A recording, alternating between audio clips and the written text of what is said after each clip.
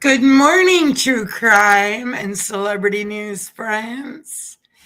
Today is Wednesday, May 6th, 2026. And we are on the Julio Foolio murder trial. We'll go ahead and put his picture up here today, not the little boys. Jesus.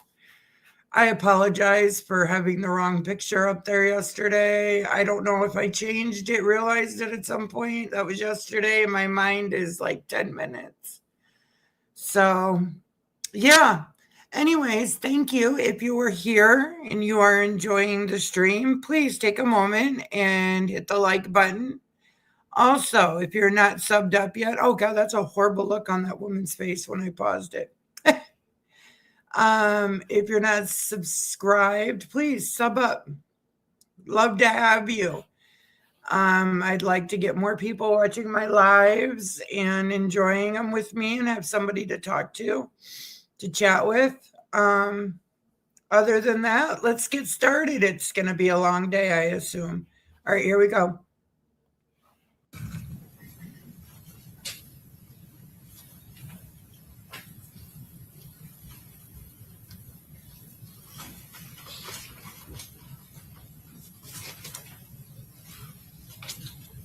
I'm going to publish stage 14. Ms. Drew, if you can look at the monitor to your right, I can see you're already doing so. Do you recognize the label? I do, yes. Do you recognize right below the label some writing in red ink? I do, yes. Is that your writing? It is. Is this the item that was submitted in that report? It is, yes. On the top here, what is this number? That number is the unique FDLE case number that it was assigned. And we see the reference where I referred you to 7688. That's correct. All right. And your item number 7? That's correct. And since this contains a single item in it, that is the item number for that item? That is correct. And the submitting agency is noted on your label? That's correct. And their report number or case number? Yes.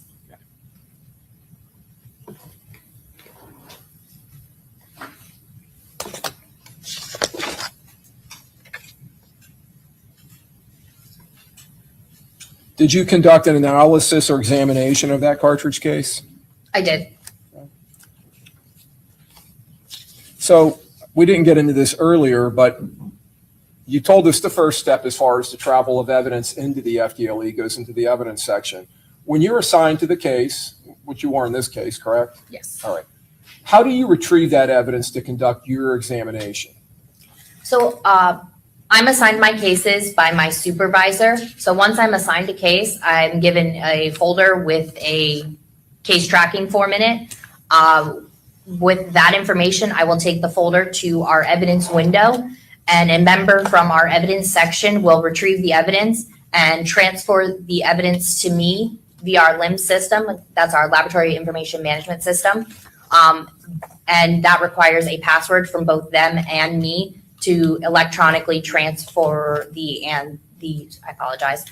to electronically transfer that evidence to me into my custody. Therefore, I can take it back to my work area to work. Is there a firearms section or area within the secured facility? There is, yes. And that's basically your laboratory, individual laboratory? Yes, so we have a firearms section, and then within that section, I have an office workspace as well. So you retrieve this item. Is it in this packaging that we're looking at? Yes, that's how I received the item. And is this a common type of packaging that you receive firearm evidence such as cartridge cases, fired projectiles? Yeah, it can be. Paper envelope? Yeah. Sometimes plastic bags? Yes, it can be. When you get back to the laboratory with this, before you open it, do you take some type of precaution or do you put something on your hands? We'll generally wear gloves in order to protect ourselves from any contaminations that could be on evidence. And at some point you open the package to remove its contents? That's correct, yes. All right.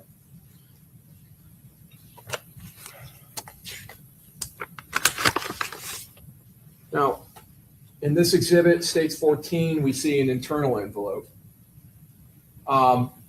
Let me just go ahead and jump ahead. Once you complete your analysis and examination, do you place the item back into this packaging? Yes, I do. And when the item is received, we see this red tape. It says evidence on it. Is that something you frequently see when you receive packaging of evidence from law enforcement? Yes, it is. And when you open the envelope, do you cut through that tape or do you try to avoid doing that? I'll try to avoid it to try to cut in an area that does not already have an evidence seal. And then when you reseal the package, do you then place tape, similar tape from your agency? I do, yes. All right. Now, this tape here, we can see the F and the D. We can't see the LE, but is that your tape? That is, yes. Okay, down here we can see the L and the, all right. And when you seal it back, do you write something on it? Yes, so I will initial and date my seals, so I know that I'm the one who sealed it and when I sealed it. All right. And then is this taken back to your evidence section? Yes, when I've resealed evidence and it's ready to be returned, I will transfer it back to the evidence section for them to retain it until the agency comes and picks up the evidence. On this internal envelope, do you see your handwriting up here above my finger? Yes, that is my handwriting. Is that your initials right above my finger? That is, yes. And this is the unique FDLE number or a portion of it? Yes, And your item number? that is correct.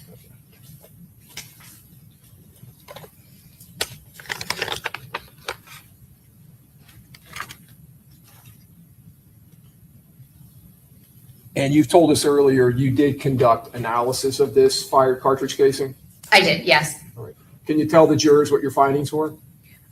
So for this cartridge case, I determined that it displayed class characteristics consistent with pistols by Glock, as well as that I identified it to item 9.1 and 9.2 cartridge cases submitted in FDLE case number 2024-0403-556. All right. Now I'm going to come back to that. So I want to talk to you about that real quick. You mentioned class characteristics. Can you explain to the jury what that term means? So class characteristics are predetermined features of the firearms or cartridge cases that the manufacturer determines prior to creating of these firearms. So for a cartridge case, the class characteristics could be the shape of the firing pin or the type of detail, whether it's parallel detail or circular detail. Or for a projectile, the number of lands and grooves, which are the portions of rifling, which is cuts down a barrel in order to provide stability for a projectile traveling down the barrel of a firearm. So these class characteristics are predetermined. So this can kind of be thought of like when you're looking for your car in a parking lot. You know that you have a gray Jeep Gladiator. So you know you're looking for a gray Jeep Gladiator. That's how you bought it. That's how, you know, what the type of thing you are looking for. Okay.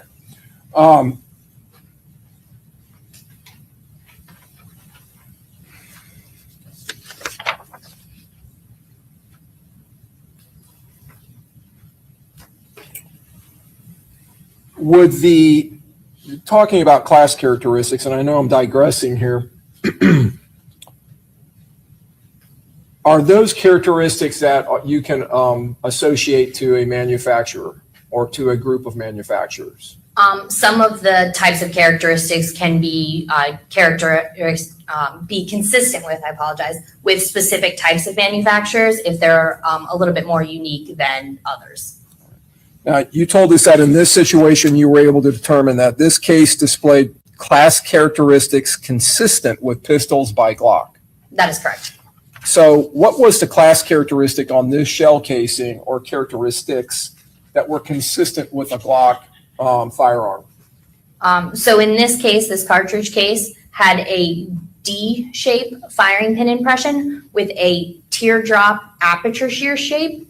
And based on my experience and our training and stuff, that those two types of characteristics combined with each other are consistent with Glock firearms.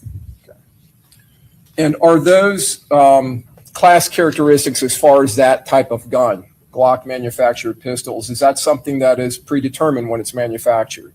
Yes, that is. Would, if you have a projectile, all right, and you're able to determine the projectile, a fired bullet, you're able to determine its caliber class, would that be a class characteristic? It would be, yes. Okay.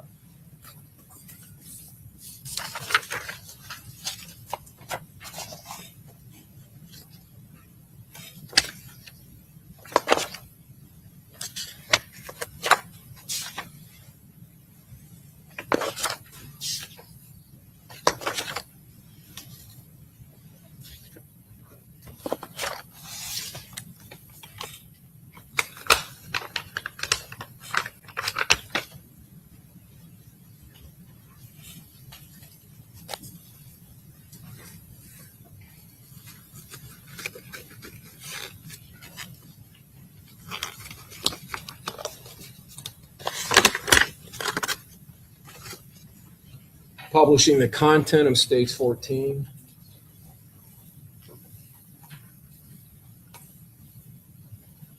Ms. Drew, do you see writing on this shell casing that you recognize?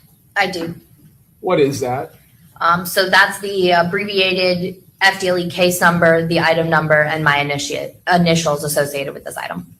And did you place that on there during your analysis and examination of this item I did. at some point? So now I've turned the projectile. We can see that it is empty. I'm sorry, not projectile, the cartridge casing. It's empty. So this is a fired cartridge case. That is correct. Okay.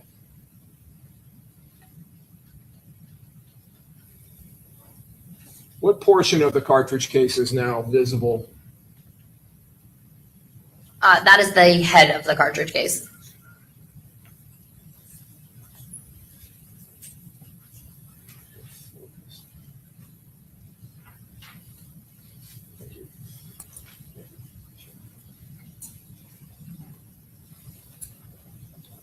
The markings on that portion of the cartridge case, is that commonly called the head stamp? The writing, yes, that is the head stamp. Okay. Is the caliber designated? It is. And is that the 9x19? It is. So 9x19, is that a way of indicating 9mm? It is. That is correct. Sometimes 9mm Luger Yes. is another way of saying it? Okay. And this is a cartridge case that would be suitable for firing in a 9mm caliber handgun? That is correct. And do we see another mark on the top, MXT? Yes. And is that designation for the brand or manufacturer? It is. Yes. And did you determine what that stood for? I believe it's Max Tech, but I'm not entirely sure. Okay. And the 23, could that potentially be the year of manufacture? It could be, but I do not recall the exact meaning. Okay.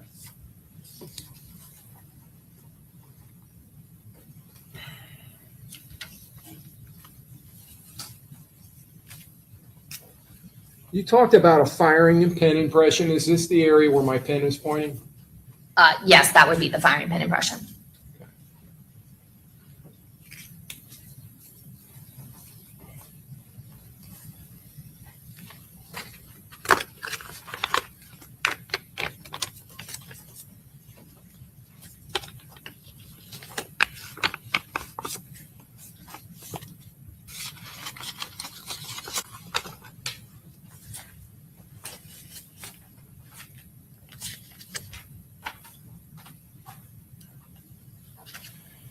In conducting your analysis and examination, is there a physical examination component to your analysis? There is, yes. What does that consist of? So the physical analysis would be, we will, when we open the items of evidence, we will look at them. We will document the pertinent information. So the caliber, the material, the shape of the firing pin impression, for instance, for the cartridge case. So this physical analysis can be us just looking at it, or we can use our microscope if we need to see stuff a little bit better as well. And is there a secondary part to your examination past the physical examination, a potential second part?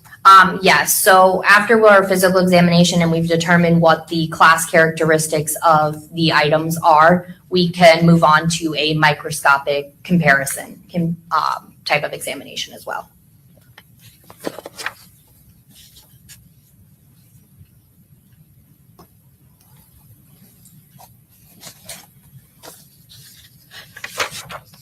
So in deciding whether to move on, in this instance, you had one cartridge case, correct? Yes. All right. Did you go past that initial physical examination with this cartridge case at this point when you first received that without anything else? No, within this this case and this submission, there was only a single cartridge case to examine. Okay. Now, you mentioned that you were able to identify that item to 2 shell casings from another FDLE number, another case? That is correct. And when you were examining those items and you went back and compared them, did you note that in a subsequent report? I did. So I'm going to call your attention to your next report that I'm going to talk to you about, a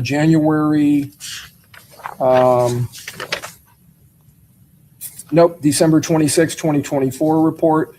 And this is going to be in reference to FDLE number ending in 3556. So 3556, your December 26 report. Okay. Have you found the report? Do you have it in front of you? I do, yes. Okay, all right.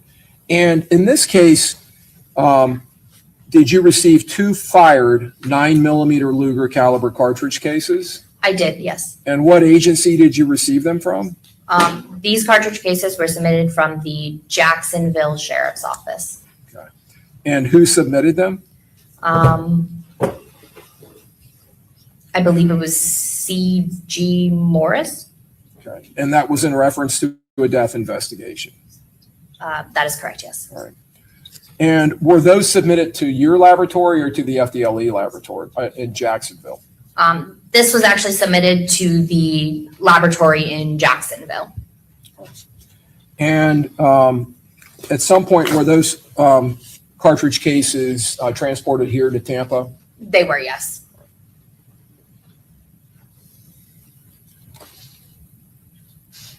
Now, did you examine those 2 fired 9mm Luger caliber cartridge cases?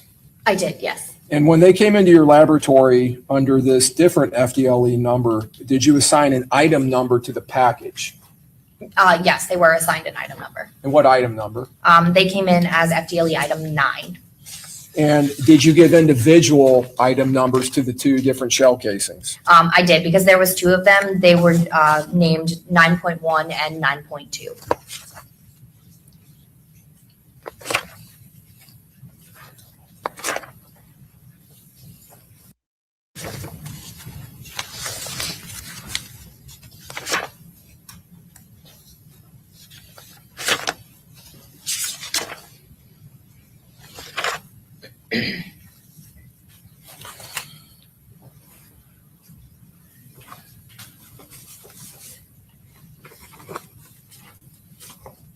Published states 58.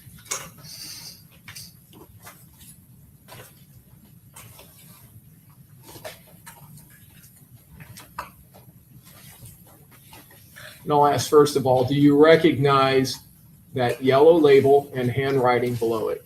I do, yes. Is this the label prepared when this items were brought into the Florida Department of Law Enforcement laboratory? It is, yes.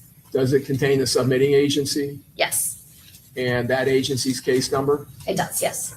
And in fact, that agency's item number That is correct, for yes. this evidence? Okay. And does it contain your item number Yes, sir. and your individual unique FDLE number? Yes, All right. Now down below here, that's your writing again? it is, yes. All right. Your initials, your FDLE number, and the item number? That is correct. Did you follow the same process when you received this evidence for analysis? I did, yes. Take the same precautions? Yes, sir.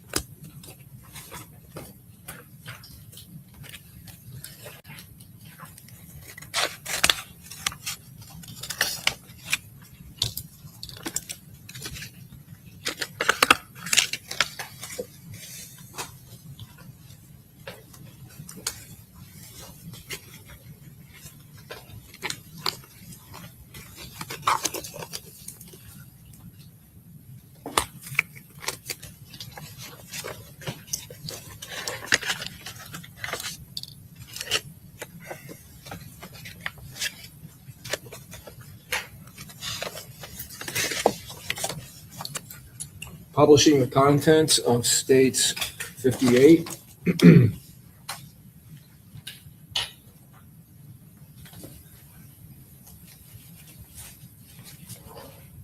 During your analysis of these items, did you again mark them?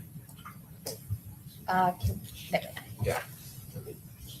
Try not to touch it with my hand. Let me just do one at a time, I guess. Okay. That is my markings, yes. Okay. And this would be 9.2. That is correct. All right. And then the other item, you see your writing on here? See if it'll focus. It's not focusing. There we go. That is my And markings. this is 9.1. That's correct. Okay.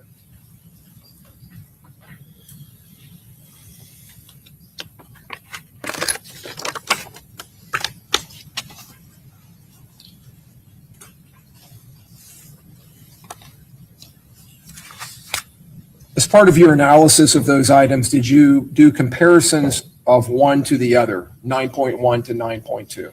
I did. Okay, what were your findings? I concluded that the cartridge cases were identified to each other. Okay. And did you locate class characteristics on either or both of these cartridge cases? I did. What were your findings as to class characteristics? I determined that the class characteristics were consistent with pistols by Glock. Now, since you're identifying them to each other, and I think you told us earlier that you identified both of those as being fired in the same firearm as the exhibit in States 14, your item number 7. Is that correct? That is correct, yes. I want to talk to you about that term. Can you tell the jurors what you mean by an identification when you're talking about shell casings or, cartridge cases or projectiles? So an identification means that they were fired from the same firearm. Okay. I want to ask you about other potential findings. Okay, so you have a finding of identification. What about a finding of elimination? What does that mean? So an elimination, meaning that the two items were not fired from the same firearm. It could be an elimination on class characteristics, meaning those predetermined characteristics were different. So say a D shape versus a circle or an elliptical shape. Those would be a difference in class characteristics. Or it could be an elimination on individual. So those are the finer, more specific details that we would potentially use for an identification. There's significant differences in those finer details that indicates that these were fired from two different firearms. All right. I'm going to come back to that and talk to you about individual characteristics. You mentioned, before we move on, D and circular as far as impressions on a primer on the shell casing, all right? So let me go back to the States 58 and show you one of these shell casings.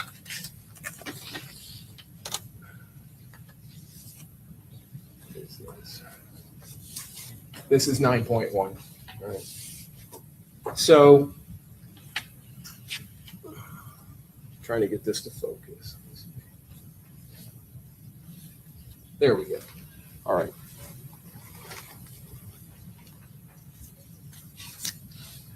You talked about this impression being left on this portion of the shell casing. That's correct. This is the head of the shell casing? Yes, that's the head. Okay. This silver area here, what is that called, or what is that? That is the primer of the cartridge case. What is the purpose of the primer? The primer is the component of a cartridge that is struck by the firing pin or the striker of a firearm, which ignites or creates a spark when it is struck, which ignites the gunpowder or propellant that is housed in the cartridge case. And when that burns, it expands the cartridge case and allows the projectile to be pushed out and down the barrel of the firearm. All right. So when you're talking about a D shape, are you talking about the shape of this impression on the primer mark that's been left by a firing pin or striker? That is correct, yes.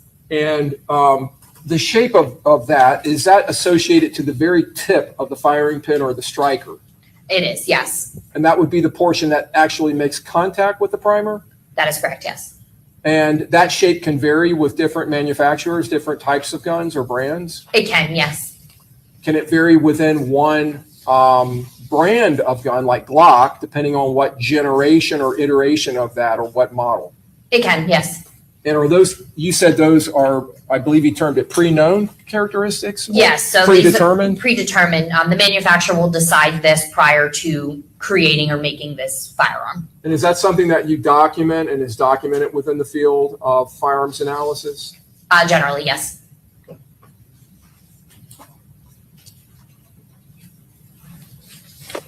So you mentioned earlier, when you eliminate two items or multiple items as being fired from the same firearm, you can do that based on class characteristics. Yes, we can. So in this instance, you found class characteristics for 9.1 and 9.2. These two shell casings submitted by the Jacksonville Sheriff's Office in States 58 that were consistent with having been fired in Glock pistols, correct? That is correct. All right. If one of them had class characteristics that was consistent with pistols by Glock and one didn't, would you be able to eliminate them right there on that alone? Yes. So if one came in with that D shape and the other one came in with a circle or a hemi or an elliptical shape firing pin, we can eliminate that right away. All right.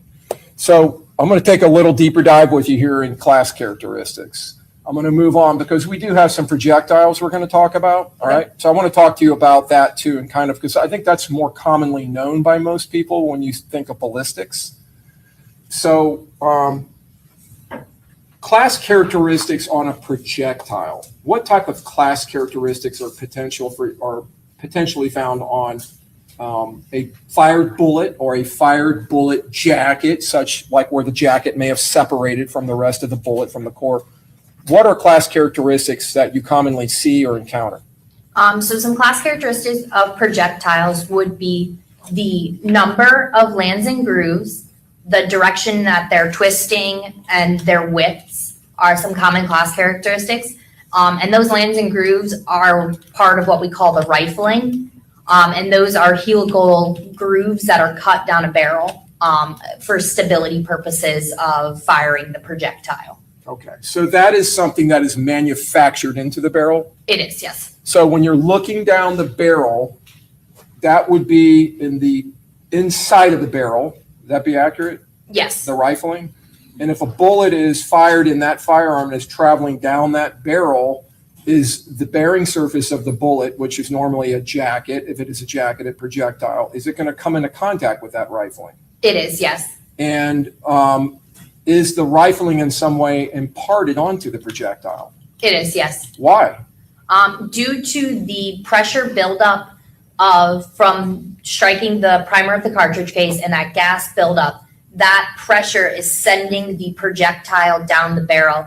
And as it engages into that rifling, the size of the bullet is at the determined caliber of that firearm. So specific firearms are designed to fire certain types of calibers. So if a firearm is designed to shoot a 9mm, the diameter of a projectile that is shot in that allows for when it engages with the rifling for it to come into contact, and that pressure and the movement allows for the details and that rifling to be translated onto the projectile as it's traveling down the barrel. So it's imparted to it. Yes. So when you see that on a projectile, right? Say you have a jacketed 9mm projectile that's been fired out of a handgun, and that handgun has rifling in the barrel, and it imparts that rifling characteristic onto the projectile. When you see that on the projectile, do you find that class characteristic of rifling, if you find it on the projectile? Yes, Okay. And that would also be a class characteristic of the firearm, right? it is, yes. And they match as far as class characteristics. Correct. I'm not talking about identification, specific identification. Correct. So if the firearm has 6 lands and grooves and the projectile has 6 lands and grooves, that would be a consistent class characteristic. But if one had 6 and one had 5, that would be a difference in the class characteristics. And the contact between the projectile, the outside surface of it that is actually making contact with the interior part of the barrel, is that a designed process? Is that supposed to happen? It is, yes. Okay. And you said that the rifling has a twist to it as it goes down the barrel. That's correct. And those can be at different rates, right? They can be. Okay.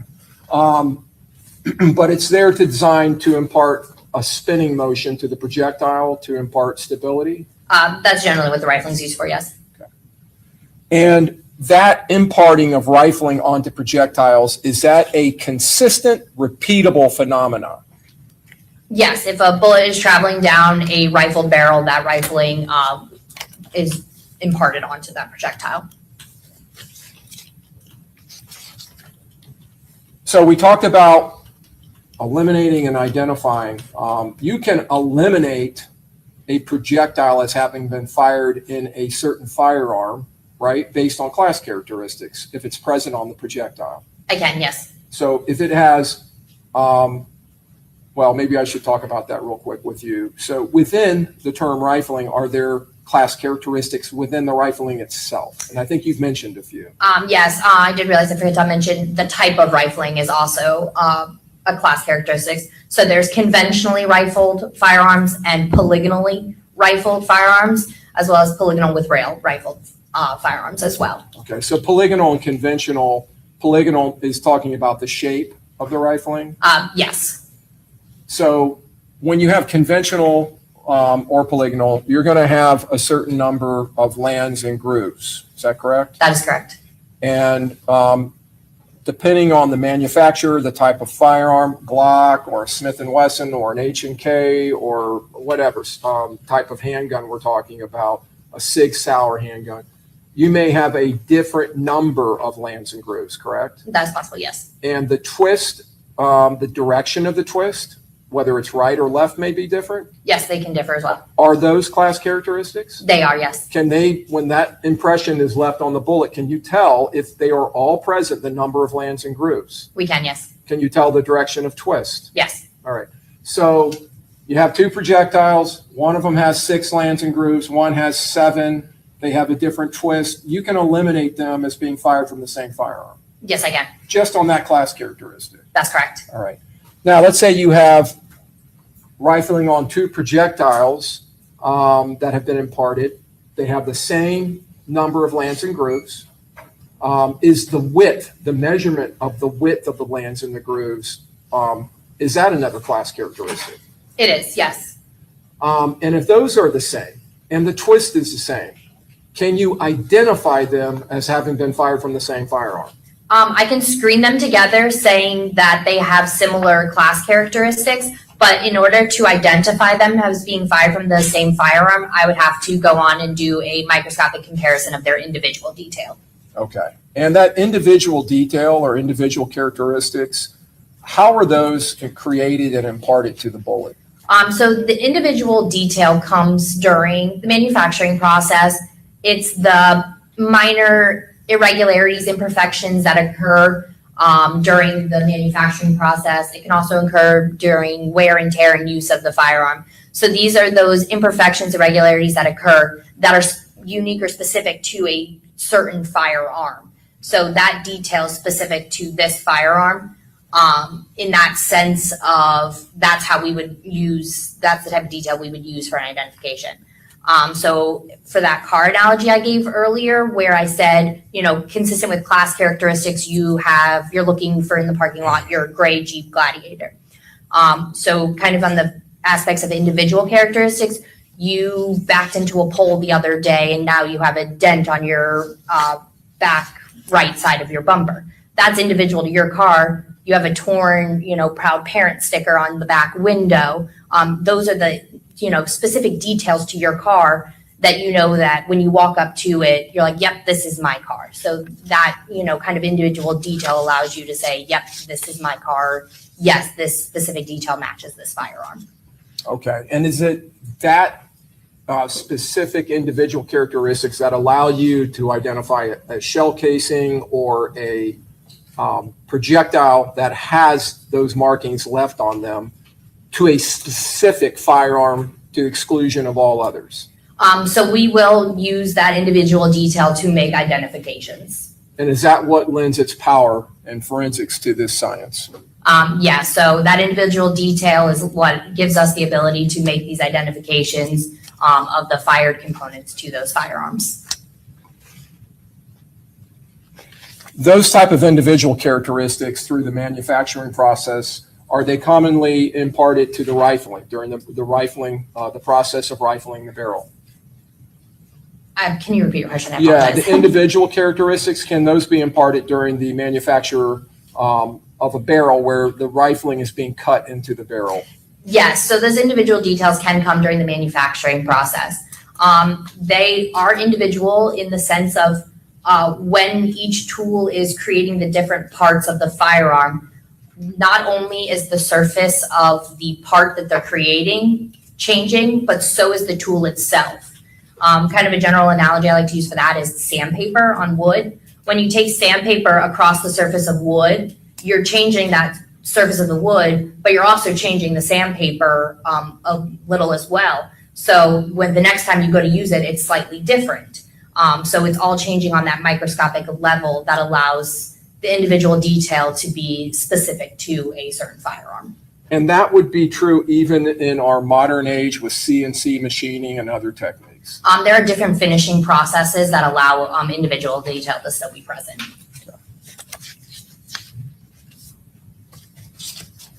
Now, in this instance, going back to the two fired shell casings submitted by the Jacksonville Sheriff's Office in States 58, your items 9.1, 9.2, were you able to make a determination of identification of these two as having been fired from the same firearm? I was. Can you express your opinion about that, if I didn't already? Yeah, so I determined that the item 9.1 and 9.2 cartridge cases were identified to each other, meaning they were fired from the same firearm. And then going back to the individual shell casing with the MXT on the head stamp that was submitted by the Tampa Police Department in reference to, I believe, a death investigation or a homicide. This would be your item 7. Did you compare those two shell casings from Jacksonville to the shell casing submitted by the Tampa Police Department? I did. And were you able to make an identification? Yes, I did identify them together. Okay, and can you just tell us again what that means? So in this instance, the item 9.1 and 9.2 cartridge case were identified to the item 7 cartridge case submitted in the FDLE case number 2024-0307688, meaning that they were fired from the same firearm. All right. Now, I want to move on. Before we move to further evidence, we've talked about identification. We've talked about elimination. I want to talk about another finding, inconclusive. If you have an inconclusive finding, either as to whether cartridge cases were fired from the same firearm or projectiles were fired from the same firearm, or whether they were actually fired from a firearm that was submitted to you, can you tell us what that means? To be inconclusive? Yes. So we have actually 3 different versions of inconclusive. So the first one would be an inconclusive positive, meaning that all of the class characteristics of the item were the same. So if it was a projectile, they're both 6 conventionally rifled projectiles, for an example. And there were some similarities noted of the individual detail, however, insufficient for an identification. The second one is a straight inconclusive or a neither nor, meaning that the class characteristics were the same. However, there was insufficient detail to go either direction of closer to an identification or an elimination. There just was not enough detail present on the items to come to a more definitive conclusion. And then the third one is an inconclusive negative, which again is the class characteristics are similar. They are consistent with each other. However, there were some differences noted in the individual detail. However, those differences were insufficient to move to a more conclusive elimination conclusion. So if you have just inconclusive, just right in the middle, inconclusive, let's say you have 2 projectiles. They have a different level of quality as far as the projectile. One may be a fired bullet. One may be a fired bullet. It may be just not in as good of a shape. It may be deformed in some way. And you have similar class characteristics and all that, and you make a finding of inconclusive. Does that mean that they were not fired from the same firearm? No, it just means that I could not determine whether or not they were fired from that firearm or not. I could not come to a conclusion, basically.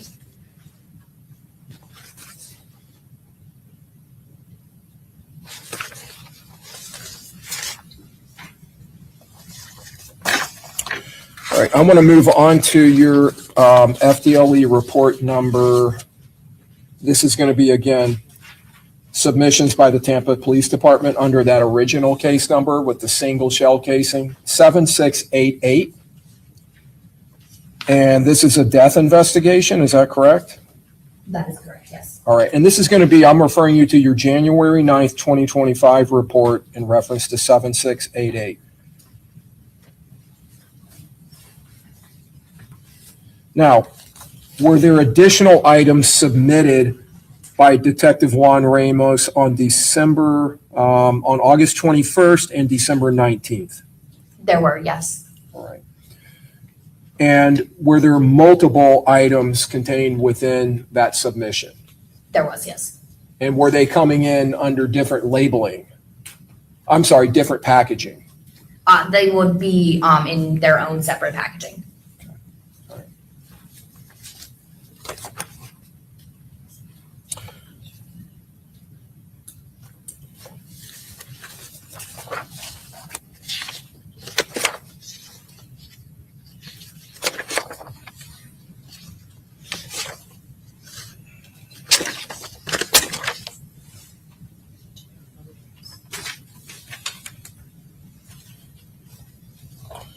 And were there items in that submission designated as items 1, 2, 3, 4, 5, 6, 8, and 9?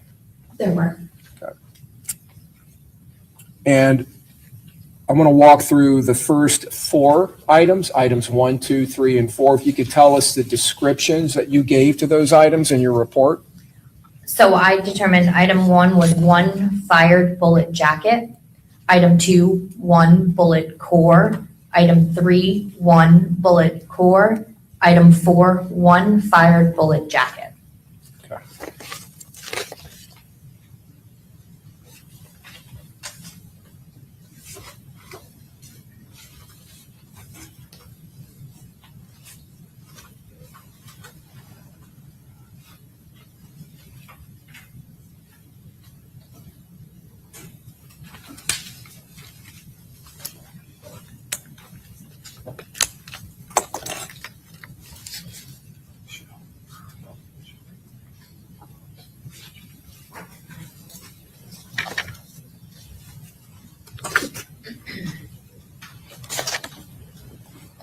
Okay, I'm going to publish states 33A. Do you see your FDLE label for this item? Yes. Okay, is that, let me back out a little bit. can see the writing too. Do you see your writing down here below that label? That is my writing, All yes. right. And is this in reference to 7688, your FDLE number? That's correct. And this is going to be item number 1, is that correct? That is correct.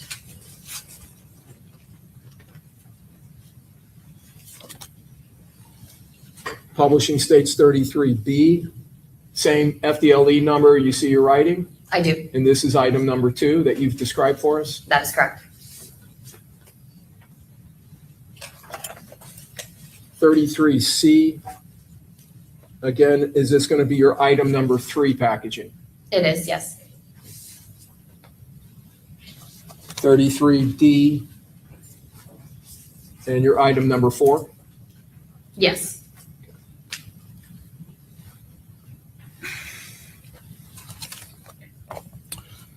Item 5, item 6, item 8, and item 9 in your report, are those related?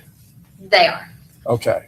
And was there some issue with item 5 and 6 as it came to you from the Tampa Police Department?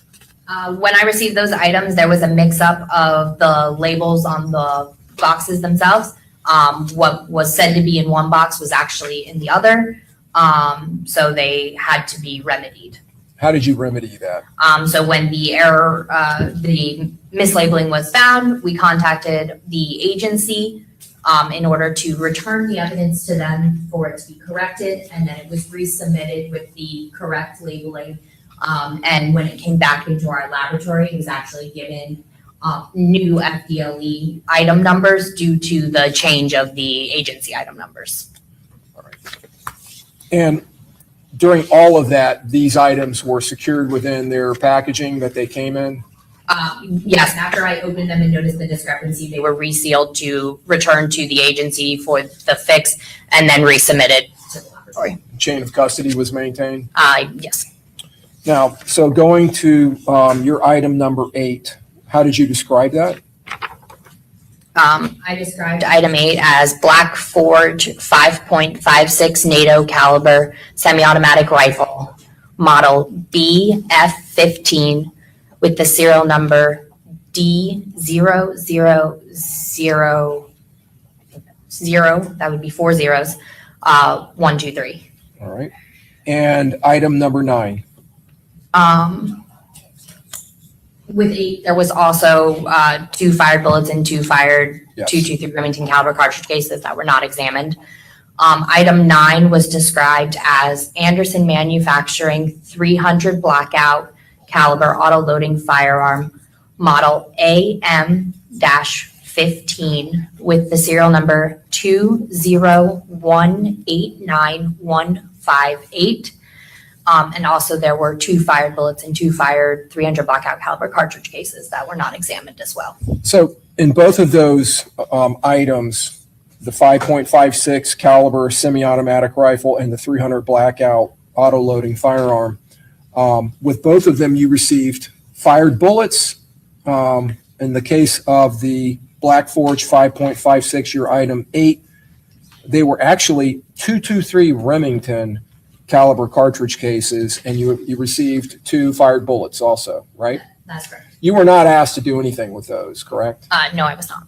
Is it uncommon or common to receive test fires with submitted firearms from law enforcement where they have actually test fired the weapon? It depends on the agency, but some agencies do test fire some of their firearms. And the same was true for item number 9, 2 fired bullets and then 2 fired 300 blackout caliber cartridge cases? That's correct.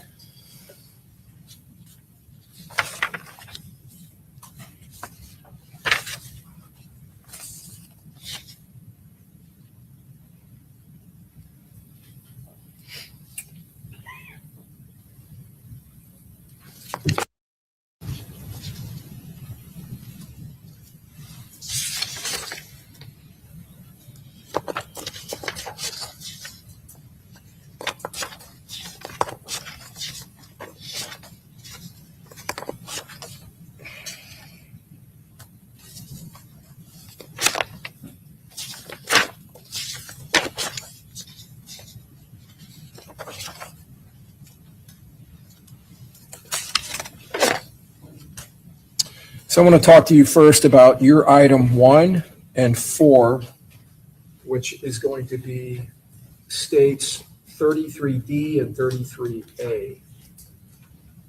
You have described these in your report as item 1, one fired bullet jacket, item number 4, one fired bullet jacket.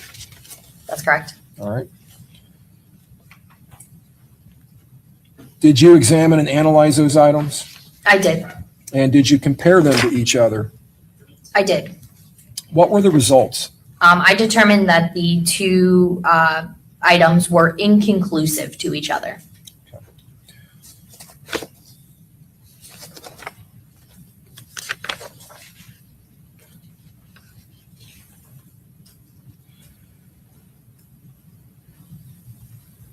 Item 4, again, described in your report as one fired bullet jacket. Were you able to determine what caliber class that bullet was? I was. How were you able to do that? So based on its design features, I was able to determine what caliber class family it fell in. Okay. And what was the caliber class for item number 4? I determined it was a 22/5 millimeter caliber class. Now, 22 5 millimeter caliber class, does that class contain several different calibers? It does. Would it contain 223 Remington? Yes, Would it contain 5.56 NATO? it does, yes. And while we're talking about those two, 223 Remington, is that a suitable cartridge or a suitable caliber to be fired in a rifle that is chambered in 5.56 NATO? Yes, you can shoot a 223 Remington in a 5.56 NATO. Okay. And in fact, those test fires you received from TPD in reference to, I believe it was your item 8, the Black Forge 5.56 NATO caliber rifle, were in fact 223 Remington, right? Yes, Okay. That 22 5 millimeter caliber class, does that contain 9 millimeter? it does not. Does it contain 300 blackout? It does not. Are each of those calibers in their own distinct caliber class? They are, yes.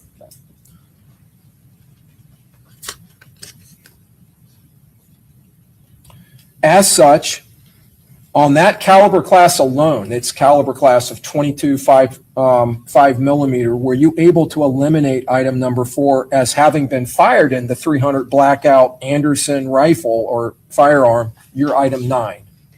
Due to being able to determine the caliber of item 4 and determining that it was in that 22/5 millimeter caliber family, a comparison was not done to the 300 blackout firearm because they were different calibers, meaning that was not fired from that firearm. Right, just based on that, then that's a class characteristic. That is, yes. Okay.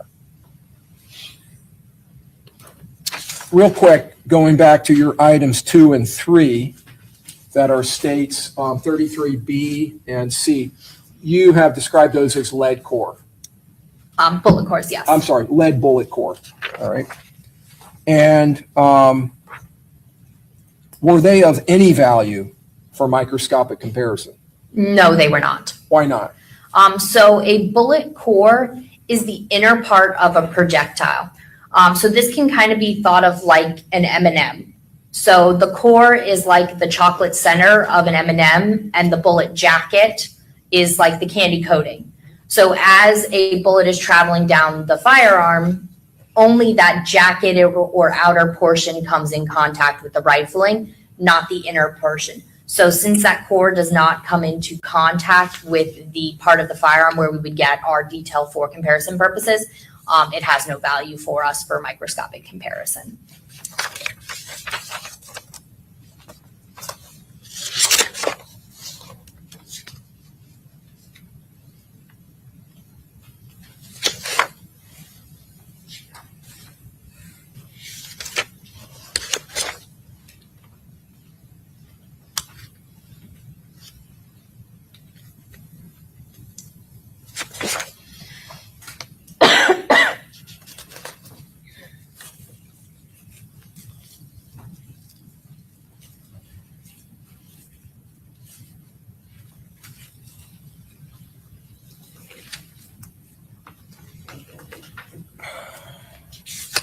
The two rifles that were, or the rifle and what you've described as a firearm, the 300 blackout caliber auto-loading firearm in your item 9,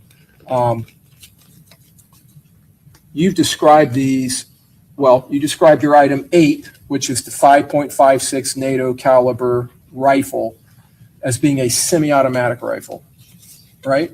That is correct. And what does that mean? So semi-automatic means that with a single pull of the trigger, one round of ammunition will fire.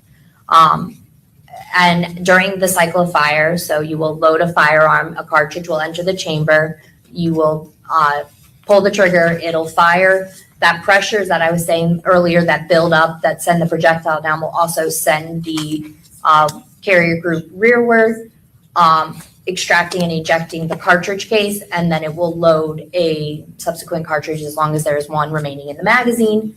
And then the trigger would need to be pulled again in order to fire another round. So in that type of firearm, when you pull the trigger, the gun fires. That is correct. To fire it again, do you have to release the trigger so it can reset? Yes, so you would release the trigger and then it would have to be pulled again in order for another round to fire. So each time the gun, to fire it, you have to pull the trigger. That is correct. So this is not a automatic weapon, correct? That is correct.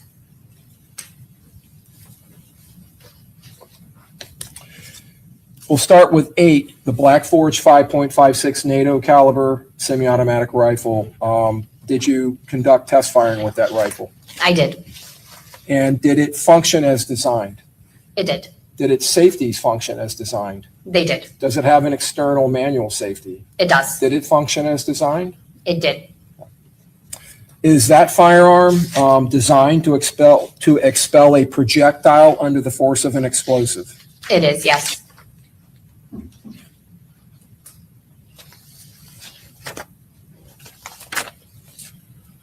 Your Honor, if I can have the witness step down. Yes.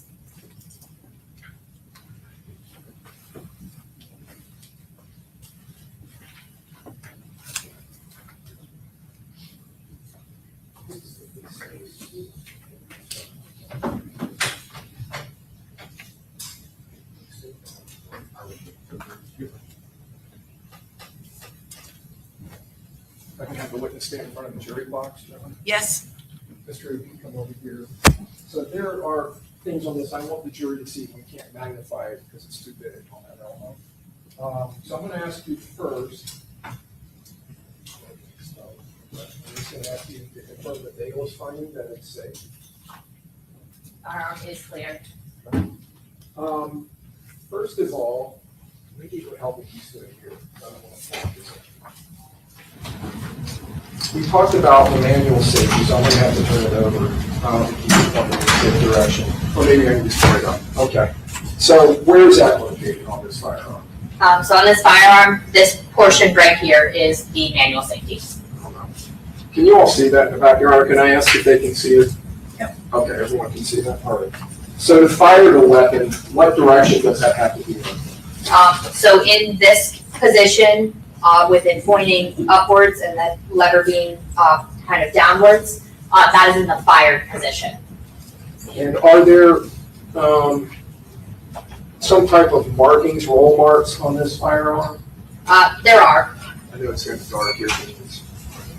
That indicate that is a firing position? It is, yes. Okay. And there's no position behind that, correct? Not on this firearm, no. So then to place it on safety, you have to push it back this way? That's correct. All right, and to do that, this has to be cocked, right? So I'm gonna go ahead and do that.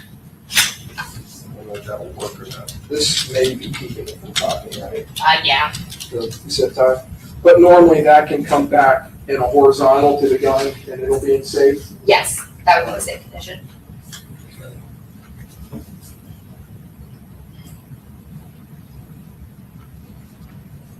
Are you familiar with brass catchers? I've seen them. Okay. And you're familiar with how they function? Yes. When a brass catcher is attached to a firearm like this, does it go over this area, the ejection port? Yes, it'll be housed and like secured to the firearm in this part. So during the cycle of fire, when the cartridge case is being extracted and ejected or kicked out of the firearm, that is in place in order to catch it so it remains in that basket. So to fire this gun, what does one have to do? So in order to fire this firearm, the first thing we would do is load a magazine. The magazine would then be inserted into this portion of the firearm right here, the magazine well. On this type of firearm, this part right here is called the charging handle, will be pulled rearward and then let go. By pulling this rearward, this bolt will travel to the back of the firearm, and as you release it, it will come forward, stripping a round of ammunition from the magazine and pushing it into the chamber of the firearm.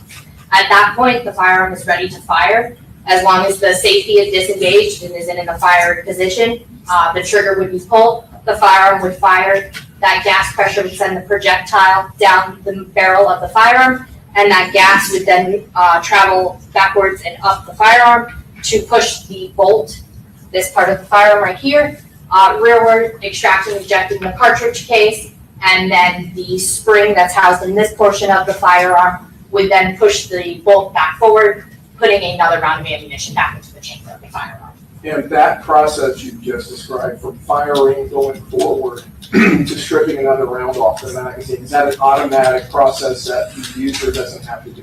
That part is. So the only part is the initial charging of the firearm, pulling the charging handle, and pulling of the trigger are the two parts that the user would do.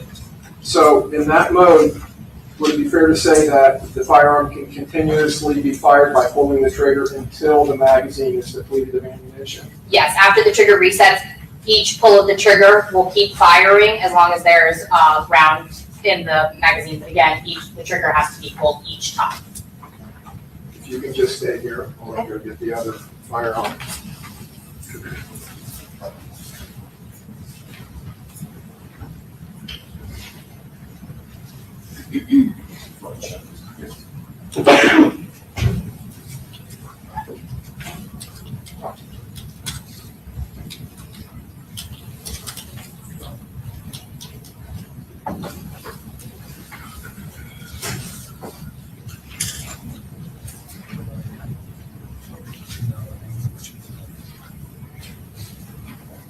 Publishing states 57, and this would be your item 9. Is that correct? That's correct. Okay.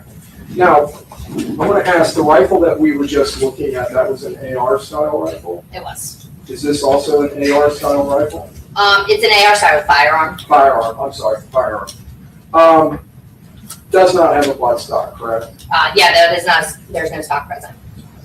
But is the loading similar? It is, yes. You have a charging handle here? Yes. Do you want to check it? I didn't even ask you to make sure it's clear to confirm.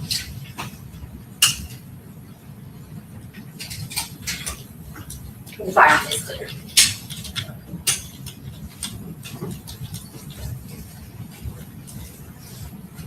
So this firearm, would it be loaded in the same way? It would, yes. And if it was in semi-automatic mode, would it fire and operate the same way as your prior to our item that we just looked at, state 56? That's correct. Okay. But does this firearm have, in addition to a fire mode, does it have another mode? This firearm did have an additional location. And that lever can be switched all the way 180 degrees to point backwards? Yeah, so it'll be facing the opposite direction of when it was in a safety mode. Okay. So safe is this direction. This one's actually allowing me to put it on safe, is that right? Yes. Trying to find a good light. Here we go. This is a good light. That's fire. Up. The safety's up. Yes, that would be semi-automatic fire. And then this rifle has a function built in where it can go all the way around 180 degrees. That is correct. Now, what function is that? So on this firearm, I determined that to be a binary trigger function, meaning the difference with this mode of this firearm is that when you pull the trigger, a round of ammunition will fire, but additionally, when you release the trigger, another round would also fire. So for this one, a pull of the trigger would fire one, and a release of the trigger would fire a second round of ammunition. So on the other firearm, the 5.56, this is the 300 blackout, right? That's correct. Okay, caliber. Yes. Chambered gun, correct? All right. On the other gun, you pull the trigger, it goes off you release it to reset it, but nothing happens until you pull the trigger again. That is correct, yes. But if I understand you correctly, you pull the trigger, gun goes off. When as you're releasing it, it fires a second time. Yes, in this third mode.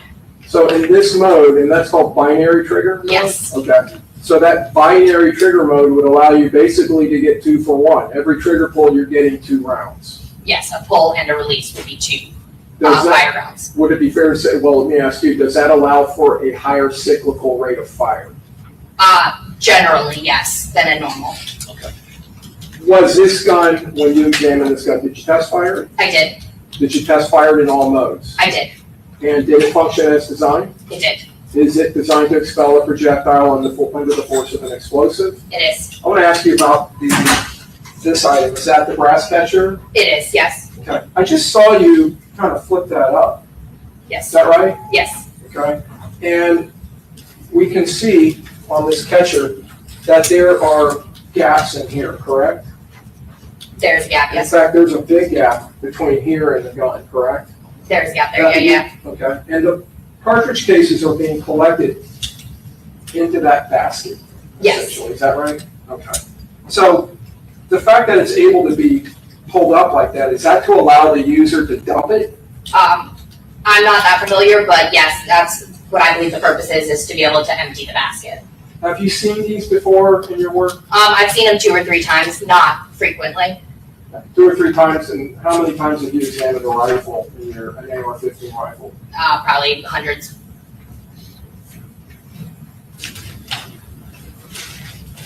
Thank you, ma'am. You can return to the witness stand.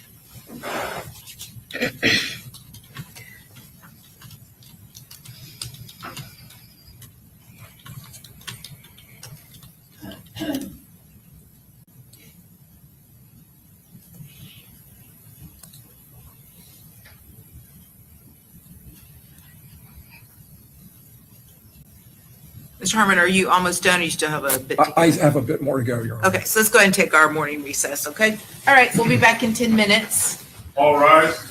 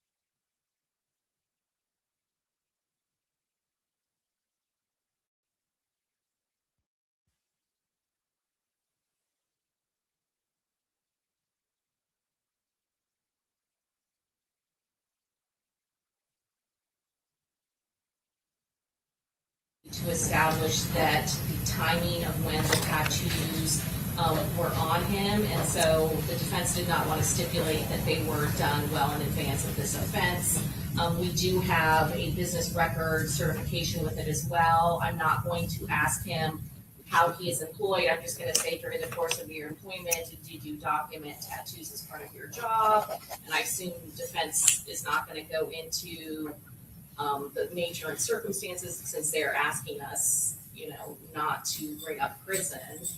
But part of his job was to document tattoos. There also was a rap song that the defendant admitted to that was documented and kept as part of these records, where 1,200 members were mentioned in that rap song. So I just want to make sure all defense counsel is aware of the nature of his employment. Obviously, I've instructed him that he is not to mention he was with Department of Corrections, but that was part of their organization to keep records of the documentation of tattoos and gang activity. Okay. I think there's some confusion. We will stipulate to the admission of the photographs that were taken by DOC, and we'll also stipulate to a written, I guess it's Well, I think the main thing is the timing, right? correct. We'll stipulate to the Okay, time. well, why don't you guys talk on the break, see if you can come up with stipulated facts. Correct. I specifically asked these questions the other day and was told they were not. willing I to understand, but now that we're here, Correct. it appears that now they're open to doing a stipulation. Oh, So why don't you guys talk on the break and see if you can't hammer out the terms of the stipulated agreement in lieu of putting the DOC employee on the stand? Because if you're not going to stipulate, then I will have to figure out a way for the evidence to come forward, but a stipulation does seem safest. Correct. I don't know the misconnect, but we will stipulate. Okay, you all talk about the terms, okay? All right. oh. Well, that's fine. So I take it the state's done, or I had a phone call, so the state's turn is up next. Also, if you're enjoying the live, don't forget to like, share, and subscribe.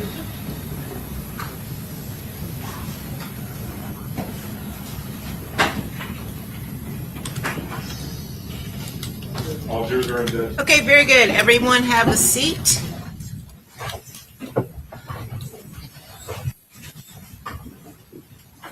And you may continue, Mr. Harmon.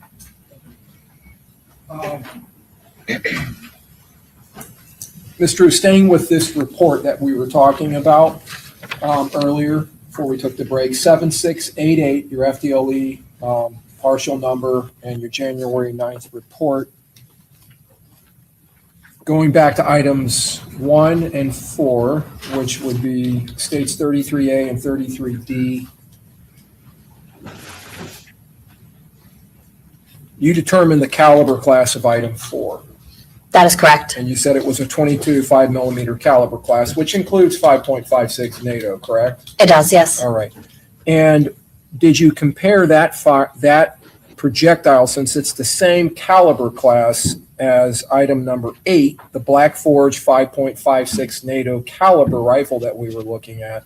Did you compare that to that rifle to see if it may have been fired from that rifle? I did do that comparison, yes. What were the results of that? I determined that it was inconclusive to the rifle, the item 8 rifle. So being inconclusive, is it still possible it was fired in that rifle? I mean, it is possible, yes. There's just insufficient detail. Okay. So there's nothing to say it wasn't. That's correct. And item 1, which was also in your report described as a fired bullet jacket, was there enough material and enough left in that item for you to determine its caliber class? I could not determine the caliber class of the item 1 fired bullet jacket. But there were class characteristics that allowed you to eliminate that as having been fired in the 300 blackout, your item number 9? That is correct, yes. And did you compare item number 1 to the fired bullet? Make sure I'm describing it correctly. Yes, the fired bullet jacket in item number 1. Did you compare that to item number 8, the Black Forge 5.56 NATO caliber rifle that we looked at earlier? Yes, I did compare item 1 to the item 8 rifle. What was the result of that comparison? That comparison was also inconclusive. All right. So asking you the same question, is there anything to say it wasn't fired in that firearm? No, again, there was insufficient detail to determine any conclusion besides inconclusive. So it could have been fired in that firearm, That is a possibility. but definitely not in the 300 blackout. That is correct. It was eliminated to that firearm. How was it eliminated? You You said it was on class characteristics? Yes. What were the class characteristics that allowed you to eliminate it? I'm going to refer to my notes real And quick. the reason I'm asking is I know you were unable to determine its caliber class. So for the elimination of the class difference between the item 1 to the item 9, the 300 blackout firearm, was a difference in the groove width. So I was able to have present enough of the bearing surface to measure the groove of item 1 and the grooves of the firearm, and they were different widths. And the grooves, meaning the grooves of the rifling? That is correct. And just publishing item 33D, which is your item, well, let me go back to item 1 because that's what you were just describing. This is states 33A, just so the jury understands where this fragment was recovered from. Oh yeah, according to the packaging from the left perial cavity. And then your item number 4. According to the packaging, jacket from right chest.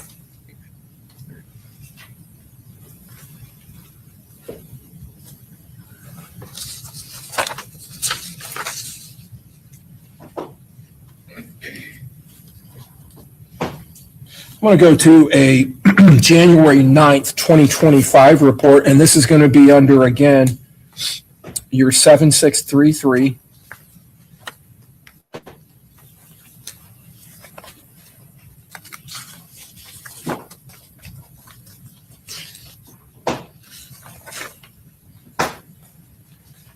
This is in reference to victim Charles Jones.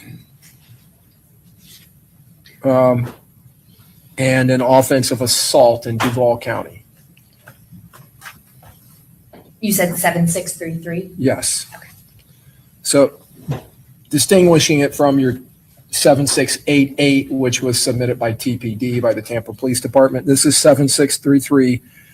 In this case, the submitting agency is the Jacksonville Sheriff's Office. That is correct. And the submitting officer is a C. Drabeck, Detective Drabeck. Yes. And that's in reference to victim Charles Jones and an offense of assault. Yes, that is what I have. This was submitted to your agency on December 19th of 24, is that correct? That is correct. And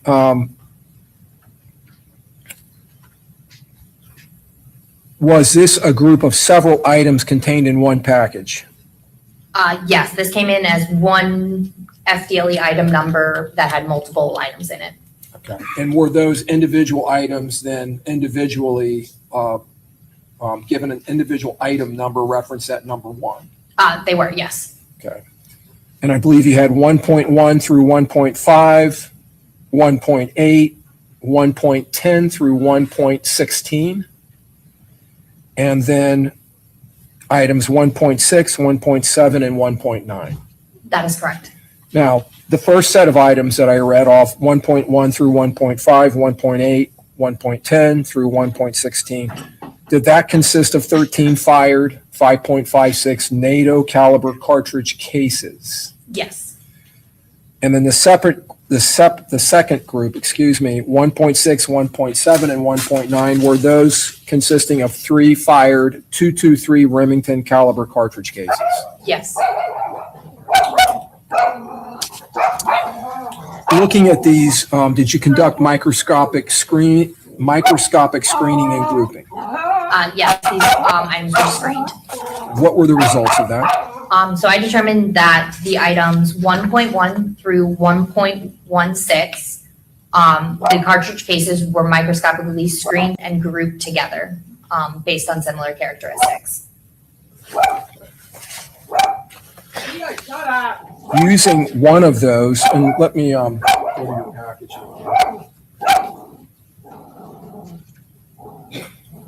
This is going to be states 50.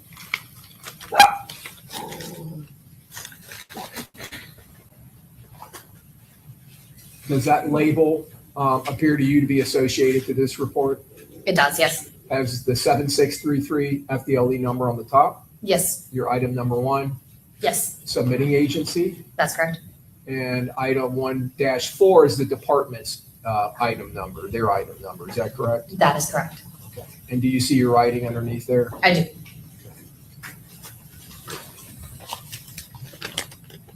Contained within this, and we can see inside this package, are several smaller envelopes. Is that accurate? That's correct. And just picking one out, this would be your item 1.11. Let me see if I can get it. Here we go. 1.11, Yes, and that's your initials and the case number. it is, yes. So each of these individual shell casings are placed into an individual envelope. In this item, yes.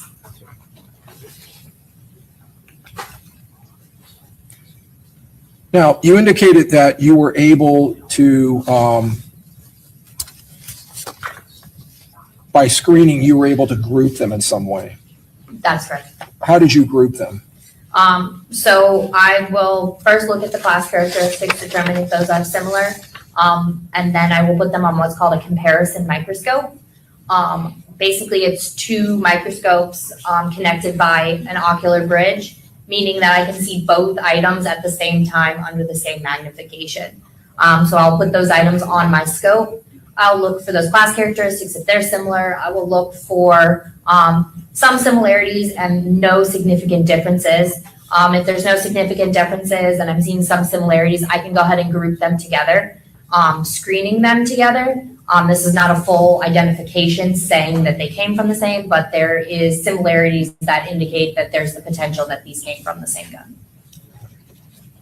Now, did you take one of your item numbers, which would be 1.1, which you've labeled as one of the 13 5.56 NATO caliber cartridge cases, that 1.1, and did you go back to the previous report that we were just discussing, 7688, which was the submissions from the Tampa Police Department? Yes, I did do a comparison there. Okay.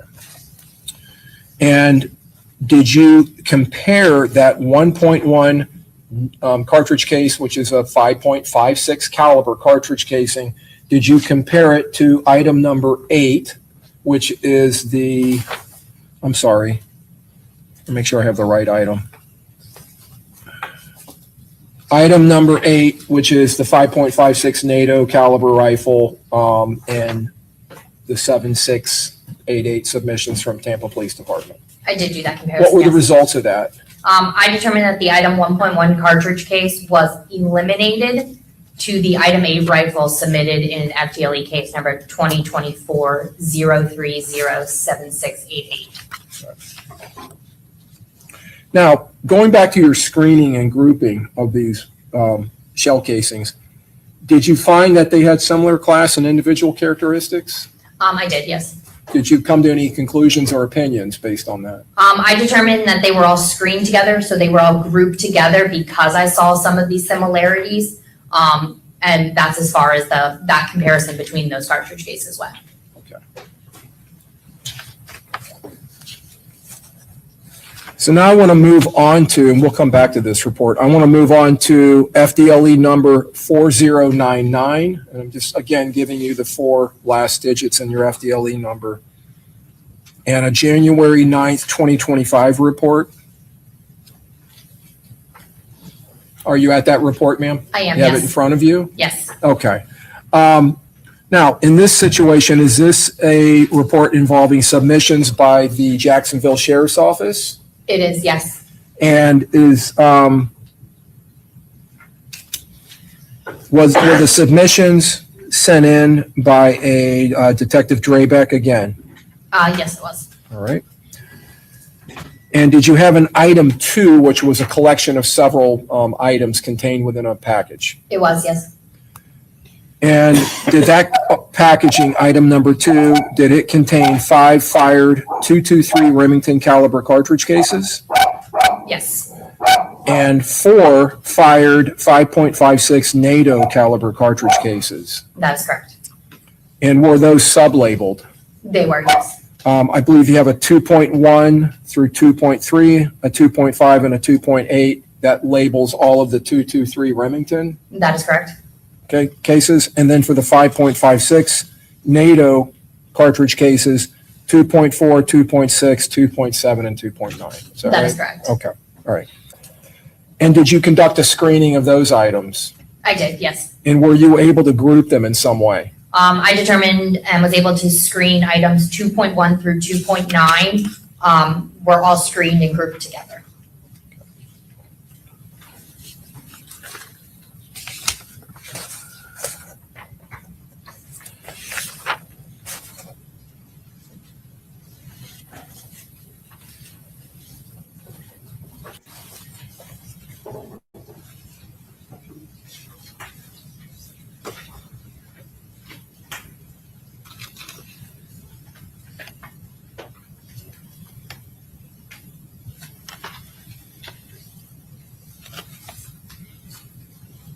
Okay. Publishing states 49, 1 through 9. Does the labeling on this exhibit appear to match up to that report? It does, yes. Has your 4099 FDLE number, Yes, item number 2, yes, and your handwriting is below the label? it is. Okay. And you have 2.1 through 2.9. That is correct.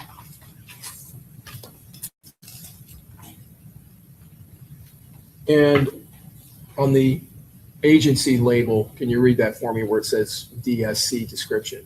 223 caliber casings from Black Box.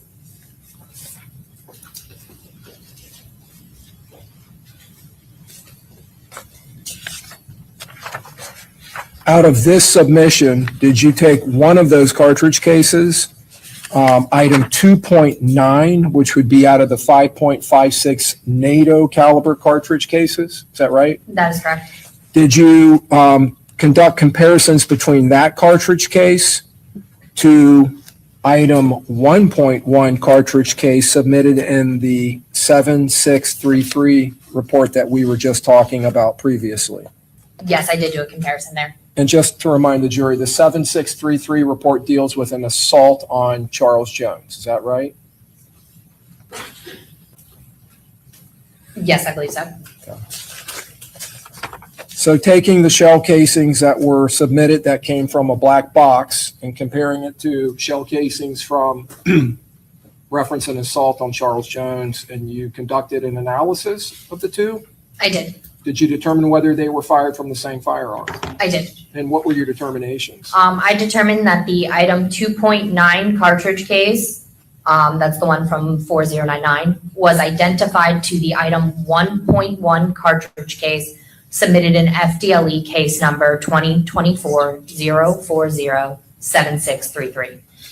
Okay, and that would be Jacksonville Sheriff's Office case number 23-060-8083. That's correct. All right. So by identifying them, can you say in that identification that they were fired from the same firearm? Yes.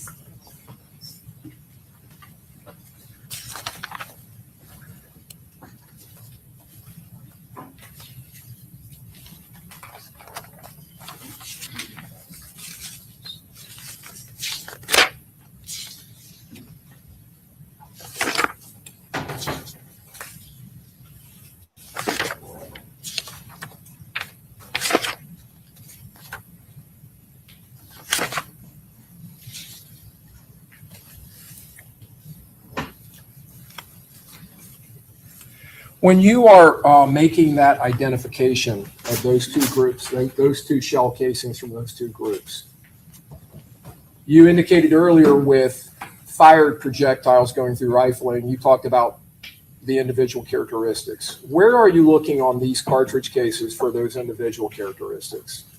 So for cartridge cases, we're looking in mostly that primer area, but there are areas outside the primer. But on the primer area, we had what's called breech face marks.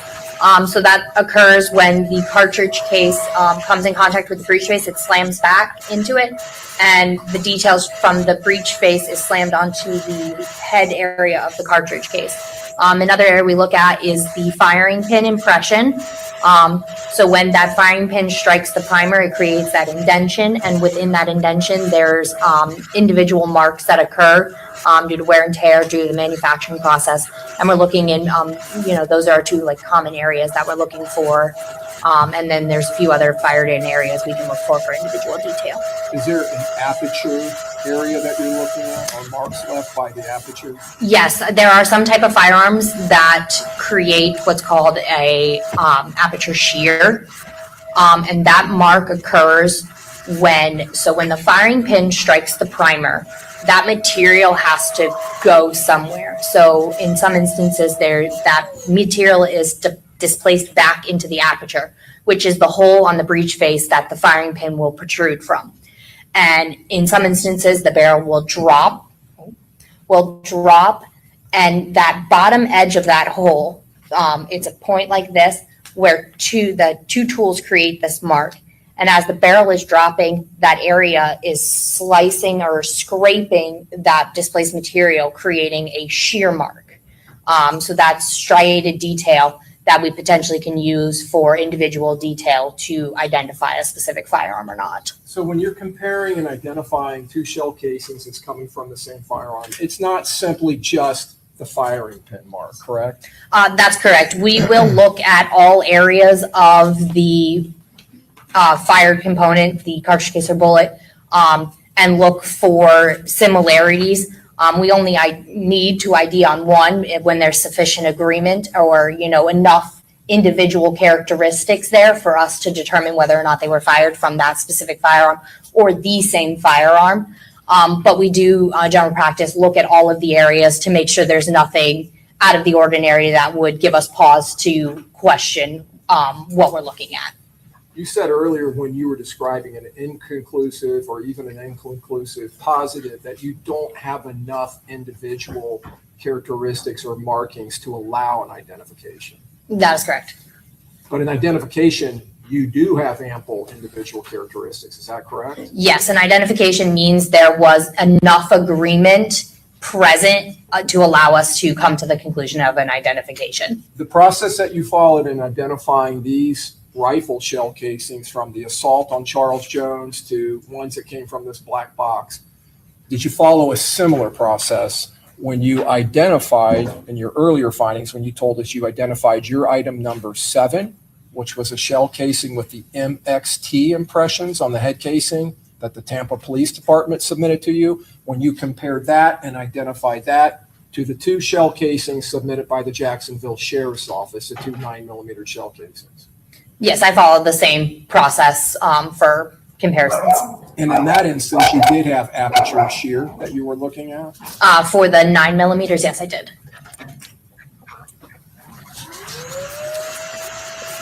So I'm going to move on to your a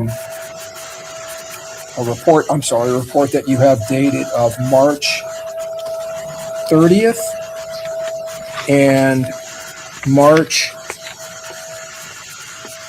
20th of this year. Some follow-up work that you did in this case where items were submitted to the FDLE laboratory. Are those 2 reports related?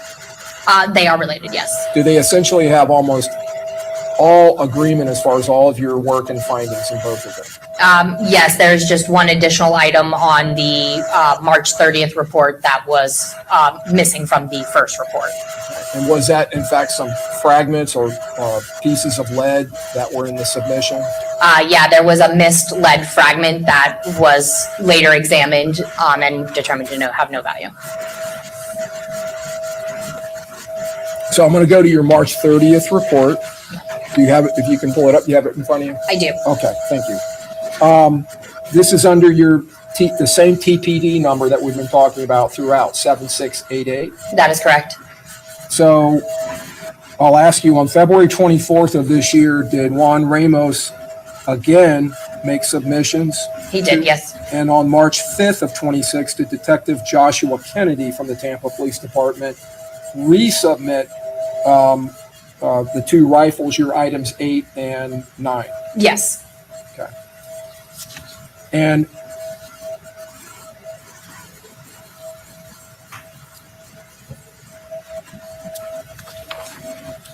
I want to go to your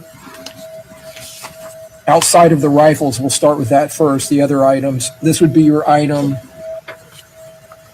10 through 16. So items 10 through 16 and item 12 and 13 were there more than one items under those two items?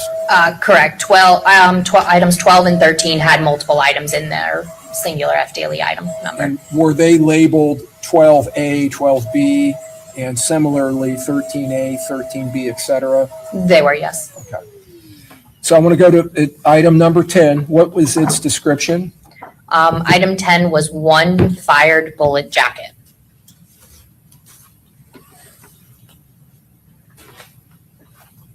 Your Honor, the state would tender State's Exhibit 142A through G for admission.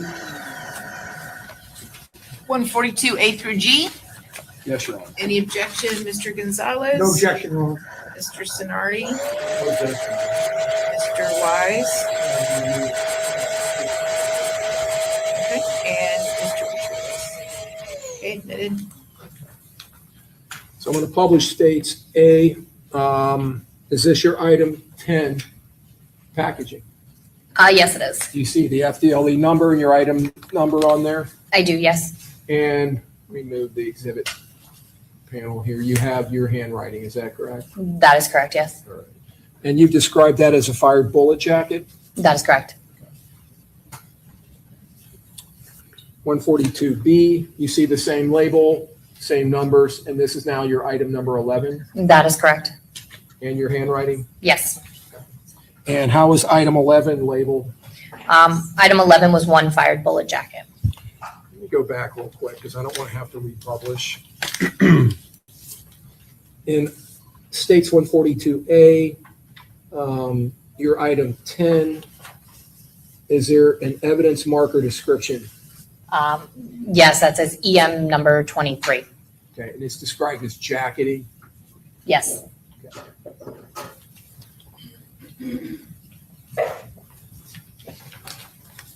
And back to 142B, same thing. Is this related to evidence marker 25 in the description? That is, yes.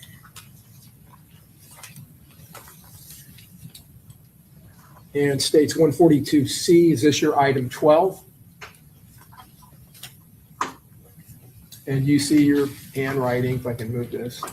Yes. Okay. And is this related to a described item at evidence marker number 29? Yes, it is. States 142D, is this your item 13? Yes, Do you see your handwriting? I do. And is this a described piece of evidence from evidence marker number 30? It is, yes. States 142E, your item 14 Yes. and your handwriting. Yes, And up here under description, evidence marker 31 projectile. that's correct. States 142F, your item 15, is that correct? That is correct. And your handwriting. That's correct. All right. And this is described, and this is at evidence marker 35 fragments. Yes, And these white labels were attached by the submitting agency, that's correct. Those are agency labels. and that's the Tampa Police Department, obviously. Yes, States 142G, your item 16, yes, and your handwriting is below it, yes. and it's described at evidence marker number 36, jacketing. That's correct. jacketings. Okay, great.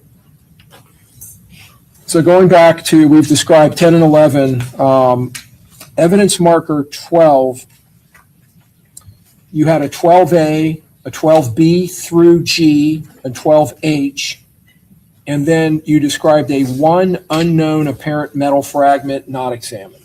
That's correct. Okay. At 12A, you're describing the item as one fired bullet, That is correct.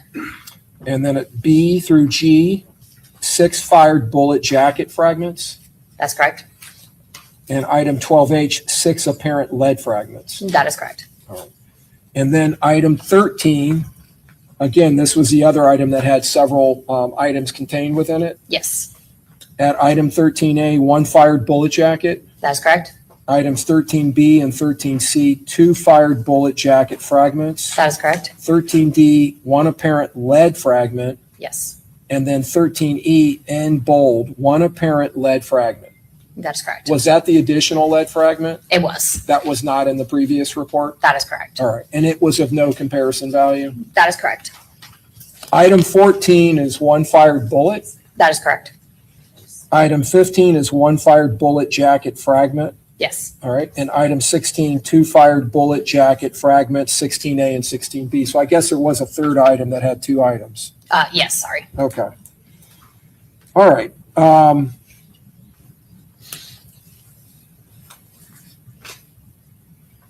So all of those items that were of comparison value, that Okay. you were able to find either something that had been imparted onto them where they had contact with rifling, all of those items, and I'm going to read them to you, 10, 11, 12A through 12F, 13A through 13C, 14, 15, your item 16A and your item 16B.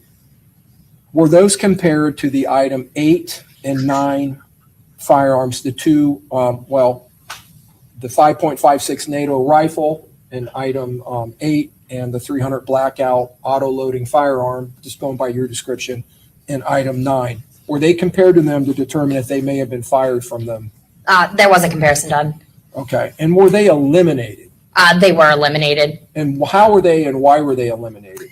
So all of those listed items were eliminated to both the item 8 and item 9 firearms based on a difference in their class characteristics. Did that include on some of these items different caliber class? There were two that I could determine caliber on. So that would be a difference between those items and the firearms. But the remaining items were different class based on their rifling type. Okay. So would it be fair to say that all of them that had rifling on them that you were able to determine rifling type were different than the rifling type in those in the rifle in 8 and the auto-loading firearm in 9? Yes, all of the items that I determined had value in this instance were eliminated to those two firearms. Okay. The rifling in the rifle, the 5.56 rifle, your item 8, and the 300 blackout auto-loading firearm that the jury got to see, what type of rifling do those two firearms have? So both of those rifles have what's called conventional rifling. It's sharper, kind of more step-like, so the rifling kind of goes like step like this a little bit. Okay. And the imparted rifling on the items that you've described that had rifling on them, was it a different type of rifling? Yes, so for the listed items that council mentioned, 10, 11, 12A through 12F, 13A through 13C, 14, 15, 16A and 16B had what's called polygonal rifling with rails, which is a different type of rifling. It's a little bit more wavy with rails cut into them as well. And then the item 12G fragment was only determined to be polygonally rifled, so that more kind of wavy rifling versus the conventional of the two firearms.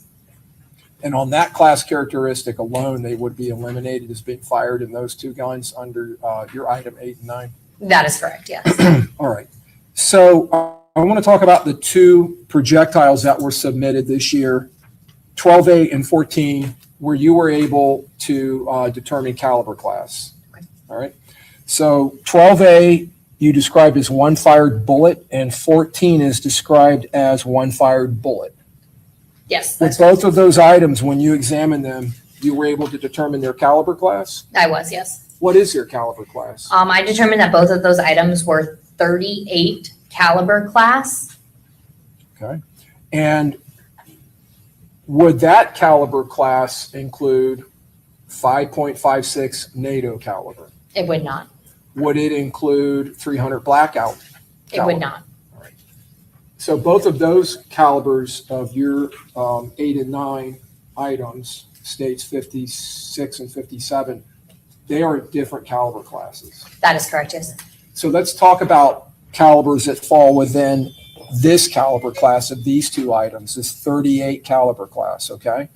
Would 9 millimeter fall in that class? It does, yes. Would 380 auto fall in that class? 388, yes. 357 Magnum, Yes, 38 Special. that is correct.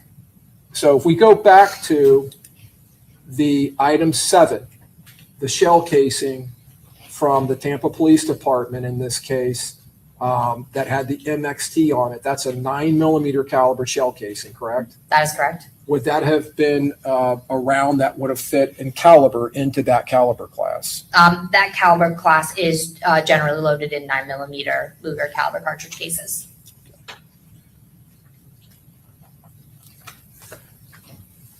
Other than 12G that you mentioned earlier, you indicate in here 12A that you noted displays rifling characteristics similar to firearms by Glock. That is correct. Were there other items that also shared rifling characteristics similar to firearms by Glock? So yeah, based on my results, I ran what's called a general rifling characteristics search only on the one item due to I was able to determine caliber class and more characteristics of that one item. But due to the remaining items in that grouping having the polygonal with rails type of rifling, that is generally consistent with Glock style firearms as well.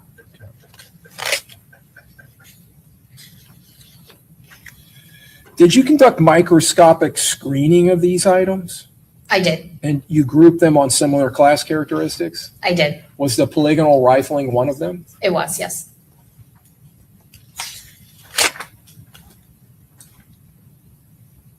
Would it be fair to say that, well, let me rephrase that. Glock firearms generally have polygonal rifling? Yes.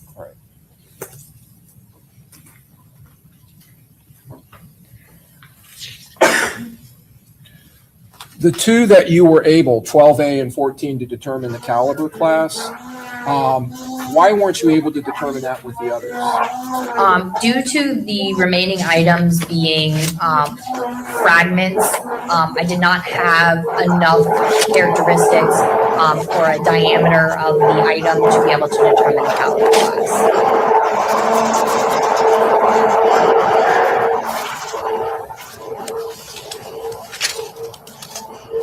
So even though you noted 12A in your report as having, and I want to read it the way you have it written, rifling characteristics similar to firearms by Glock, among possible others, several of these others also had the same thing, correct?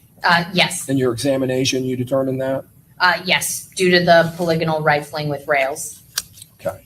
Now, polygonal rifling with rails, can you further discriminate and distinguish between generations of Glock firearms as far as that rifling? Based on my experience and what I've seen, the polygonal rifling with rails is with the Generation 5 Glock firearms or newer. Okay. All right. 12G, that item, 12G, was that also a situation where the item itself did not have sufficient amount of rifling to allow you to determine if it was polygonal with rails? Due to that item, I was only able to determine that it was polygonally rifled in order to be able to do the elimination. Due to the size, is it possible there could have been rails? Yes. Is it possible that it was just polygonal rifling? Yes. Due to its size and its condition, I could not determine anything further. All right. So it's possible that could have also been fired in a Generation 5. It's a possibility. All right. And because you didn't have enough material, I guess, or enough bearing surface that was imparted, I don't know how to phrase it. Maybe I'm not doing it very artfully, but and you were only able to say it was polygonal.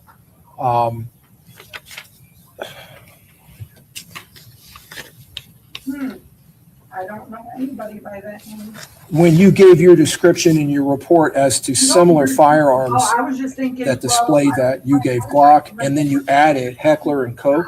Is that correct? That is correct. For the record, that's HECKLER I don't know and anybody by that. KOCH. That is a German manufacturer. I I believe so. All right. And among others, you wrote too. Oh, no. That's correct. I don't know. I'm sorry. My name's Ron. In making that determination about what firearms possess that type of rifling characteristics, do Yeah, you but I- consult a known database that is utilized in the field of firearms analysis? Yes, we use what's called a general rifling characteristics database. It is maintained by the Association of Firearms and Tool Marks Examiners, which is an international organization of firearms examiners. It's maintained there, and we can enter the different class characteristics. So for example, if it is a 38 caliber class with polygonal rifling, we can go ahead and enter those characteristics in, and it'll generate a list of makes and models of firearms that potentially have that same characteristic of 38 caliber class with polygonal rifling. And that's a database that was created by the FBI Initially, yes. and now maintained by AFTE. Yes, that is correct.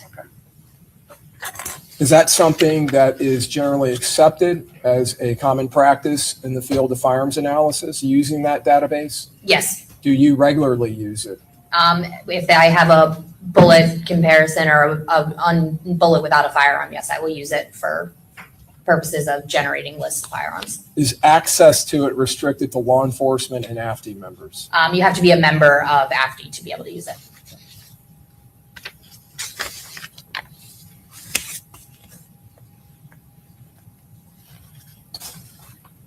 But other than 12G, the other items where you found the polygonal rifling with rails, that is consistent with being fired in a Generation 5 Glock pistol or possibly a Generation 6 or newer generation. Based on my experience, that's the type of firearm that I've seen it in, that I'm most familiar with of it coming from a Gen 5 Glock. And just for the record, the Generation 6 has been introduced within the last year. Yes, I believe so. I don't have no experience working with the Gen 6 one yet.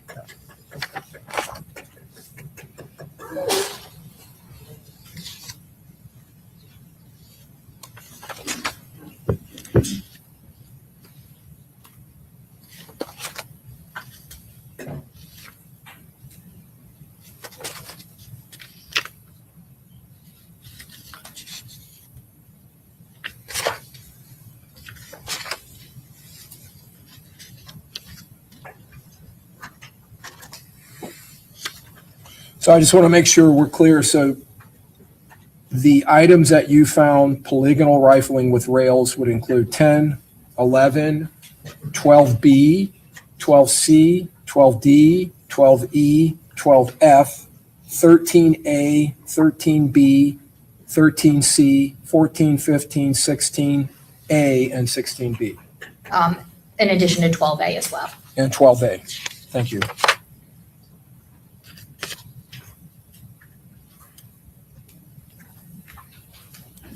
And your item 13D and 13E and 12H, you described those as lead fragments?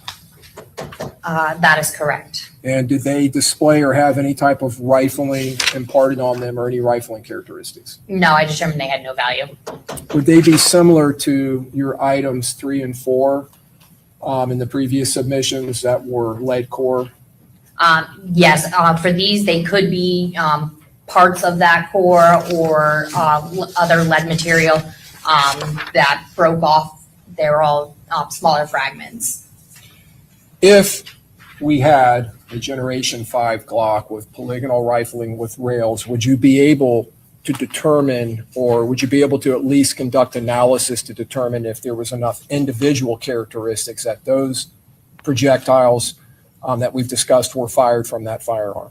If a firearm was submitted that matched the class characteristics, comparison could be conducted. Can I have one moment, Your Honor? Yes.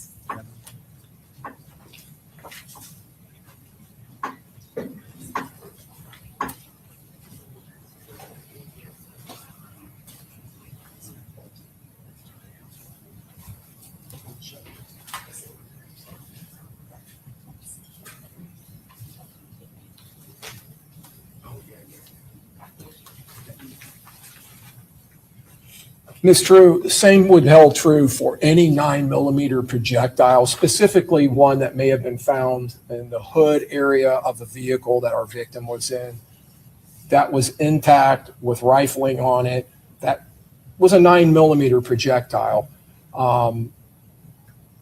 If we do not have the firearm to compare it to, I mean, it couldn't be compared, right, to a firearm unless we had it to send to you.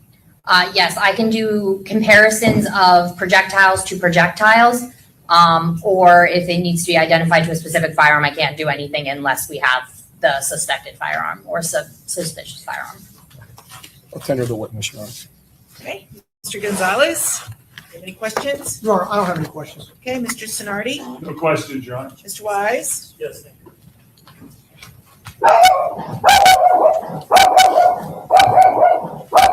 Morning, sir. Good morning.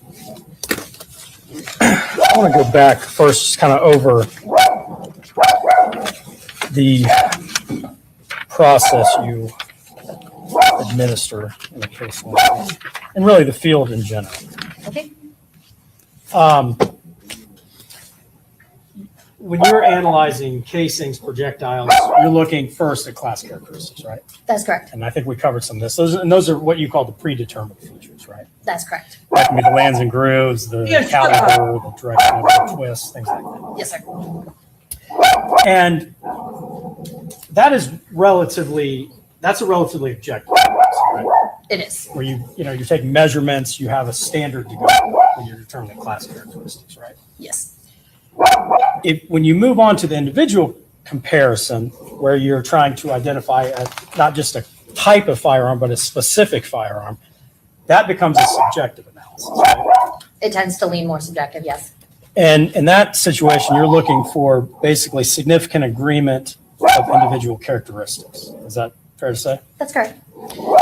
And within the field, when you're looking at the individual characteristics like that, there's really no set threshold for qualifying something as being in significant agreement with something else. We don't have a set number. However, during our training, we look at thousands of comparisons of items that are known to come from the same firearm and items that are known to come from different firearms, including makes and models that are the same, to determine, that we are able to distinguish these differences and these individual characteristics. And you yourself, in doing this for a number of years, you've kind of developed your own threshold that you kind of hold yourself to, correct? That's correct. But within the industry, that's not really the case. Unless someone like you does that, it's really up to the subjective work of the specific examiner. Is that correct? Each examiner does develop their criteria. The more they see, the longer they do it. But however, all of our training indicates, comparisons of known and known non-matches in order to develop a suitable criteria to make these conclusions. And with regards to the individual comparisons, there's really no scientific process for determining whether two things are in significant agreement. I don't understand what you're saying. Really, when you're determining whether two items are in significant agreement as to individual characteristics, it's really based on the examiner's eyes, right? So what we're looking for is the overall pattern agreement of the detail present. So yes, we are using our eyes through our comparison microscope that allows us to see two items at the same time under the same magnification. And we're looking for this agreement of the detail. So it's the overall pattern of the knowns that we create with the firearm to see this. And if we don't have it, we're looking for that repeated pattern between the two items of evidence submitted. And via our training, we see all of these different types of, yes, this is enough for an identification because we've seen what is needed to know that these came from the same firearm and what that requirement is for the appropriate quantity and quality of an identification.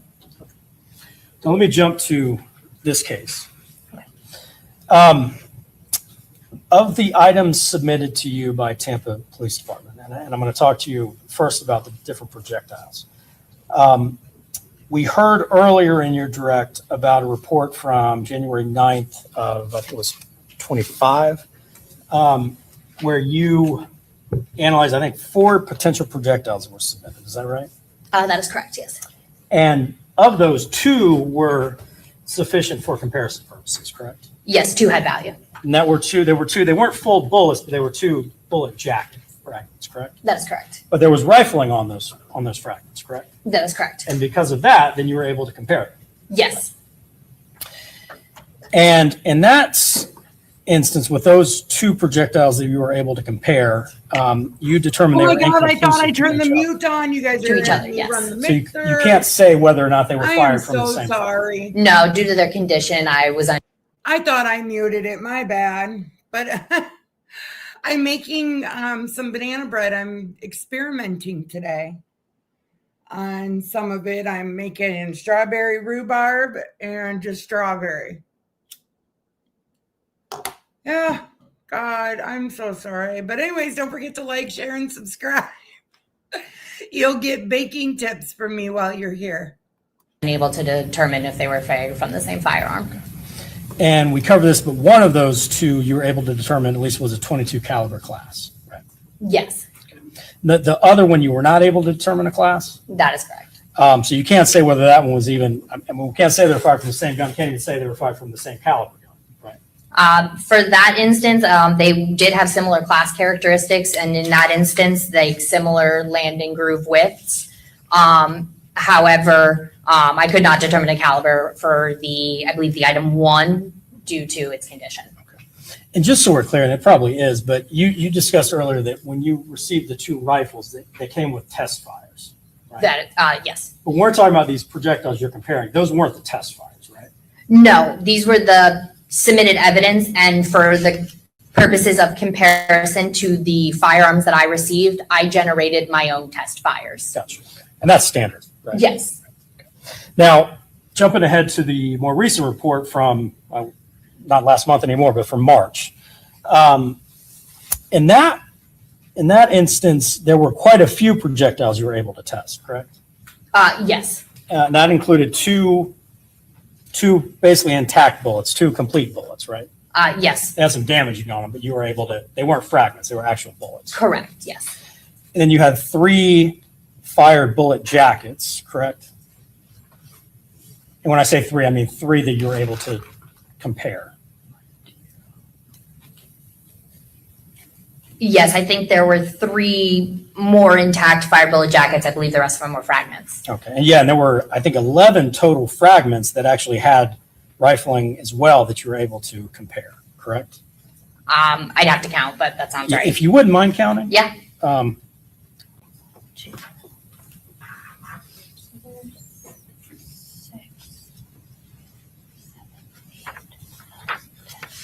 Yes, I do count 11 fired bullet jacket fragments. Okay. So between the 2 TPD submissions, there are 18 total projectiles that had enough rifling on them that you were able to compare. I think there's 2 from the 2025 report, 2 bullets from 2026, 3 jackets, and 11 fragments, which, if my math is correct, is 18 total projectiles. I believe so, Sound yes. right? Okay. I won't hold you to the numbers, my math's wrong. Okay. Of those 18 projectiles, all of them were eliminated from having been fired from that 300 blackout that you showed the jury earlier, right? The initial 2, you said to the 300 blackout? The 300 blackout. I apologize. Yes, I believe all of them were eliminated to the 300 blackout firearm. And of the submissions from Tampa PD, those 18 that you're able to compare, none of those, there are some you weren't able to determine caliber class, but of what you could determine caliber class, none were 300 caliber, correct? That is correct. And then again, of those 18, all but 2 were eliminated from the 5.56 that you showed the jury earlier, correct? Correct. All but the 2 that were inconclusive were eliminated. And the 2 that were not eliminated, they were inconclusive, right? That is correct. And you discussed earlier, you have inconclusive positive, inconclusive negative, inconclusive. That's correct. These were just inconclusive, right? That is correct. So you can't come to any conclusion as to whether they were fired from that 220 or that 556 that we saw. That is correct. They lacked any sufficient detail. Now, of the 16 projectiles on that report from this year, you talked earlier about basically 3 different types of rifling, right? Yes, Conventional, polygonal with rails, and polygonal. that is correct. And I think you kind of covered this, and correct me if I'm wrong, but you talked about lands and grooves some in your That's direct, right? Lands and grooves is really like more connected with conventional rifling, correct? There are lands and grooves in polygonal rifling as well. It's more described kind of as like hills and valleys rather than like the step that you see in conventional. Okay, good. That was gonna be my next question. Are they more like hills and valleys? Okay. So that's, and conventional rifling is much more common in the firearm world, correct? I do see conventional rifling more frequently, yes. And you're able to make comparisons with conventional rifling to determine or potentially eliminate, a projectile having been fired from a rifle or a firearm, right? I can do that with any type of rifling. I can determine. But the markings, the rifling left on something fired from a polygonal firearm, it's quite a bit different than the markings left on something fired from a conventional rifled firearm. Is that correct? They do mark a little differently in the aspects of how it is, but we are still able to make identifications on them. They still have the machining processes that develop the individual characteristics in their barrels that allow us to look at that individual detail to make comparisons and identifications. Right, and that was kind of the point I was going to be getting at is it's pretty easy to distinguish between something fired from a polygonal firearm and something fired from conventional, right? And by that I mean it's easy if something's fired from a polygonal rifling firearm, it's pretty easy to eliminate that from a firearm that has conventional rifling. Oh, yes. Yeah, I should have just asked that question to begin with. Sorry. That's okay. My fault. So, of the vast majority of the projectiles from the 2026 report, they showed having been fired from a polygonal with rails rifled firearm. That is correct. And that's generally a Glock, right? In my experience, yeah. There can be some other, maybe some obscure brands, but of the major brands, Glock is the one that uses that. That is correct, yeah. And then one of the others, 12G, you found polygonal, not polygonal with rails. That's correct. And you said that it's possible it could have had rails, but you did not. And that one, all you could say was polygonal. That is correct, yes. And polygonal is used by some of the older Glocks, and then of the major manufacturers, also H&K. Yes. And there, again, could be some smaller manufacturers that use it, but generally, when you see polygonal, it's an older Glock or an H&K. That's generally what we see it in, yes. The 2 rifles that you showed the jury earlier, no question they have conventional rifle, right? Yes.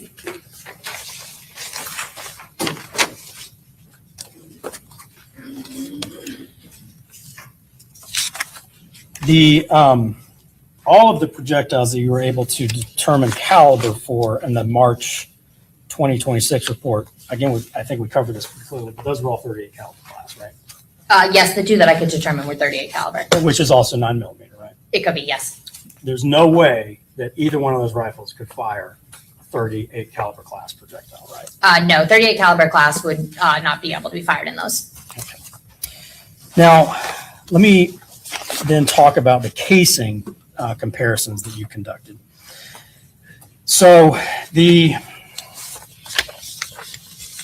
2 reports that we heard about from Jacksonville submissions, and that was, I think, 9 casings that were submitted by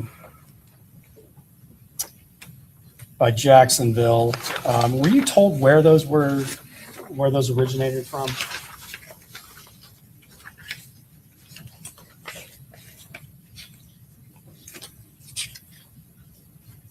I have, the only indication I have of location is on what's called our case tracking form, and I have it in the description from black box in juicy bag, and that's all the information I was given. Okay, so that may connect back to some things that the jury's heard about, but that's what you have for those. And then what you did in that case is you compared those casings to each other, correct? In this instance, these cartridge cases were only screened with each other. And that was gonna be my next question. You just did a presumptive examination. Correct. Yeah, basically. So I determined that they potentially could have come from the same one based on their class characteristics and some similarities, but full micro was not performed on these. And to make an identification, you would have to do a full microscopic comparison. That is correct, yes. And then the same thing with I guess it's 15 casings that you were also, they were also submitted to you by Jacksonville that went back to an October 2023 alleged offense. Those casings, you again only did a presumptive examination, correct? Between the casings submitted and just here, yes, these casings were just screened with each other. And in each of those instances, when you did the comparison of the casings to one another, you just used one case from each group. Is that correct? That is correct, yes. And in that instance, then you were the one that you selected from the group and the one you selected from the other group, you were able to identify them as having been fired from the same firearm. That is correct, yes. But then the other, I guess, the other 8 and 15 from each group, you did not do any further testing on. Correct. Now, when you make an identification like that to say these were fired from the same firearm, you can't say they were fired from the same firearm on the same day, right? Oh, correct. Yes, I can only say that they were fired from the same firearm. I don't have any information or any ability to say when they were fired. They could have been fired 5 years apart. Yeah, I can't speak to that. Now, both of the casings that you took from each of those groups, you also compared to the 5.56 that you showed the jury this morning, right? That is correct, yes. And you eliminated both of those casings as having been fired from that firearm. That is correct, yes. Now, we talk about the 9mm casings that we heard about. May I approach, Madam Clerk? Yes. Did you all take that? Yeah, I don't, did you get all your exhibits back? Okay.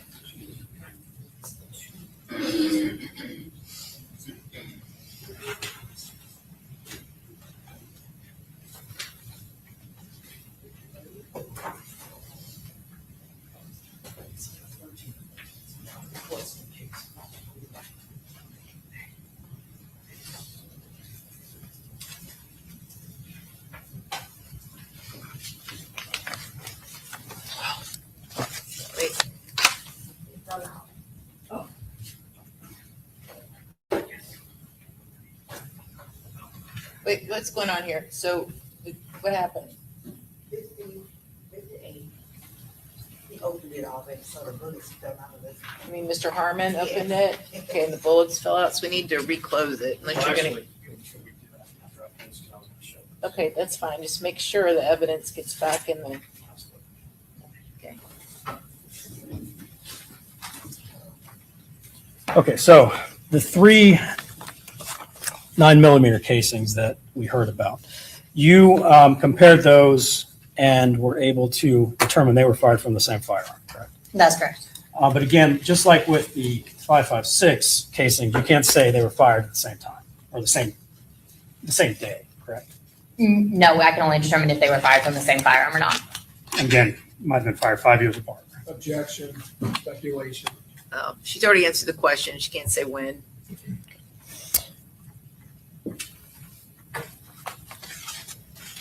The 2 firearms that you compared, and again, were you given information as far as where they originated from, anything like that? The 2 firearms, you said? I'm sorry, not the 2 firearms, the 2 groups of 9mm casings.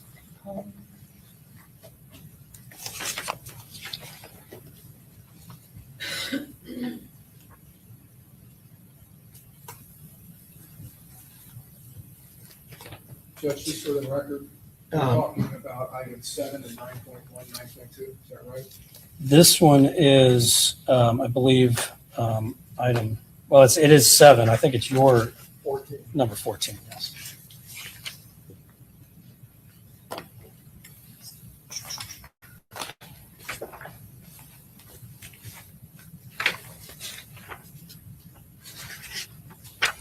So I only have on my case tracking form for what is FDLE item 7 from 7688.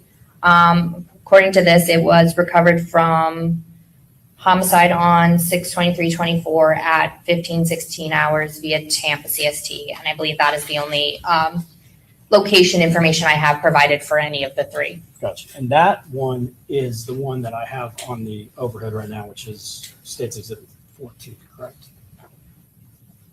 If you need to. Yeah, I don't know state's exhibits, but I believe that is my Okay. item 7. Sorry. And the reason I have it up here, we see MXT, and I think you were asked a little about that. Yes. MXT is on the headstand, right? That's correct. And that stands for Max Tech, I believe so, yes. which would be the brand. of Yes. it, right? Which is a pretty common brand, right? I believe so, yeah. And then in comparison, the other two 9mm that you determined were fired from the same firearm, they are a different brand, correct?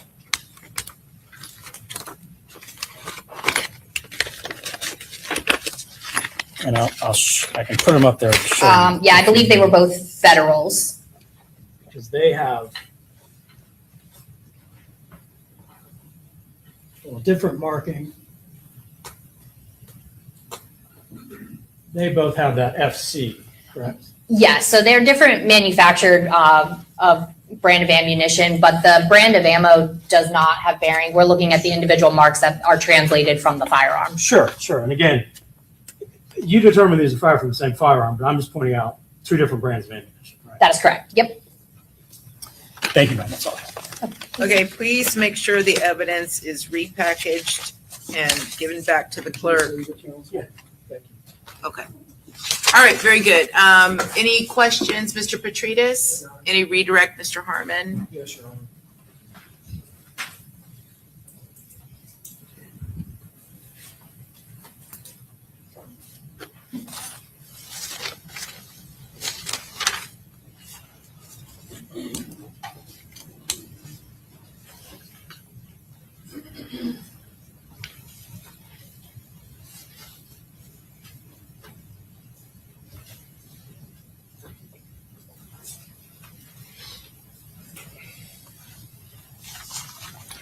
Counsel asked you about the commonality of Max Tech ammunition. I just wanted to ask you, there's a lot of other manufacturers of 9mm ammunition.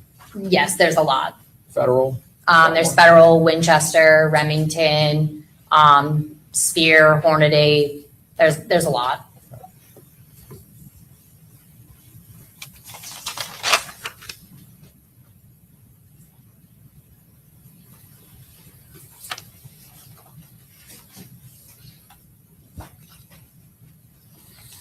So you were asked about, and this would be your report 4099, and then your report 7633. Okay? So Yes. 4099, just to reference your prior testimony, were the casings from a black box,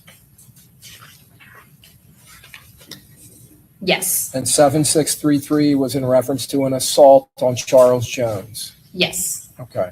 You did grouping within each of those cases with the groups of shell casings that were submitted. That is correct. And in both cases, you had 223 and 5.56 NATO caliber shell casings, That is correct. which are all consistent with being fired from an AR-15 style rifle. They're consistent with being fired in that style that's chambered for 5.56 NATO. And you were able to identify them as being fired, one from each group within each of those cases is being fired by the same firearm? Yes, I took one cartridge case from each screening group and was able to identify them together. And you group them by caliber, 223 versus 5.56 NATO? That's how they were labeled and identified in my item description, but they were all actually screened together, the 223s and the 5.56 within each case. All of them were screened together, and then I selected one representative cartridge case from each grouping and was able to identify them. Okay. And then you took one from the shell casings from the black box and one from the shell casings from the assault on Charles Jones, and you compared them and you identified them as being fired by the same firearm. That is correct.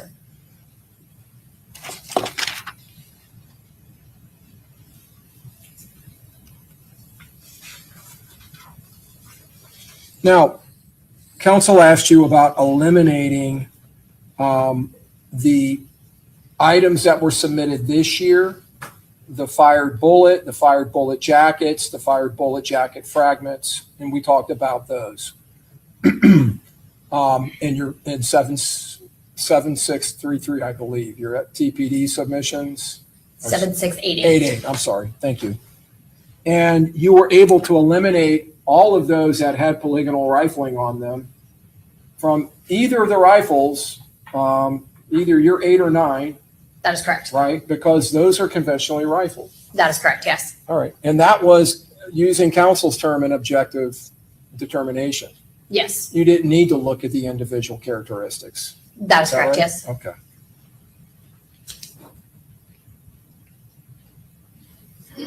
And the items that all the items that you saw that were submitted in this year in that 7688 report, and that's, I believe, 10 through 16 are your item numbers, basically? I believe so, yes. All right, with 16, 12, and 13 having several items within those. That is items. correct. Okay. You were able to determine with 2 of those the caliber class as being a 38 caliber class. Yes, All right. And the rest of them, they were all grouped consistent with each other as polygonal rifling with rails, except 12G, which didn't have the rails, but could have been fired from a railed Glock. yeah, that is a possibility, but yes, they were all screened together with those, probably with rails minus the 12G, which was just polygonal. All of those are consistent with being fired from a Glock handgun. Yes, And they're all consistent. In fact, the ones with the rail would have to have been fired. If it's in a Glock, it's in a Glock Generation 5 or maybe a Generation 6. yes, the barrel that is placed in a Generation 5 Glock is the ones with polygonal rifling, With the rails. with the rails, yes. Right. And if they were fired at a crime scene in 2024, there was no Generation 6 at that time. I do not believe so.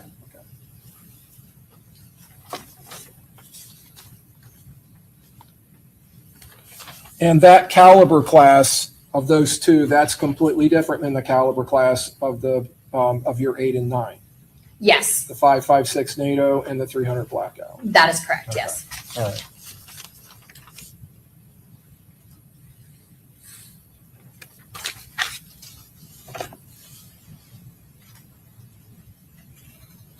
Now, council talked about a total. He basically took all of the submissions, I think from 7688, combined them all. Okay. You had the projectiles that came out of the victim's body from the pleural cavity and the chest wall. You identified one of those as a 22 5 millimeter caliber class, right? That is correct. All right. Other than those 2, the rest of them were either identified as 38 caliber class, which would be consistent with 9 millimeter, or they are screened and grouped with 2 that are that caliber class. That's correct, but the screened in group based on their rifling type. Right. The polygonal with rails. That's correct.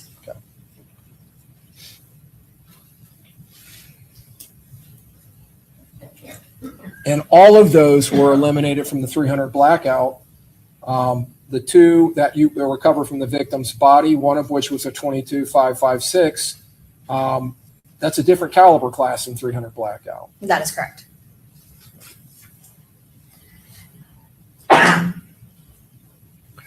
And in fact, that's item 4. Your item 1 was also eliminated to the 300 Blackout based on a difference in class characteristics, correct? That is correct.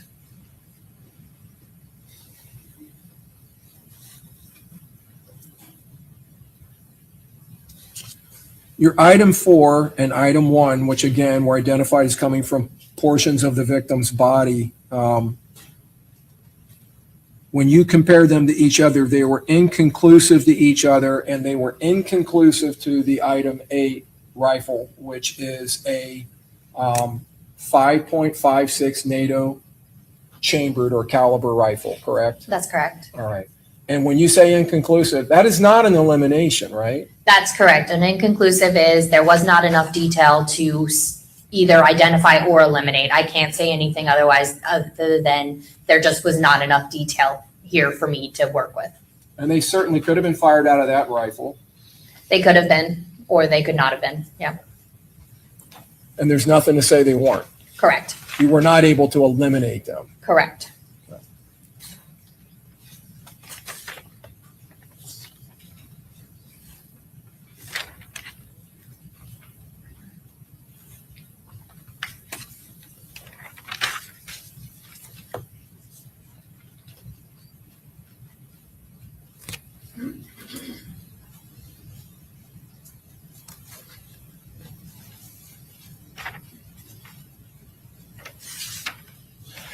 So, and we didn't talk about this earlier, but council kind of talked about it in the cross. I want to ask you about it. Because, well, when you made your comparisons of these the two items from the victim's body, item 1 and 4, you could exclude those. One on caliber class from the 300 blackout. The other one could be excluded on a different class characteristic from the blackout rifle, correct? That is correct, yes. All right. And you said they were inconclusive to the rifle. Now, when you made that comparison to, and I'm talking about the item 8, the 5.56 rifle, when you conduct that analysis, do you actually take that 5.56 Black Forge rifle, your item 8, right, our item 50, our exhibit 56, do you actually take that and test fire it?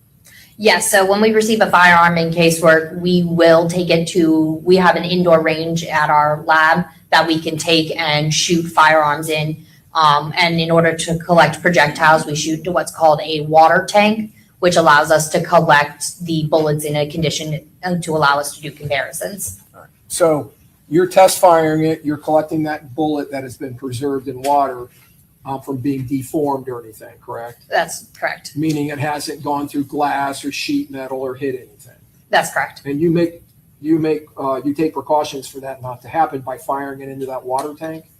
Yes, that is the purpose of the water tank, is to try to minimize any damage that could occur to it, to have them in a more pristine condition in order to compare them. And then you collect it and you take that as you know that's been fired in that rifle, and that's what you compare to the projectiles that were recovered from the victim's body 1 and 4. That is correct, yes. And that's when you're doing them next to each other on comparison microscope? That is correct, yes. Is that the proper term? Yes. Even though those rifles were submitted with test fires, you're not going to rely on the City of Tampa Police Department's test fires. You do your own to make sure you have a pristine bullet to do that. Yes, we shoot our own test fires. And that's the process that you would have been able to go through if we had recovered a 9mm Glock pistol, correct? Yes, I would have test fired that as well. You were asked about the subjectivity of the identification procedure where you're looking for those individual characteristics. And you indicated, counsel asked you, you hold yourself to even a higher threshold than maybe other analysts? Oh, definitely. Okay. And you talked about viewing in your training thousands of projectiles that were recovered from a rifle and test firing? Yes, Or from a pistol or other firearms? that is correct, yes. And then looking at those multiple ones that are fired from the same firearm? Yep, we'll look at ones fired from the same firearm, from different firearms, from similar makes and models of firearms.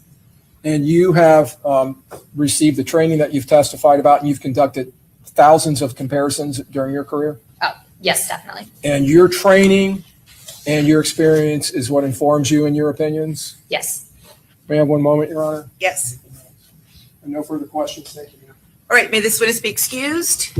Yes, Your Honor. Okay, thank you. Free to go? Thank you. Okay, and before, you guys need to make sure, go ahead, you're good, Mr. Joe. So make sure the evidence is, everything's where it should be and it's repackaged. And the scissors. Okay, very good. So it's 12:20, so we'll go ahead and take our lunch break. We will reconvene, let's say 1:30. And just remember my previous instructions. Don't talk to anybody about this case. Read, watch, listen to any news and cancel social media posts. And we'll see you back here at 1:30. All right, very good. All right.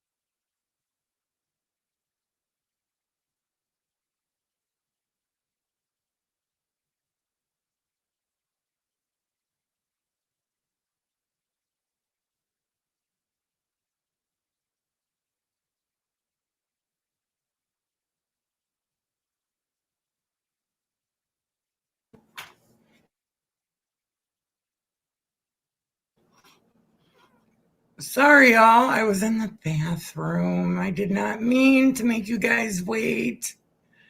I apologize. I'm so sorry.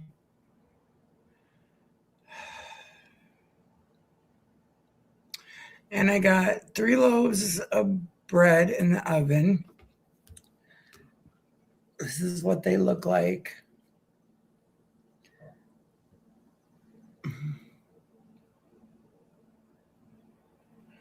Yeah, I put strawberries, 1 strawberry chocolate chip, 1 strawberry and rhubarb, and strawberry rhubarb banana. Well, they're all banana, but I put some bananas on top. Yeah. Yummy.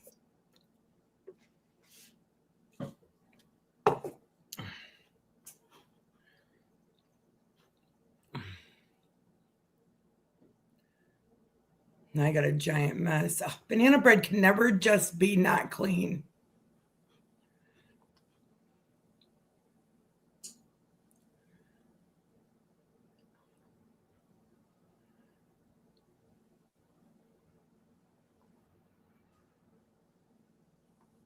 The 1200 block tattoo on his neck before January. That stipulation over our objection. Okay, very good. Okay, defendants are present, defense counsel's present, state's present, and if all jurors are back. All right, let's bring it in.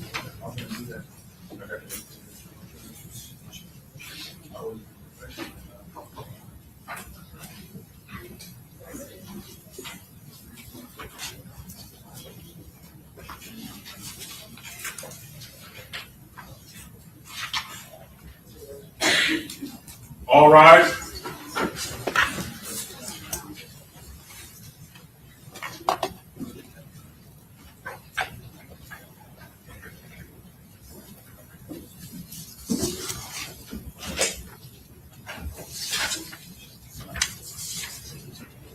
You gotta go potty. All right. There's the mailman here. Okay.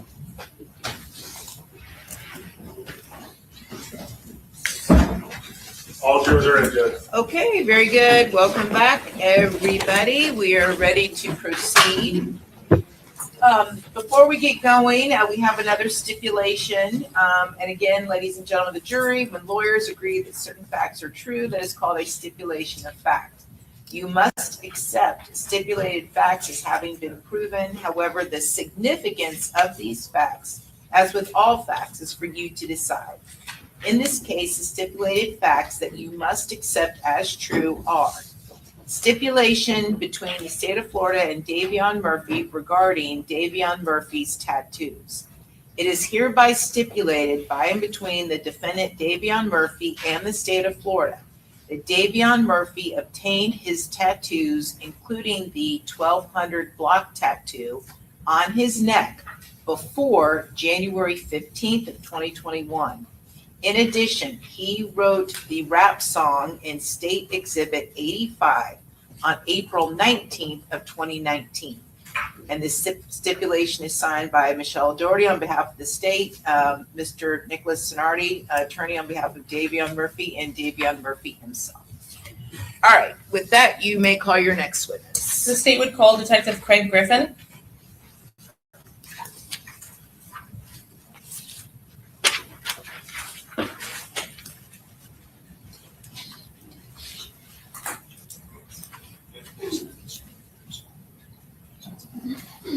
I'm not sure, but even in that, fill out the box.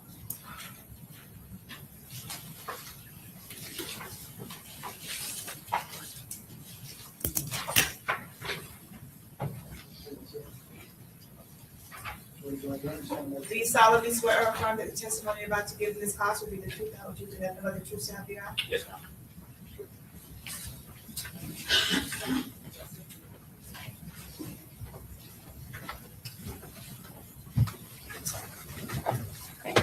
All right, very good. Good afternoon. You may proceed. Sir, would you state your name for the record? Detective Craig Griffin with the Jacksonville Sheriff's Office Gang Investigative Unit.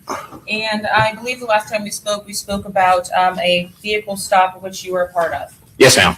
And who was the driver of that vehicle? Mr. Sean Gathright. If I could at this time have you identify Mr. Gathright in the courtroom, please. Yes, ma'am. Standing over there with or sitting with the tan sweater at the first table. If the record would reflect the identification. The record shall so reflect. Sir, how long have you been with the gang unit in Jacksonville? A little over 5 years now. In that time, have you been assigned to any particular gang itself? Yes, ma'am. And what gang is that? Beginning, I started with CTC and then transitioned over to 1200 out east. What do you mean transitioned? So prior to me taking over, there was another detective assigned to him. He got promoted to the rank of supervisor. Once he left, I then took over the group known as 1200. And did the group you had before and 1200, when you transitioned to that position, did it share members or have members that were a part of the first group that you had documented or were working? Yes, ma'am. And how did you become familiar with any information that the prior detective had when you transitioned, your predecessor? I worked alongside him on several cases, and we worked together on majority of the stuff in reference to 1200.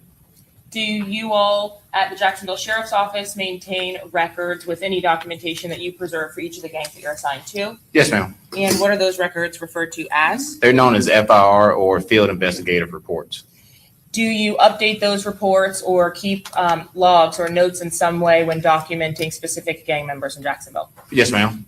Now, is that log something that is shared with the other officers of the gang unit or even the other officers in the Jacksonville Sheriff's Office? Just through the reports, yes, sir. Yes, ma'am. And are you the point of contact for 1200 if there are questions about 1200 for any other officer in your agency? Yes, ma'am. How about outside of your agency? Yes, ma'am.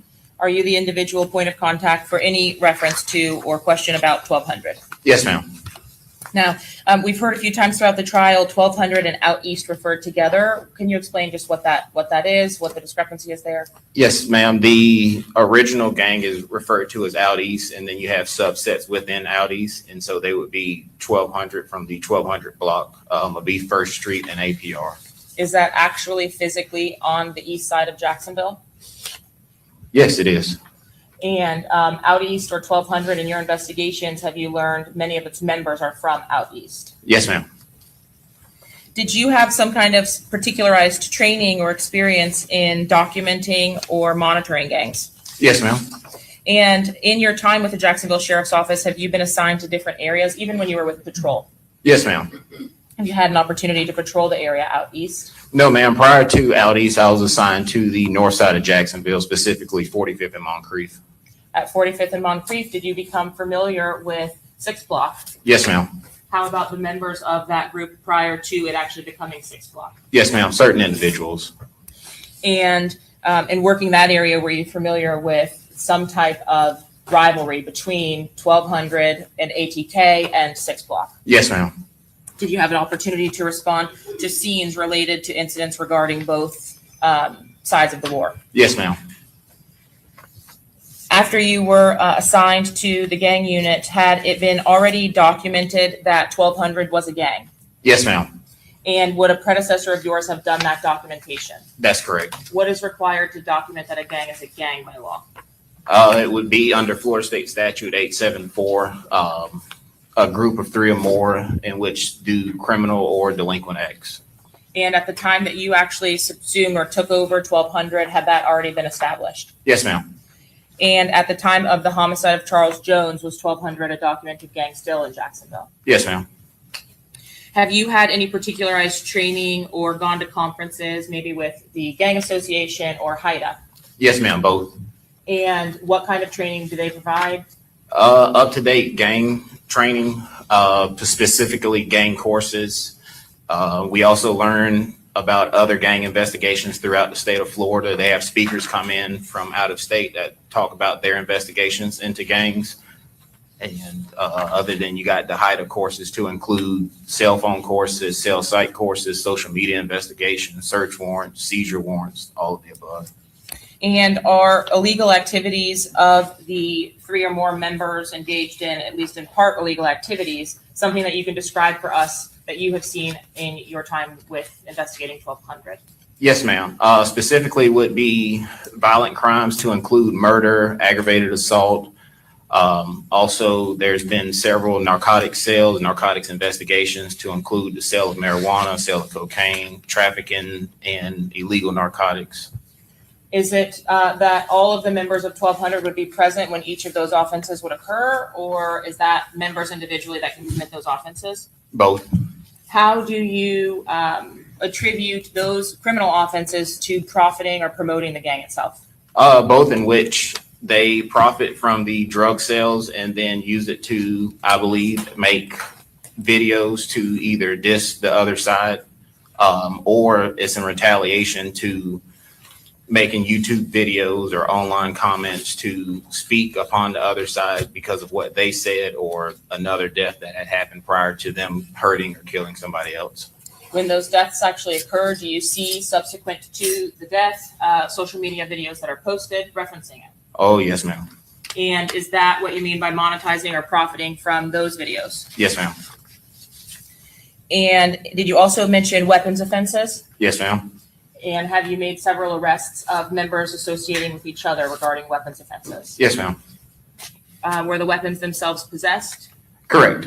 And in those same instances, were those weapons utilized? Yes, ma'am.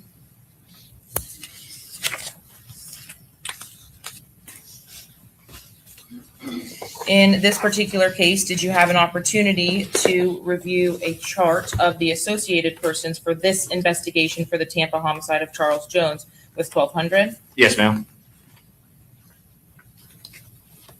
At this time, Your Honor, the state would seek to admit State's Exhibit 84A.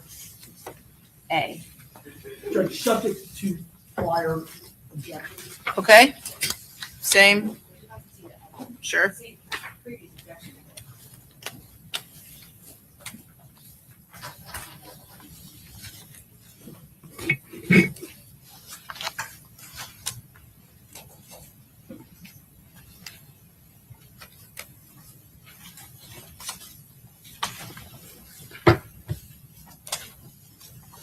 Any further objection? Okay, same, Mr. Petrides. All right, same, Mr. Wise. Okay, same ruling, be admitted. Publishing 84A, sir, can you look over your, oh, actually, I've got it here for you. Is this fair and accurately representing the individuals in some way related to this particular investigation, at least as far as your involvement was concerned? Yes, ma'am. And does it include individuals who are documented 1,200 members, or associates? Yes, ma'am. How is it that you go about documenting or undocumenting a specific member? So in order to document, they have to meet two of the criteria listed in Florida State Statute 874. And then we fill out an FIR. In reference to undocumented members, there's a 5-year statute in which you have to, they're up for renewal or review at that time. Is that a federal statute that Jacksonville Sheriff's Office has developed operating procedures to comply with? I believe so. I'm not 100% sure. Is your practice to every 5 years determine whether to undocument or recertify? Correct. Yes, ma'am. And the records that you actually keep or maintain specific to each group, so for you individually, 1,200, is that a practice or standard operating procedure that the Jacksonville Sheriff's Office has implemented? Yes, ma'am. Statutorily, though, is there a specific carve-out for 1,200? No. So the Florida statute that you have to review as far as gang documentation or qualification doesn't say anything specific about 1,200 No, ma'am. or any other gang to your knowledge. No, ma'am. In meeting the criteria for a criminal gang, as you've discussed, you said 3 or more individuals. Yes, ma'am. And is the delinquent activity that you mentioned or the commission of criminal acts also a requirement? That is correct. Yes. And what are some of the things that you look for that are common amongst individuals in making or documenting an actual gang itself? We look at hand signs, specifically Instagram, social media, websites, YouTube videos, who they hang out with, style of dress, tattoos. There's a whole list, I want to say, of 11 items. And of those 11 criteria, do you look to those criteria in order to actually document your reports or your FIR report record? Yes, ma'am. Had you had an opportunity in this particular case to do so? Yes, ma'am. And in the FIR report, did you actually do so with an individual by the name of Rashad Murphy? Yes, ma'am. In creating that documentation, do you still utilize the statute with the 11 criteria? Yes, ma'am, we do. And how many criteria are you actually required to prove up before the person can be a documented gang member? The state statute only requires 2. How many criteria did you actually prove up as it related to Rashad Murphy? I believe he had 4. And when you created these documentations, did you leave or annotate somewhere specifically what you utilized to say he met each criteria? Yes, ma'am.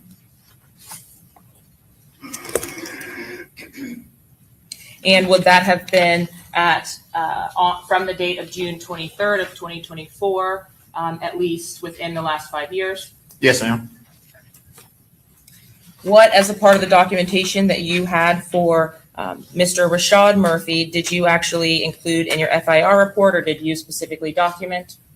In reference to that report, I took 3 YouTube videos, Active, We the Ops, and Flower Bed were 3 posted YouTube videos in which I observed Rashad Murphy in. And did you also have an opportunity to slow down or create still images from those photos themselves? Yes, ma'am. Did you also have an opportunity to review an FIR or records for an individual by the name of Davion Murphy? Yes, ma'am. And did you actually compare the criteria to your interactions with Mr. Murphy in January of 2025? Yes, ma'am. During the course of an interview at the Jacksonville Sheriff's Office, did you observe some of the criteria occurring with Davion Murphy? Yes, ma'am. I believe there was 2 of them that he met during the interview. Just on that day alone? Just on that day, yes, What ma'am. were those criteria? He did the hand sign for 1200, and then also he has tattoos associated to 1200. Did you indicate that you did in fact have an opportunity to review the videos that you utilized to document Rashad Murphy? Yes, ma'am. In addition to those videos, did you have other information, whether it was you personally or through a fellow officer, about contacts with gang members? Yes, ma'am. And what did that include? That included contacts to include Rashad Murphy with Noah Williams. And who is Noah Williams? He's a documented member of 1200. Does he have a stage name? He does. He goes by Spinabins. And does Spinabins make music with someone related to him? Yes, ma'am. And who is that? Reginald Williams, which would be his brother, aka Wappa with the Chopper Aducci. Is Wappa with the Choppa a stage name for Mr. Reginald Williams? Yes, it is. And does Mr. Reginald Williams have a nickname on the street that's different than Wappa with the Choppa? He goes by Ducci. Now, in documenting 1200, was there a gang that's either that came before 1200 or that 1200 members were formerly known by? Yes, ma'am. And what was the name of that? 187. And do you have any reference from your investigation as to what 187 refers to? In reference to my investigation, I believe the 187 refers to the California Penal Code to homicide or murder. In the entirety of the time that you have had 1200, have you seen 187 utilized with documented 1200 members? Yes, ma'am. Is that typically related to one age group?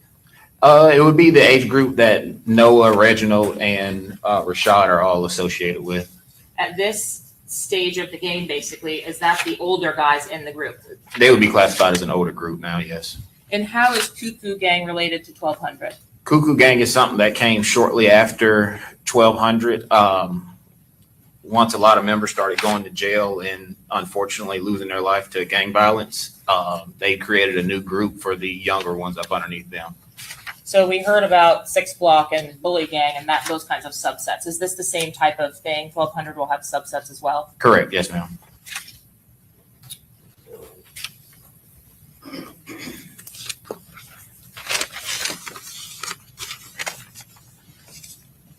Did you indicate that there were 2 separate vehicle stops for which Rashad Murphy had been documented in the presence of other known gang members that were included in your FIR? Yes, ma'am.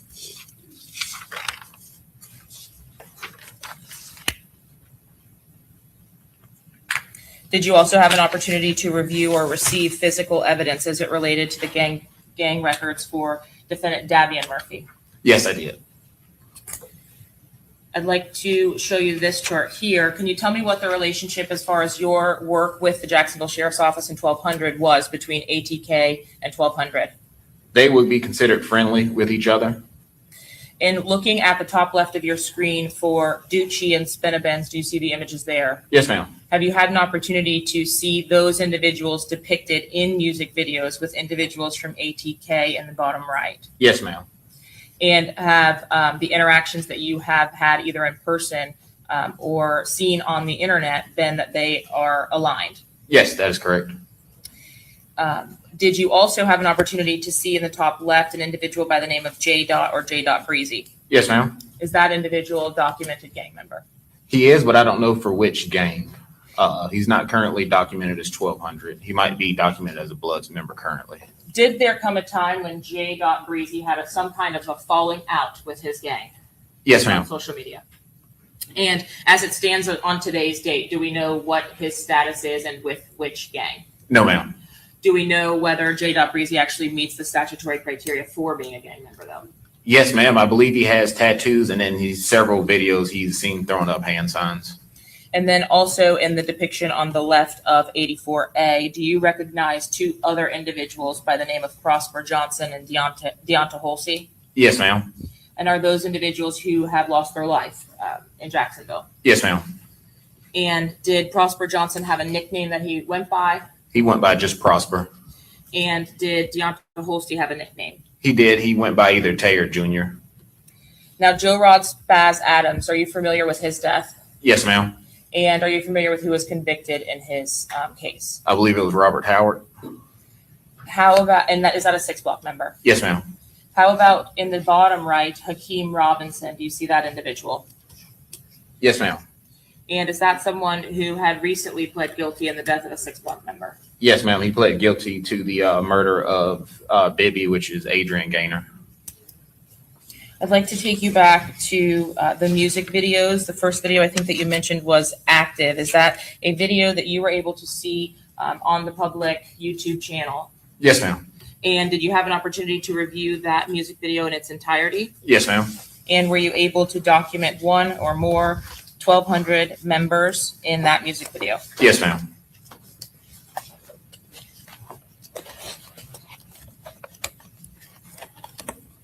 Did you have an opportunity to do the same for the song that you mentioned, Flower Bed? Yes, ma'am.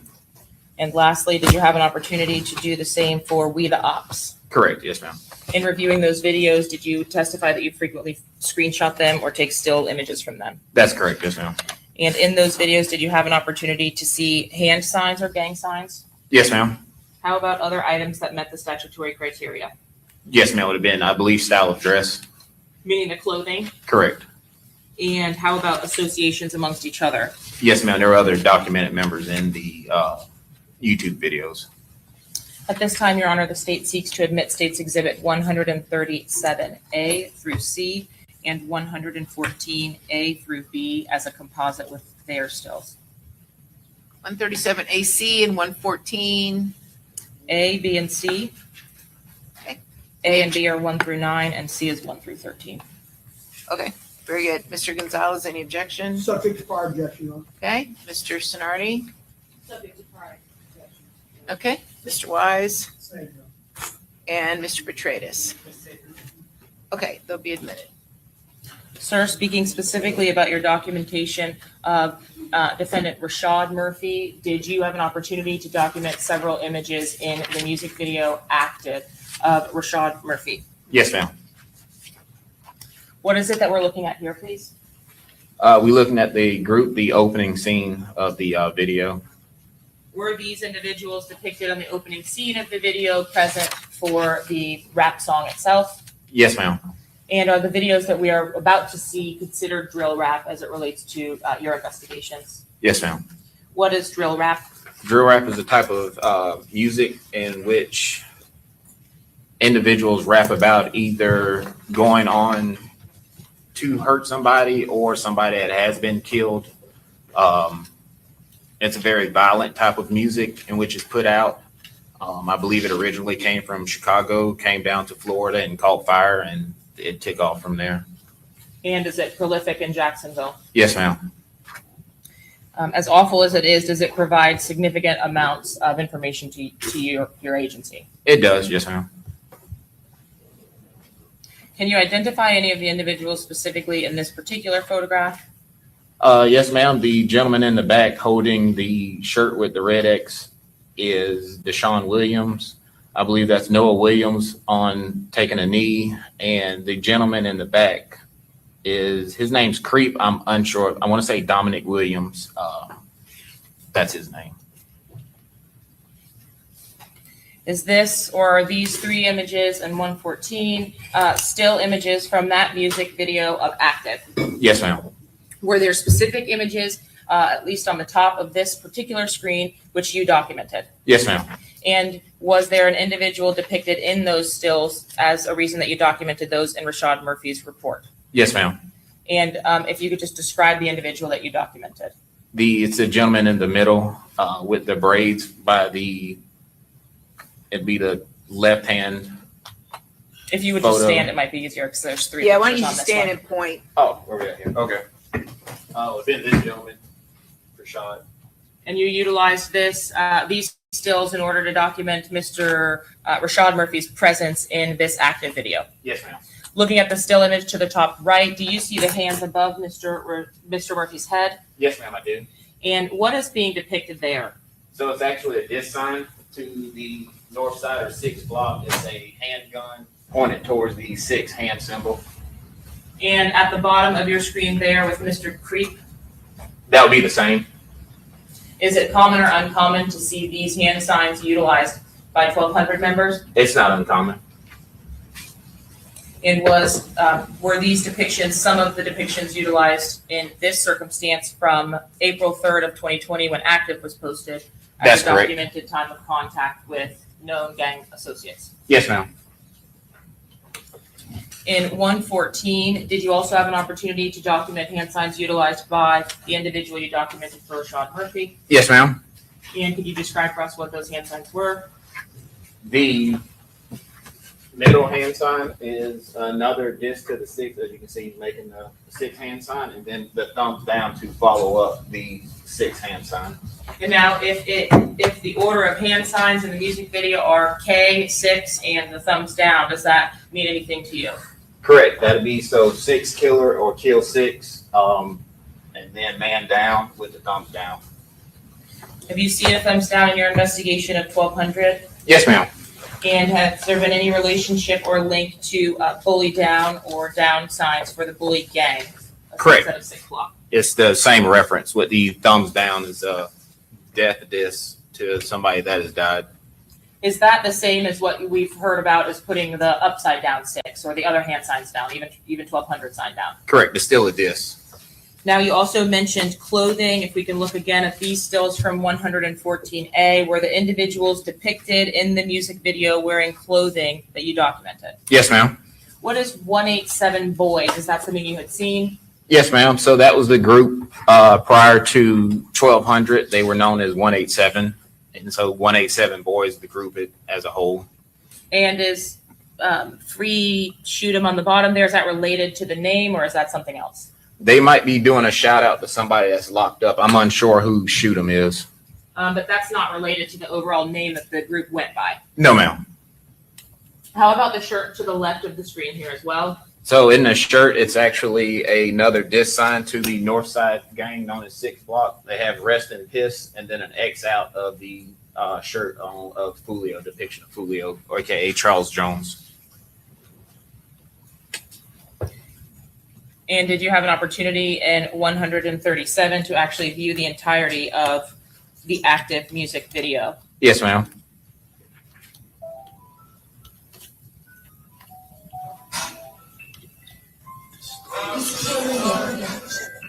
Correct. You can take those. Take it down, not happen. Look at it all up in him laughing. Look how they call Tank D, they smoke them. Bust that Tico shit wide open. Bro, them side, no joke.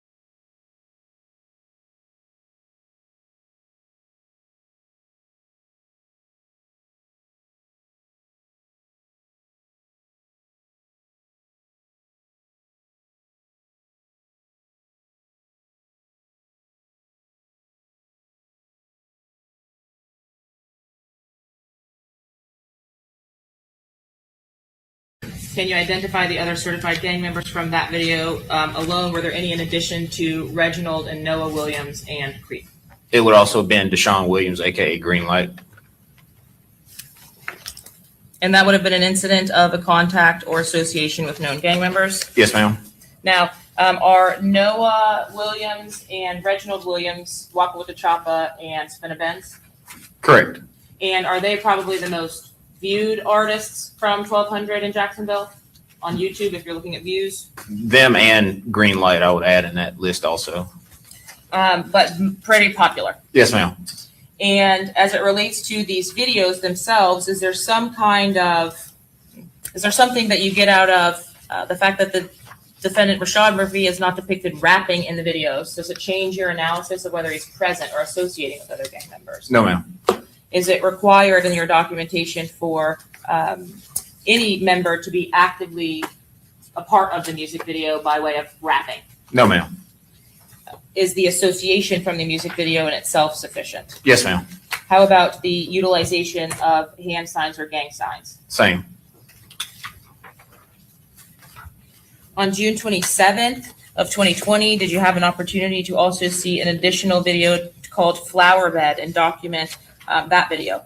Yes, ma'am. Was that video documented in relation to Rashad Murphy? Yes, ma'am. Is there a nickname that Rashad Murphy is known by?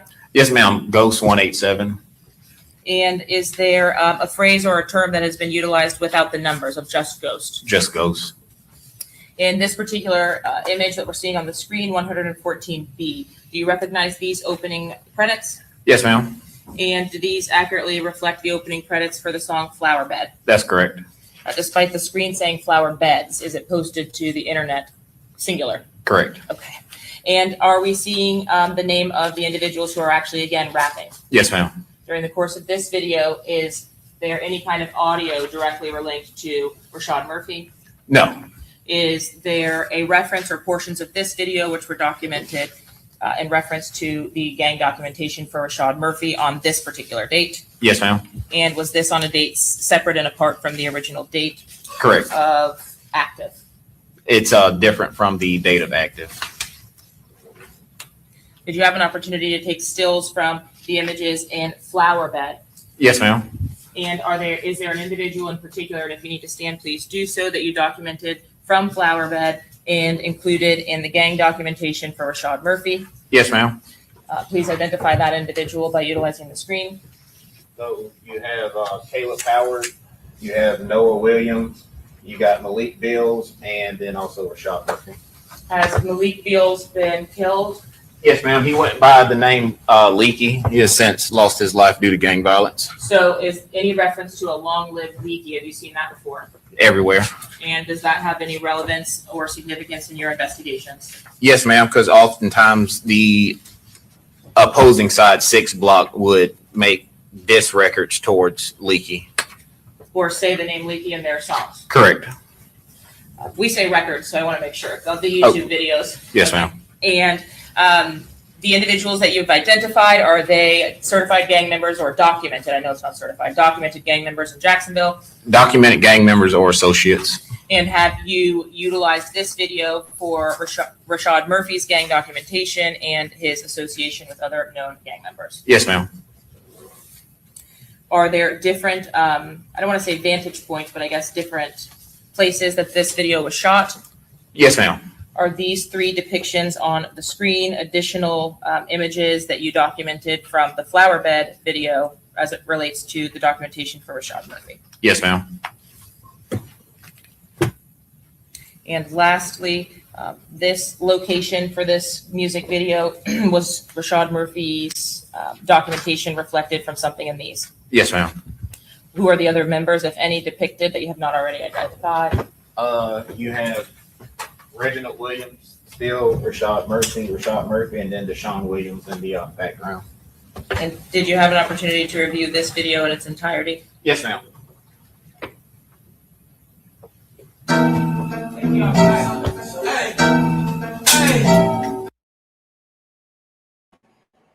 Sorry, y'all. I don't know why they keep playing this music.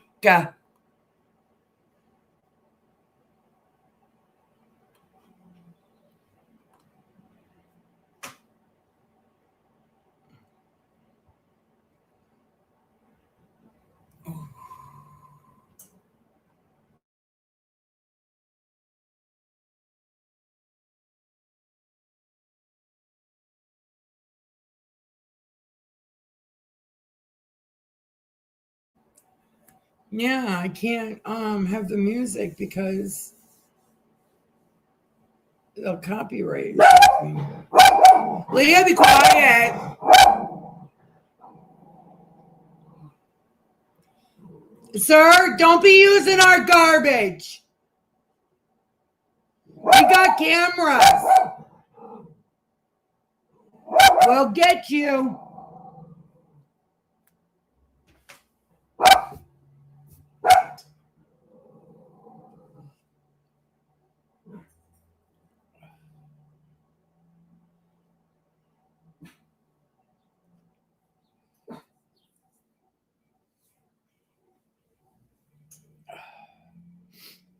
Oh, I forgot I was off mute. I was talking to the landlord, telling him to not use his garbage.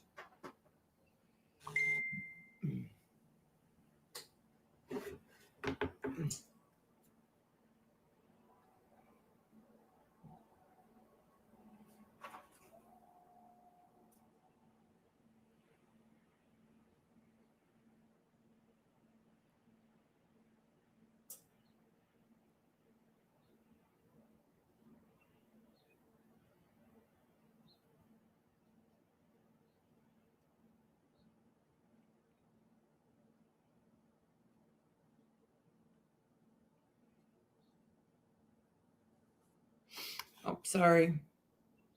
Listed in flower bed, also documented as a part of Mr. Murphy's FIR report. Yes, ma'am. Lastly, for music videos, did you have an opportunity to review a music video called We the Ops? Yes, ma'am. And again, was that by the same artists? Yes, ma'am. Again, in this particular video, is there any portion in which Mr. Rashad Murphy is actually rapping that you can hear or see? No, ma'am. Did you utilize this video to document additional contacts? Yes, ma'am. And did this video happen on or was this video posted on a separate date as the other two videos that we have just seen? That's correct. I'm showing you 114. What is this? The opening scene to We the Ops. Is there anything specific about the individual or the hand that's depicted in this screen? Yes, ma'am. That is, I believe, Rashad Murphy's right hand because of the star tattoo that's on his forearm. Did you have an opportunity to take still images from We the Ops that you utilized in your documentation of Rashad Murphy? Yes, ma'am. In 114, can you describe for us who was depicted, if you can identify Mr. Murphy and or any additional gang members? Yes, ma'am. You have Rashad Murphy, you have Reginald Williams, Noah Williams, and then Deshaun Williams over here. Is that the green light individual? Yes, ma'am. Certified gang members? Yes, ma'am. Documented members. Now, what is it that we're looking at here, please? It's Rashad. It's a disc to the 6 with a firearm in his hand, and then that's another disc to the 6 as well. He's doing the 6 hand sign, but with his right hand. Is the 6 down? Yes, ma'am. And does Mr. Murphy utilize those hands to put the gun at the 6? That's correct. Is that what we're seeing on the still image on the screen here? Yes, ma'am. Same image. Were there again separate locations at which this video was filmed? Yes, ma'am. And what are we seeing on the image in the left-hand side of the screen, please? The left-hand side shows a gentleman in a ski mask holding a firearm, pointing it at the 6 block hand symbol with also the A-team shirt on. And then you have Rashad with a firearm pointing it at the 6 hand symbol. Are these common depictions that you see during the course of your investigations of the Group 1200? Yes, ma'am. And paired with the lyrics of the songs or your contacts and your investigative work, is this meant to be a message to 6 Block? Yes, ma'am. Lastly, in this particular image, is there anyone that you have not already identified as a gang member or known gang associate? No, ma'am. We've already identified everybody.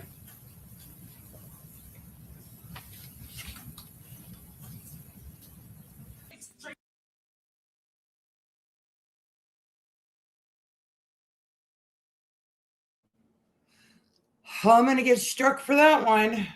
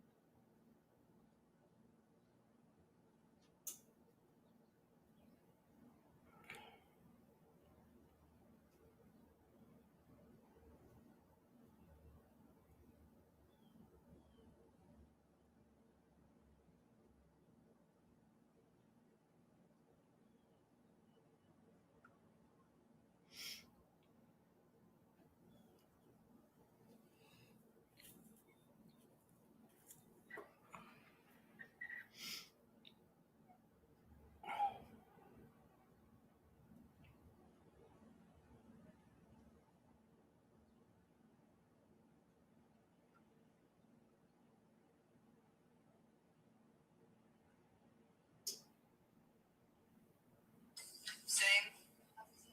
Sure.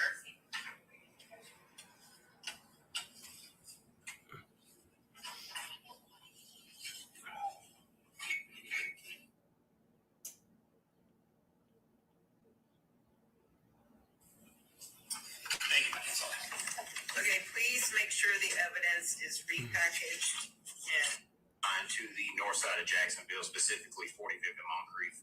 At 45th and Moncrief, did you become familiar with 6 o'clock? Yes, ma'am.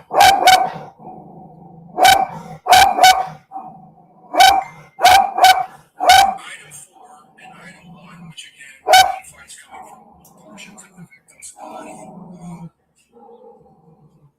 When you compare them to each other, they were inconclusive to each other, and they were inconclusive to the item 8, which is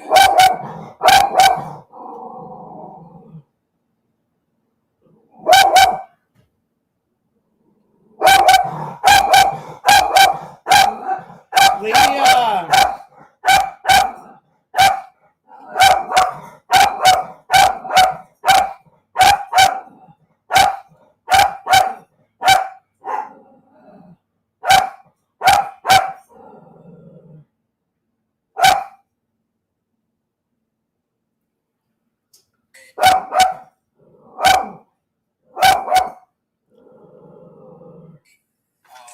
.556 NATO chain rifle, correct? That's correct. All right. And when you say inconclusive, that is not an elimination, right? That's correct. And inconclusive is there was not enough detail to either identify. It's not, no, there's no question. He's He's not a 100%. 6 block member. No, ma'am. Do you see often the use of the opposing side's signs? Yes, ma'am. Just to make fun, make a diss, point a gun at it. And in that same video, if you saw or documented a K and then a 6, a K with your hand and then a 6, is that indicative of something? Yes, ma'am, of 6K, which would be 6 block killer. Did you, over the course of your time in the gang unit, have an opportunity to respond to Rashad Murphy's arrest location? Yes, ma'am, I did. And at the initial time of your response, had Mr. Murphy been taken into custody? Yes, ma'am. Let me take that No, back. he wasn't Based on in the the- custody. It was a SWAT standoff. They were trying to get him out of the apartment. So were you standing nearby but not involved with SWAT actually entering? Correct. Did you have an opportunity to review the footage from that standoff itself? Yes, ma'am. And what about the observations that you made from outside of that building as it related to what was being done to extract Mr. Rashad Murphy? Yes, ma'am. At this time, the state seeks to admit State's Exhibit 144A and 119. No objection, Your Honor. Okay, and Mr. Sonardi, any objection? No objection. And Mr. Wise No objection. and Mr. Petratus. Okay, they'll be admitted. Sir, can you show us what we're looking at here in 144B? So we're looking at the apartment in which Rashad Murphy was held up in.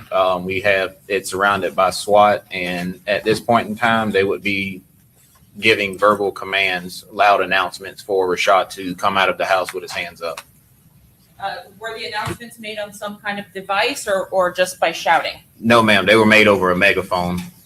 And over a term of minutes or hours? We were out there for hours that day. At some point after the bright lights are used, or is there a machine utilized to break a window? Yes, ma'am. Our SWAT team utilized some kind of construction machinery to come around and destroy a window to put a incendiary device inside to make Rashad come out. In addition to flashbangs, was smoke also used to try to get Mr. Rashad Murphy out of the apartment? Yes, ma'am. Do you recognize Exhibit 119? Yes, ma'am. It's an infrared view of the apartment. And at this point in the evening, had a device rolled in or some kind of truck rolled in to utilize an arm to break this side's window? Correct. That would have been the construction equipment, which our SWAT team uses. Publishing 119.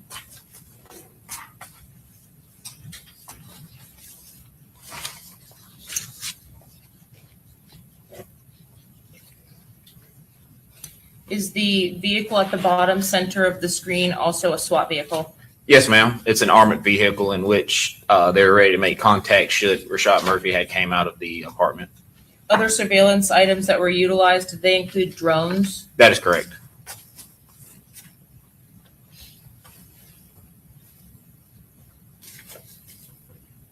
So I'm just going to speed this up just slightly. At the 109 mark, restarting. Is that machine used to break out the window on this side of the structure? Yes, ma'am. So it breaks the window, and then at the end of the boom, there's an incendiary device in which they will ignite, and it'll fill the apartment full of a clear out and a bunch. You'd have to ask SWAT what they use, but it's pretty potent.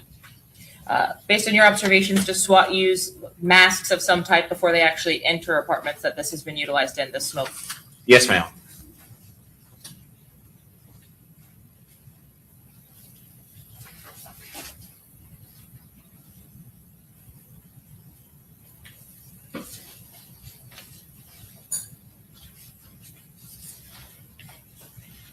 And this is ultimately close to the conclusion of this incident, is that correct? Yes, ma'am. Shortly after this was ignited inside the apartment, Mr. Murphy, there was contact made. And you had, I think we heard prior testimony, but the law enforcement agencies had at least been there trying to extract him since approximately 5 p.m.? If not before, we were there when the sun was out, and we didn't leave until nighttime.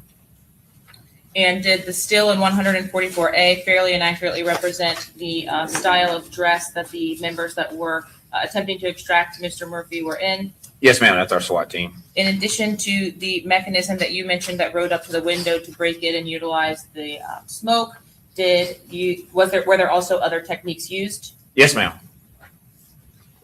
All of those prior to the smoke, though, were unsuccessful? Correct. They tried using announcement. They used just smoke to send inside the house. I believe they used clear out, which is another form of gas that's hard to inhale. None of those worked. And then finally, they're decided on this option. The image that we saw in the slide prior to this, though, was some kind of infrared, correct? Correct. Lastly, does ultimately Mr. Murphy surrender to law enforcement? He does. He comes out with a dog and a Bible in his hand. And does this fairly in 144C fairly and accurately represent when Mr. Rashad Murphy actually came out of the apartment? Yes, ma'am. And was he taken into custody? Yes, ma'am. Was he cooperative in that process? At that point, he was. And was he transported to the Jacksonville Sheriff's Office for an interview? Yes, ma'am. Were you present for the interview of Rashad Murphy? Yes, ma'am. And did that occur on July 30th? That's correct. I'm showing you what's previously been admitted into evidence as State's Exhibit 116. Do you recognize yourself in these images? Yes, ma'am. And do they fairly and accurately represent Mr. Rashad Murphy on the date that he was interviewed by you and Detective Krabeck? Yes, ma'am. Did you have an opportunity to observe Rashad Murphy's person at that time? Yes, ma'am.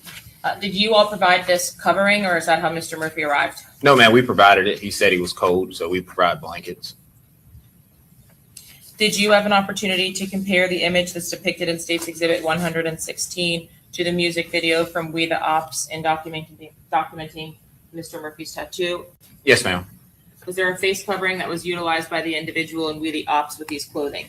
During that time, yes, ma'am. And did you utilize this to confirm that individual's identity? I believe it to be one and the same. Did you also have an opportunity to see social media posts in this case, State's Exhibit 110, that were extracted after the homicide of Charles Jones? Yes, ma'am. The account of Ghost 187, was that previously attributed to Mr. Rashad Murphy based on the Jacksonville Sheriff's Office's investigation? Yes, ma'am. And did you have an opportunity to see these posts? Yes, ma'am. When Prosper and Junior's G Day Today 187 babies image was depicted, was there anything of significance in that post to you? The reference to the 187 and then Prosper and Tay, or Prosper and Junior. Is Tay Deonta Holsey the individual you've already identified from the chart? Correct, aka Junior. Were those two individuals killed on the same day Yes, ma'am. by the father of someone related to this case? They were, I believe, died by the hands of Gino Norris. Would that have been Gino Norris Sr. or Gino Norris Jr.? I believe it was senior. And do you know what the result of that case or investigation was? I don't. I believe it was justifiable homicide. But not certain, can't be certain. Not certain. No, ma'am, not certain. How about the reference to 187 babies? 187 babies will go back to the 187 boys, in which the younger version of Rashad, Noah, Reginald, when they were all coming up, that would have been around the same time Prosper and Tay were around. What does R5L, 187 boys, 5L, RIP, dem members mean? In my professional opinion, I believe he might have fat fingered it he put 5L instead of putting 4L. So there, if he did mean to put 5L, I have no idea what 5L means. But if you read it as 187 boys, 4L, which is for life, RIP to the members. And is members any reference to any particular group? Would be the 187 boys. Now, we talked a bit about Mr. Davion Murphy. Was there physical evidence that you indicated that you had an opportunity to review linked to Mr. Davion Murphy? Yes, ma'am. Did that include a handwritten letter that, I believe, I'm not sure if you were present, but we've heard a stipulation from the court about a handwritten letter. Did you have one of those to review? Yes, ma'am. And State's Exhibit number 85, at this time, Your Honor, the state would seek to admit based on that stipulation. Okay, any objection? Okay, all right, it'll be admitted. I'm showing you State's Exhibit number 85. Mr. Davion Murphy Is it wrote 85 or 185? 85. 85. Okay. Wrote this letter. Sir, can you describe for me what, if any, significance or relevance there was to you, particularly in the message in the bottom right of the letter? Yes, ma'am. So he mentions the gentleman known as Prosper, who lost his life, and then also a gentleman by the name of Bink. Bink is also known as Suge, which is also known as Avery McKnight. And by Avery, is Avery McKnight the legal name of Suge? F. Suge, yes, ma'am. And is Avery McKnight the legal name of Bink? Correct. And is that someone who was killed? Yes, ma'am. Did you also have an opportunity to review tattoos that Mr. Murphy had on his person? Which Murphy? Davion Murphy had on his person on January 15th of 2021. Yes, ma'am. The state would seek to admit based on the stipulation 127P. Actually, 127A through Z, I apologize. Okay, other than previously made objections, any objection, Ms. Timmy? No. Okay, admitted. Publishing 127P. Can you talk to us a little bit about those tattoos dated January 15th of 2021? Yes, ma'am. So on the chest of Mr. Davion Murphy, you have a photo of Avery McKnight, aka Suge, and then 12/3 of 15. That is when Mr. McKnight unfortunately lost his life to gang violence. You have Corbin J., which is Corbin Johnson. He was also murdered in Jacksonville. And then I believe that is it. I'm unsure who Doug M. or Curtis B. is. And did the opposing op, 6 Block, rap about Suge or Avery McKnight? Yes, ma'am. Did they rap about Corbin Johnson? Yes, ma'am. Did you also have an opportunity to observe Detective Meter photographing and observe the photographs that were depicted or taken that Detective Meter took on January 6th of 2025 after Mr. Murphy had been arrested? Yes, ma'am. Did that arrest come several months after the remaining defendants? That's correct. And were you abreast of the information or the images that were depicted? Yes, ma'am. The state seeks to publish State's Exhibit number 69A through M. Okay. Sir, can you see the images before you? Yes, ma'am. If we could start left to right, please, in 69A, can you see the tattoo depicted there? Yes, ma'am. Is the individual depicted based on the overalls from these photographs, Davion Murphy? That's correct. And what is the significance of the image on the left? On the left, it says "Rest Up, Avery McKnight." And do you see tattoos or document tattoos of fallen members of criminal gangs in your day-to-day activity? Yes, ma'am. When you see people who have died tattooed on 1,200 members, are you documenting that? Yes, ma'am. So is it required to document a tattoo under the statute or in your work only if it says, 1,200 member? That would qualify as one of the, I would call it a predicate up underneath it, because of the 11 items under 874, that is one of them, Is having tattoos. is having tattoos. Does the tattoo have a requirement as to what it has to say? No, ma'am. So you would document fallen members if tattooed on a person's body when you were looking at whether they meet the statutory criteria. Correct. In this instance, did the tattoos that you observed in these images meet the statutory criteria as it relates to Davion Murphy? Yes, ma'am. In the right side of the image here, do you see anything of relevance? Yes, ma'am. In what in the right image, or 69C, are we looking at? Long live Jacoby J. Wright. And then also there's a 323 below his ear as well. Is that of some relevance to you? Yes, ma'am. So that's a 323 it stands for CTC. That would have been something that would have happened while he was in prison. Is 320C a reference to the alphabet? Correct. Right. And what group did you have in Jacksonville assigned to you before 1200? CTC.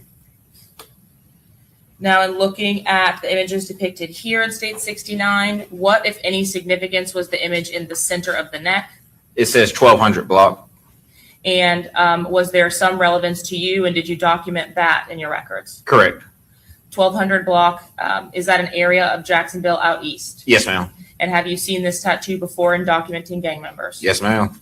How about the image on the right side of your screen? The right side on his top of his hand, it says Suge. Is Suge Avery McKnight, as you've already described to us? Yes, ma'am.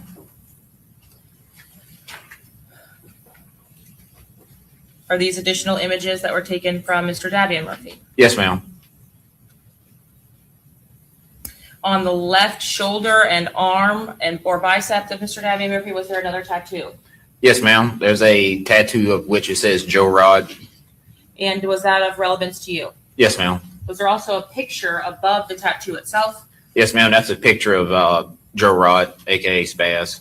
And is that Joe Rod Adams? That's correct. Is that the same individual you previously identified had been killed at the Rains High School shooting? Yes, ma'am. And was that by Robert Howard, 6 Block member? Yes, ma'am. On the left side of the abdomen of Mr. Davion Murphy, did you document additional images? Yes, ma'am. What images did you document there? The Forever Suge Knight Jr. Could you point to us what you're reading or how you're seeing that and where? Yes, ma'am.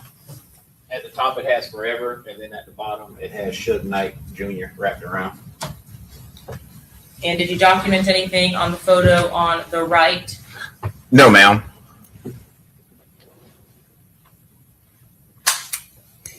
Now, during the course of Mr. Davion Murphy's interview, did you have an opportunity to review that footage? Yes, ma'am. And did you have an opportunity to see the footage of him in the interview room independent of anyone else? Yes, ma'am.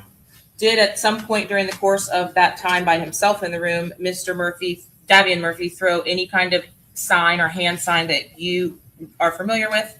Yes, ma'am. And was that hand sign with his middle fingers down? Yes, correct. And what did that hand sign represent? Is the 1200 hand sign. I'm showing you what's been previously admitted as State's Exhibit 118. Is that what we're looking at here? Yes, ma'am. And did you document as a part of, or make note as a part of Mr. Davion Murphy's gang documentation or record that he had made this hand sign on the state? That's correct. Moving along to the evidence that has been previously admitted, as it relates to Isaiah Chance, did you have an opportunity to review the social media information that came back as after Charles Jones's homicide? Yes, ma'am. And was that on a return from an Instagram account? That's correct.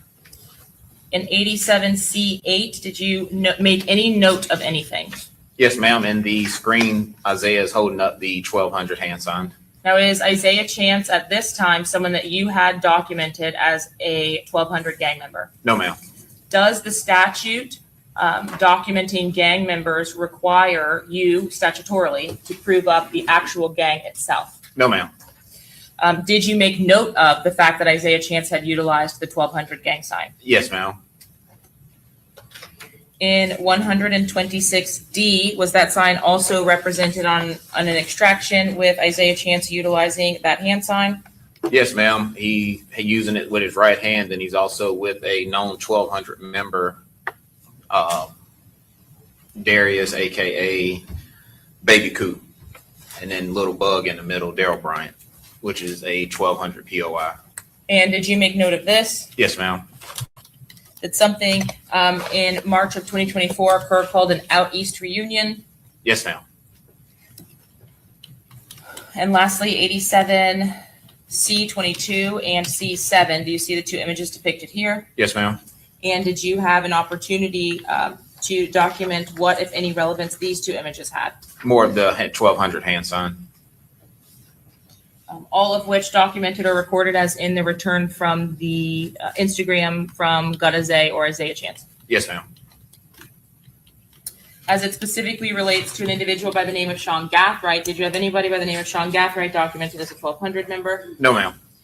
Did you have an opportunity to see a still from a video taken or extracted from the device information from Sean Gathright, an iCloud account? Yes, ma'am, I did. And did you have an opportunity to make note of an image that was depicted from that still in 94D6? Yes, ma'am. He's showing the 1200 hand sign.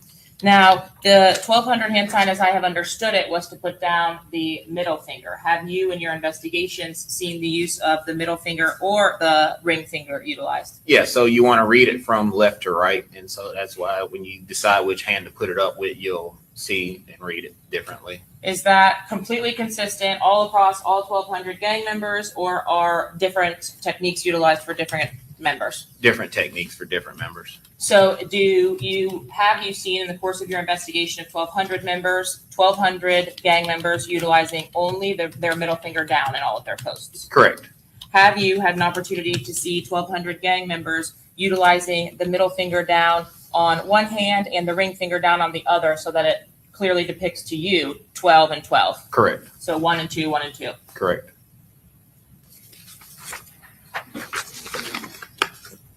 Did you have an opportunity to see a video which has been previously admitted in this case as 131, or stills from a video called Psychin' Out? Yes, ma'am. And who was that by? J. Breezy or Jacory Rivers.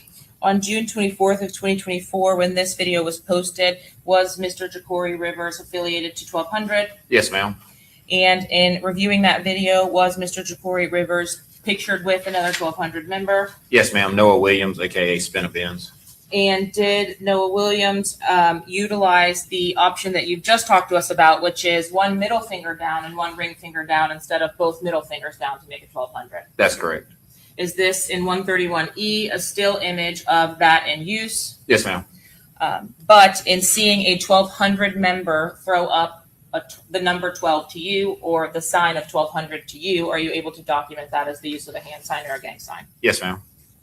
Did you also have an opportunity to see a video that had been posted by Spinabins and Wappa with the Choppa called Foolio Dead? Yes, ma'am.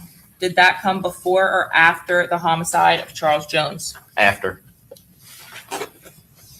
Your Honor, at this time, the state seeks to admit State's Exhibit 133A through D. Okay, any objection, Mr. Gonzalez? No new objections, Judge. Okay, Ms. Toomey, any new objections? No. Mr. Wise, any new objections? Sure.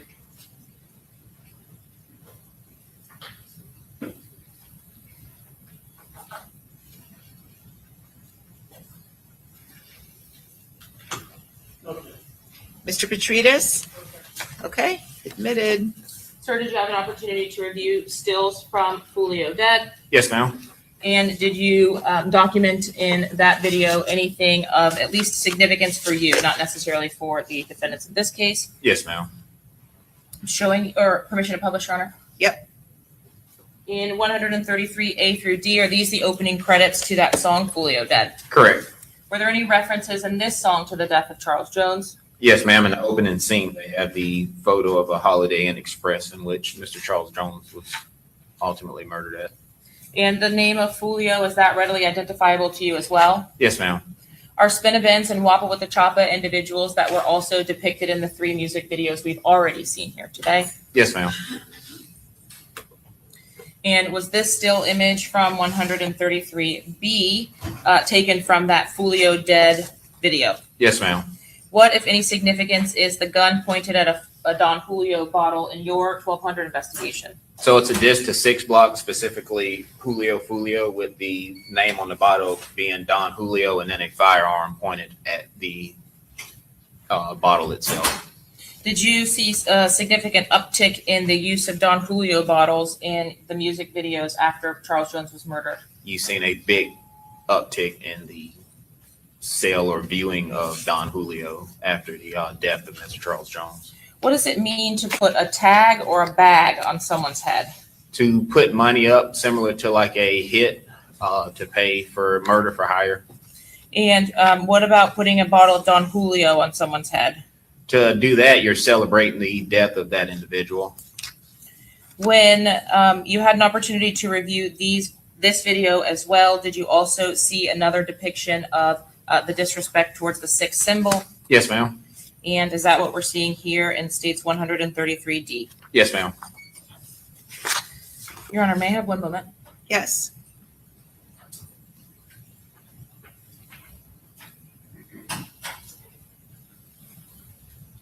And then lastly, sir, did you have the opportunity to attend an interview room that Mr. Sean Gathright had been interviewed in?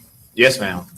And on the date of that interview, was the room itself audio and video recorded? Yes, ma'am, it was. Did you have an opportunity to see and speak with an individual by the name of Sean Gathright? Yes, ma'am, I did. And had you advised Mr. Gathright that he had been placed under arrest for the homicide of Charles Jones? Yes, ma'am. Did the audio and video recording from inside of that interview room capture some moments with Sean Gathright after he had been advised of that information? Yes, ma'am. At this time, the state seeks to admit State's Exhibit 123. All right, other than previous objections, any further objection, Mr. Wise? No, sir. Okay, any objection, Mr. Gonzalez, No, Your Honor. Mr. Sonardi, No, new objection. Mr. Petridis? Okay.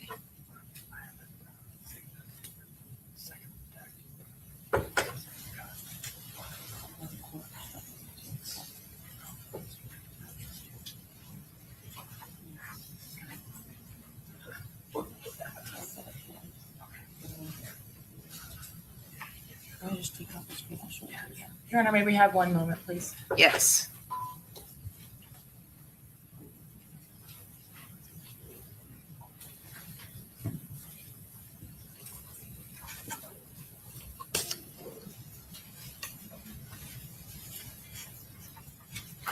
Tell you what, while you guys are doing this, let's just take a quick 5-minute break, okay? All right, you guys can step in the jury room. All rise.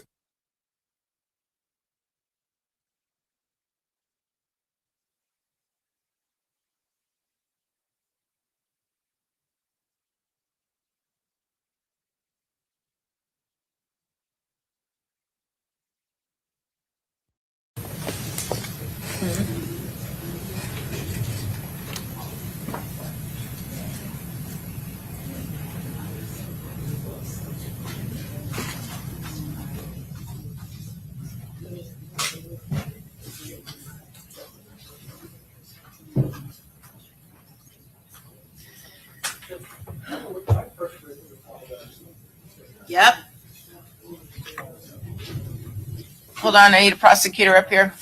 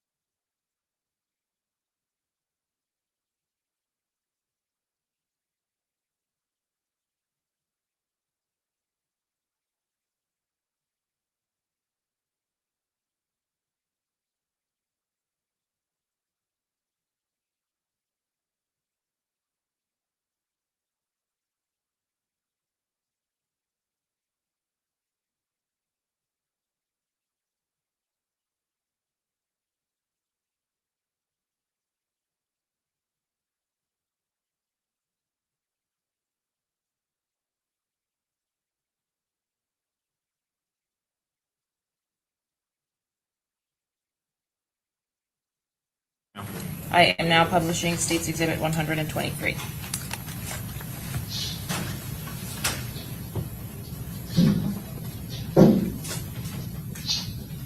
Out. Out, bro.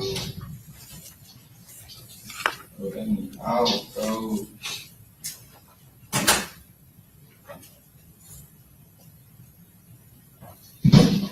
Let me out.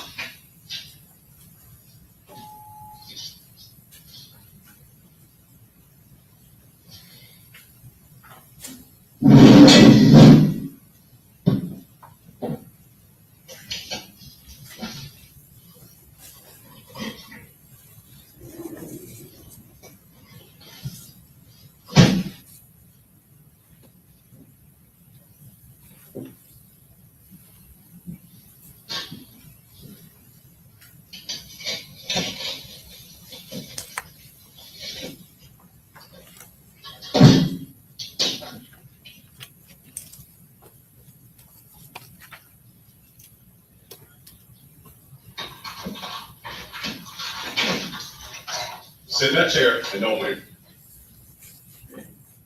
Sir, what is on the ceiling of that interview room? Ceiling tiles, and then the roof, it's unable to get out from that way. And have you also had an opportunity to have to play music in the course of your interviews based on the aged construction of that building and that room itself? Yes, ma'am. I will pass the witness, Your Honor. Okay, Mr. Gonzalez? I'll do that right now.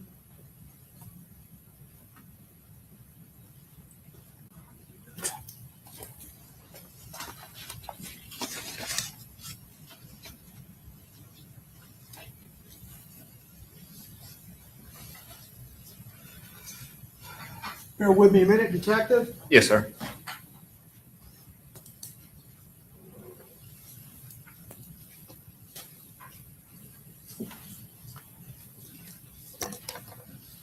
Detective, regarding the arrest of Rashad Murphy on July 30th in Jacksonville, that we saw that clip of the apartment complex. As you arrived and during the time you were there, he wasn't armed, was he? Not that I know of, no, sir. And you're not aware of any weapons or any guns, weapons of any kind in the apartment before he came out, correct? It was unknown at the time. Well, unknown at the time, and obviously you're not aware of anything being found in there that would indicate that he was armed, correct? Correct. And he didn't, while he was there, he didn't make any threats to anyone in any respect, did No, he? sir.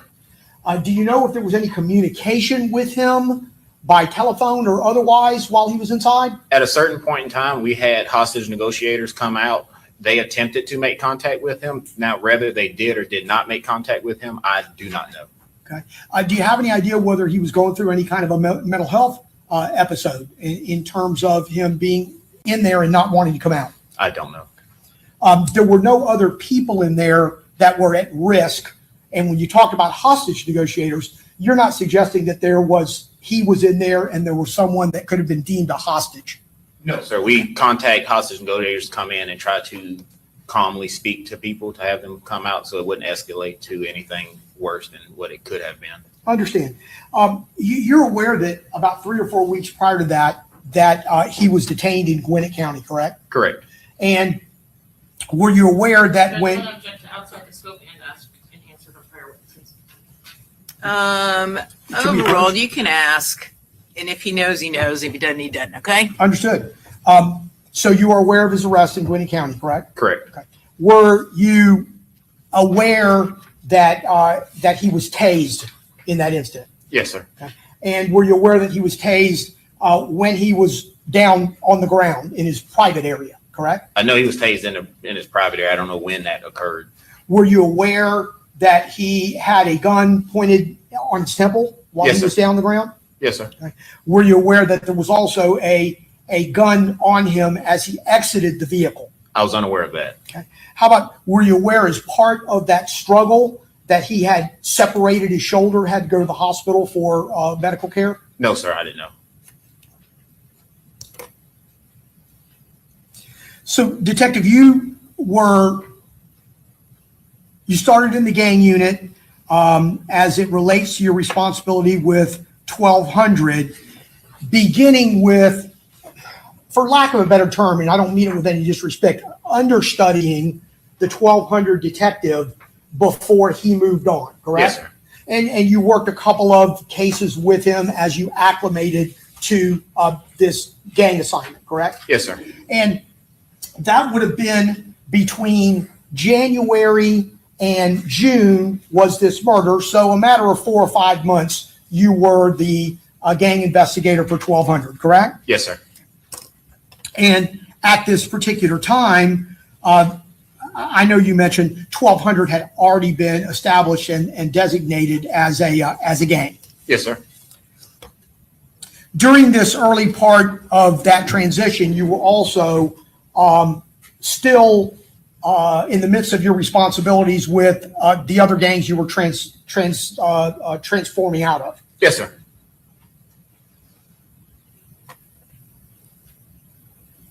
And during the normal everyday course and scope of these investigations, you mainly, in an attempt to increase your information, your sources, your understanding, you rely very heavily on social media, whether it be Instagram, YouTube, Spaces, Reddit. Any of the social media platforms are a really critical part to you gaining information, correct? Yes, sir.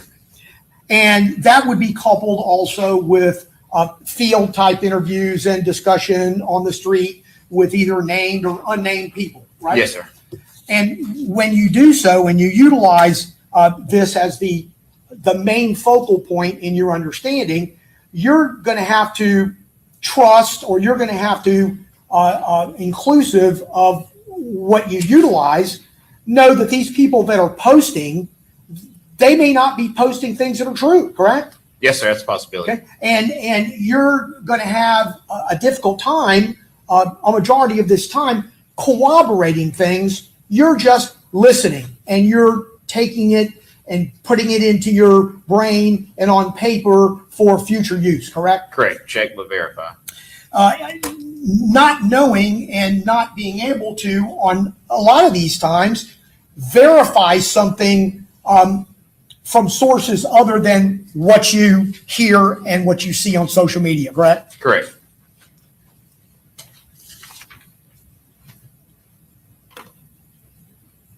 And when you started with 1200, you started looking at social media for various different alleged members, or people that had been documented, or people that were even associated or even responding to the social media posts that are being made by the people you're monitoring, correct? Correct.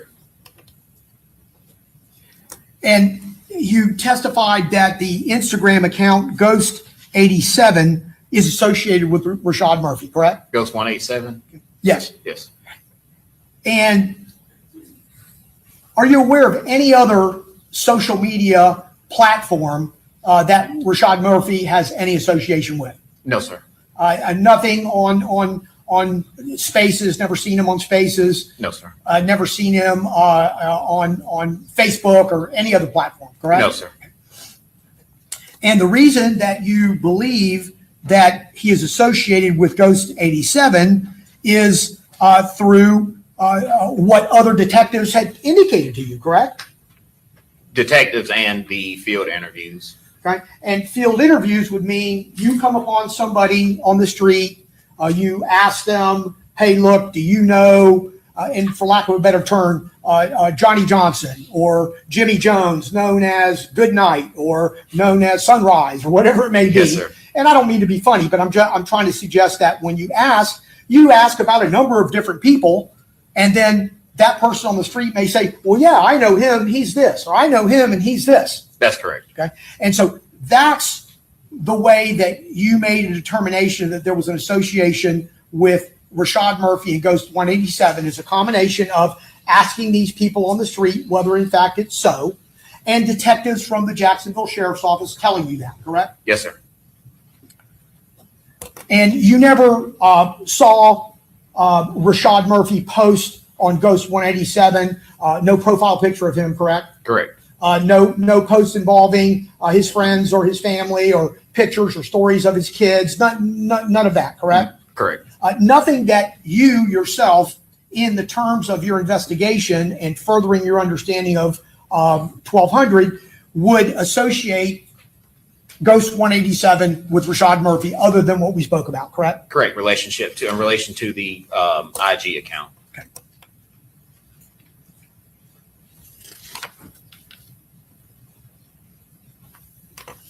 You never screenshotted anything off of that account to memorialize it or to put it in a file or to document Rashad Murphy's use of that Instagram account, correct? I did not know, sir. You testified to 187.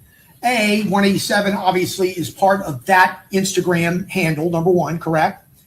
And that was a yes, right? Correct. Yes, I'm sorry. And then also 187 is linked to 187 boys. We talked about kind of two different things, correct? Correct. And isn't it a fact essentially that you have referenced this California penal code simply because you don't know any other reason why 187 would make sense?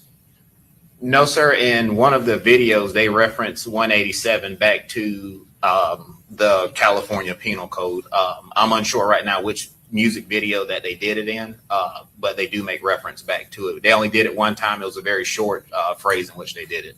So the determination that you made as it relates to 187 relating to a penal code is not just an assumption by you? What do you mean? Isn't it just an assumption by Detective Griffin that 187, as it relates to that number being utilized and it having some reference to the California Penal Code, is just your belief? I see what you're saying. Yes, sir.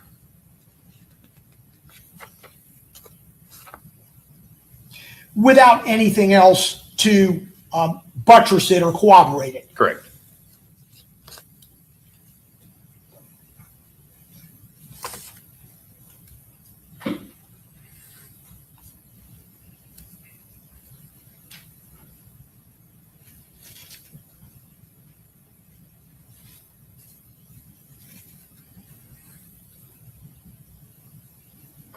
And as I understand it, your belief that Ghost, the first part of that Instagram account, if it has any reference to Rashad Murphy, it's because you have been told, or your belief is, he's not a prominent figure up front.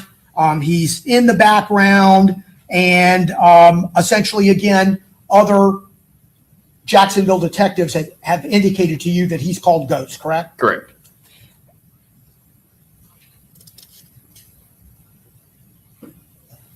As it relates to the murders that you discussed in your direct examination, you don't have any evidence, do you, Detective, that would associate Rashad Murphy with any of those shootings or any of those murders, correct? No, sir. And when you are discussing the structure of this particular group, 1200, you talked about it in terms of it being a hybrid, correct? That's correct. And a hybrid, I think, as you stated, doesn't have any kind of initiation. It doesn't have any structure, doesn't have any guy at the top that tells somebody what to do, who then tells other people what to do, correct? Correct. You would agree with me that in a hybrid group, nobody answers to anyone else. It's more an association of where you grew up and what neighborhood you're in. That's correct. And along those same lines, I know you talked about on direct, I just want to make sure I clarify it. You talked about money or monetizing, because I think you said 187 used to be the music arm, whereby there was music production and music dissemination. You're not going to object. this has continuously not been asked on direct examination, both of these lines of cross here, both. Yes.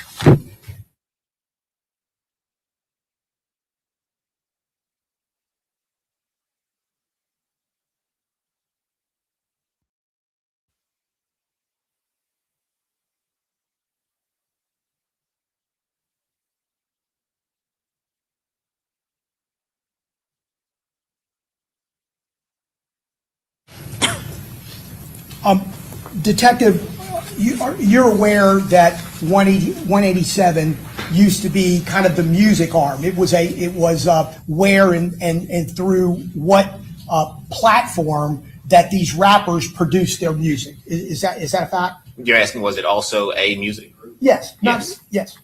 Yes. Okay. And you talked about monetizing. You talked about how the group got money on your direct examination. Correct. And you suggested, first of all, that sometimes the gang profits or gets money in order to produce this music by way of the commission of crimes, correct? Correct. Well, do you have any way of knowing, Detective, whether if a particular member or associate of the group 1200 goes and steals a car, anybody else gets any money other than that person who steals the car? You would not know that, would you? Not without further interviews. Okay. And what about if somebody sells drugs? You don't know that the 5 grams of cocaine that somebody sold would then be split amongst the rest of the group or go to some kind of fund that would produce or that would fund music. You don't know that either, do you? No, sir. So when you say that money from crime is utilized for the gang, you're making an assumption that that's what occurs, and you don't have any evidence to support that, correct? Other than the observations when you see dope sales and then they go from riding in a Toyota Camry to now driving a $100,000 vehicle and they have no job or no employment, then you can associate that they made their money through the sales of illegal narcotics. Well, normally when they're doing these productions, they're renting these vehicles for purposes of the production, aren't they? Renting or putting in girlfriends, baby mamas' names. Okay. And so you are inferring that if a crime gets committed, all or a portion of that would go to the gang because of what they have and what they utilize. Correct. So that's your assumption without knowing that to be the case, correct? Fair? Yes, sir.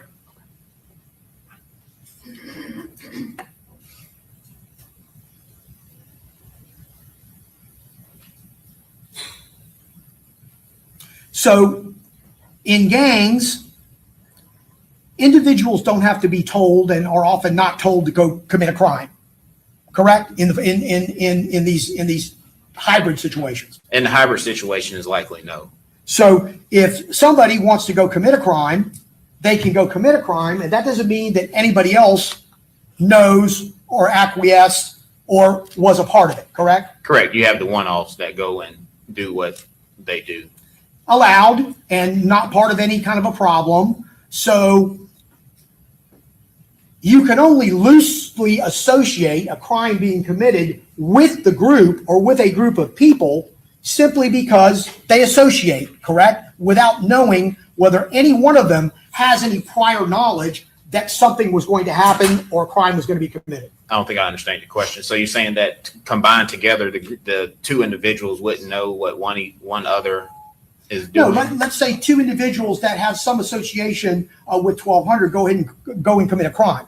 We don't know, and you don't know whether or not anybody else in that group or association knew that that crime was going to be committed potentially until after it was committed, correct? Correct. And you don't have to hate or dislike Charles Jones or Julio Foolio in order to be a part of 1200, correct? Correct.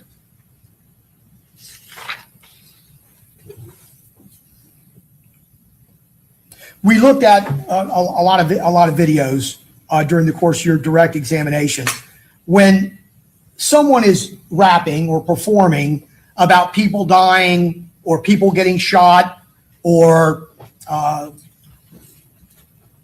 celebrating someone's injury or death, that certainly doesn't mean that that person or anyone else in that video committed that crime, correct? Correct.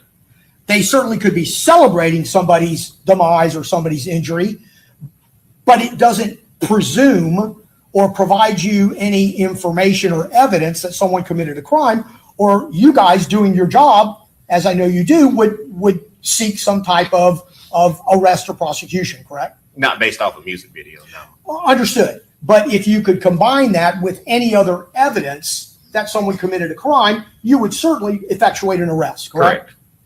And many of these rap videos and many of the incidents they're talking about are unsolved murders, correct? Yes, sir. So, Detective, we talked a little bit about 874.03, which governs gangs in Florida, correct? Correct. And under that statute, you need a criteria to be met before someone can be documented. That's correct. And I think, as I understood it, you yourself individually like to have 3 criteria in order to document, correct? Correct. During the time in which you were with 1200 from January, let's go to June 1st. You didn't document anyone for 1200, did you? Yes, I did. I believe so. It would have been Dale Bryant, which is AKA Baby Coo. I'd have to check the date though. Okay, so you think, you're not positive, Correct. that during that time frame with 1200, you might have documented Mr. Bryant? Mr. Bryant, yes. And you do that, your documentation and the way it gets into the system is through an FIR, which is a field investigation report, correct? Correct.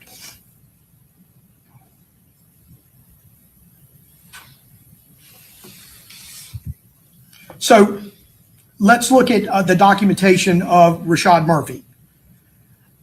I know you noted in the criteria, which would be D, a style of dress. Yes, sir.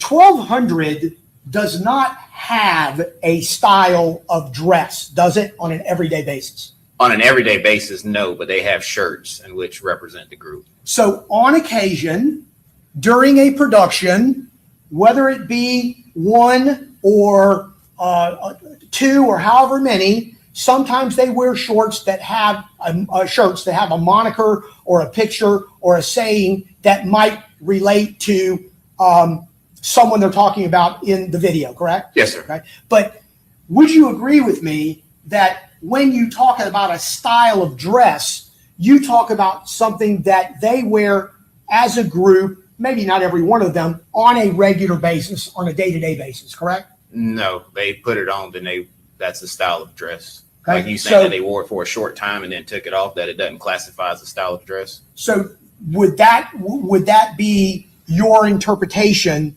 of the statute, that if somebody had a T-shirt with somebody else's name on it and they wore it twice, that would constitute a style of dress? Yes, sir. Okay.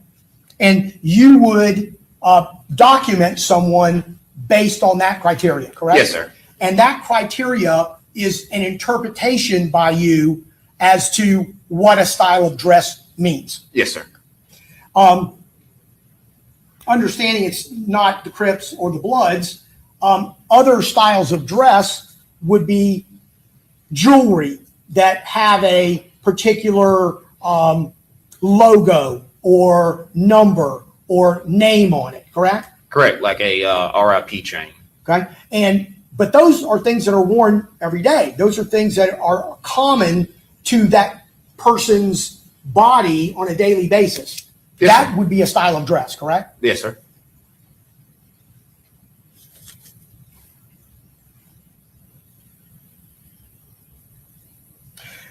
You would agree with me that when a person RAPs, that you can wear jewelry, you can wear a T-shirt, you can wear a moniker, a saying, doesn't necessarily mean that that is a style of dress for a gang. You agree?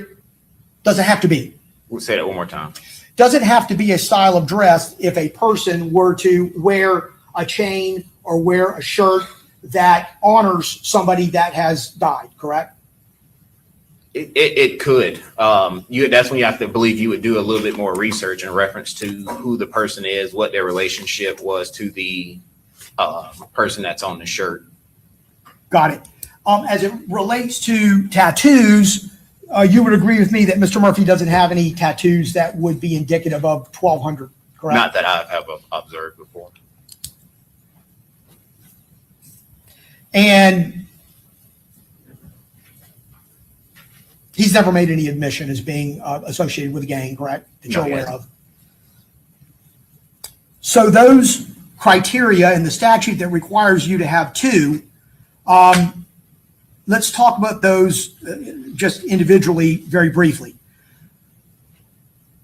It's a fact, is it not, Detective, that Mr. Murphy was documented as a gang member after the murder of Charles Jones? Yes, sir, that's true. A month after the murder of Charles Jones, the sheriff's department made a decision to document him as a gang member, correct? Yes, sir.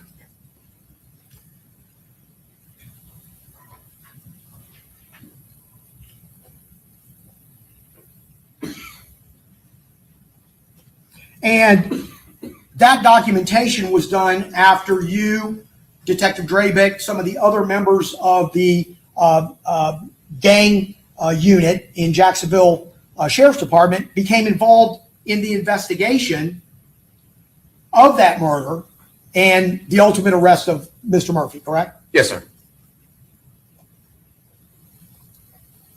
In doing so, we've already talked about you relying on what you would suggest is a style of dress, correct? Yes, sir. And I think if I understood your testimony on direct correctly, if you are in a video and someone else uses a hand sign, that would be criteria that could document you, even if you didn't utilize that hand sign, correct? You're saying if somebody standing next to me held up the hand sign, Yeah.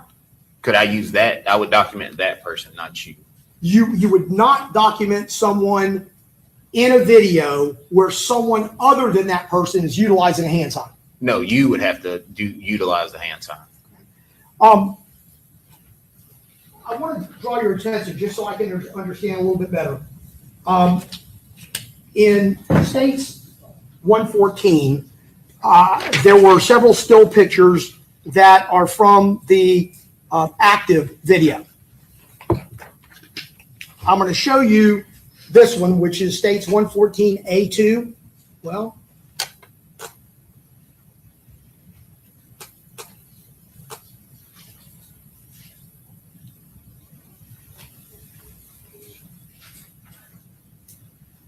this is not a gang sign, is it? No, it's a K.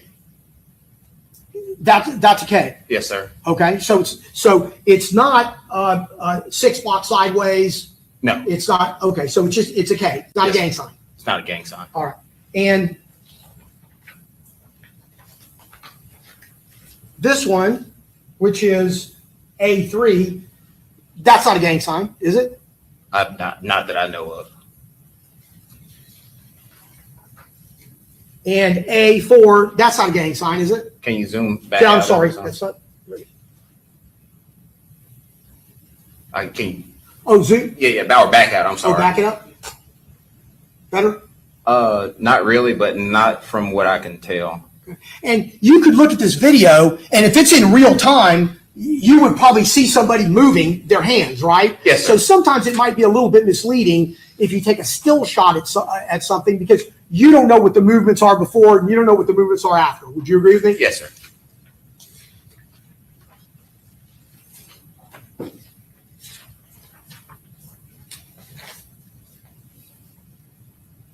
This one, which is A114A6, if I understand you correctly, the right hand is not any type of a gang sign, correct? Yes, sir. It's a 6. The right hand is a 6? Yeah, and so if you look at it from this point of view, it's a 6. His 3 fingers are pointed out. His pointer finger is folded into his thumb. Well, I guess the ladies and gentlemen of the jury can make that decision for themselves. It doesn't look to me like I see an index finger and a thumb. Question, it's a comment. It's a comment, Judge. Right. Any questions? So it would be your belief that that constitutes a 6 in the right hand. Yes, sir. And again, this is a still shot of somebody moving during the course of a fairly rapid paced video, correct? Yes, sir.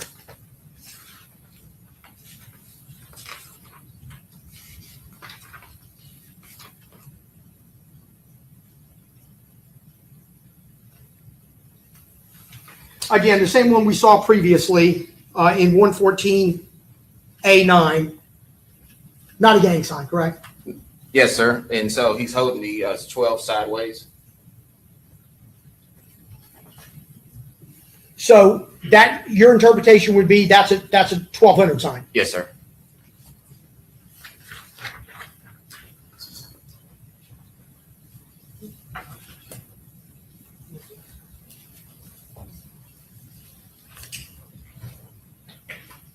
And I think you talked about this one, and I just want to make sure I understand. This would be states 114C9, and this would be as it relates to video We the Ops.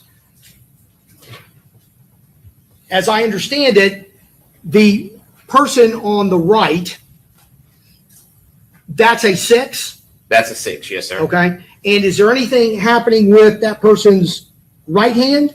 Yeah, he's holding a firearm. Okay. And you're saying holding an actual firearm? That's a good. Okay, I see it.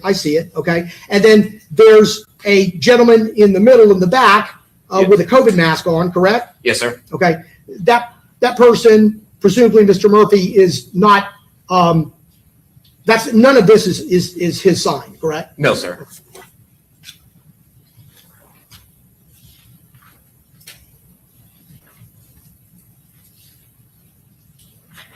Okay, I think I've showed you whatever I would need to that might constitute that.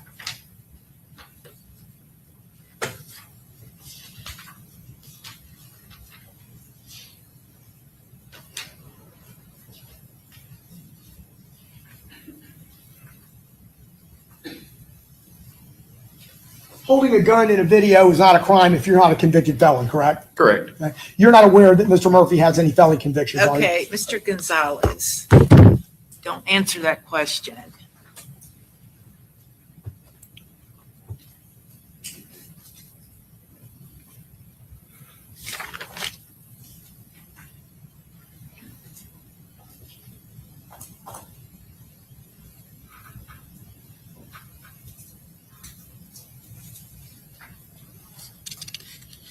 The other identifier, the other criteria that you utilize with regard to Mr. Murphy in documenting him as a gang member in July of 2024 would be associates with one or more known gang members, correct? Yes, sir. That would constitute his involvement or his being a part of that rap video production, correct? Yes, sir. And that alone, simply his appearance there would meet that criteria. Well, yes. Okay. And the fourth and last way would be that he was observed in the company or one or more gang members 4 Correct. times. Yes, sir. Okay. Kind of a BOGO here, right? Kind of essentially it's dual criteria, because if you look at him associating with one or more gang member or being in the company with 4 or more gang members, one would equal the other, correct? Yes, sir. So you get 2 criteria for the price of 1. Yes, sir. But they essentially involve the same activity. Yes, sir. And as you looked at those, the company of 4 or more, I think you talked about 2 traffic stops. One of those traffic stops was in 2021, correct? I believe so. The one where he was in a car with Noah and Reginald Williams? Yes, sir. Okay. And you're aware, are you not, Detective, having done research on this case, that Mr. Murphy and the Williams brothers grew up together since they were kids in the same neighborhood? Yes, sir. And so his riding in a car with them, in and of itself, would meet the criteria to designate him as a gang member. Is that what you're telling us? It would fall up under the association with the 4 or more times, being in presence of as well. Okay. And along with the hand sign, so again, my question is, and you might have answered it, I'm sorry, I got distracted here for a minute. Just driving in a car with people that he has known since childhood, in and of itself, no matter whether or not there's a crime committed, no matter whether or not there's anything nefarious going on, that would check a box for you in terms of criteria to designate someone as a gang member. Because that the people that he are in the car with are documented gang members. Correct. Yes, Despite whatever other relationship or history you may have with them. correct. And I know you talked really briefly about a handshake. What are we looking at do you know off the top of your head what video? That would have been the last video that was played. I don't. They all starting to run together. It was towards the end of one of them. It was a very fast interaction at the end. So fast that you can't replicate it, correct? No, sir. And you told us, I believe, if I understood it correctly, you haven't seen it often. It's not often. It's not something like 1200 or 6 block. Correct. It's something that happens so fast that your assumption is it has some significance, but you don't have any way of authenticating that, correct? That's correct.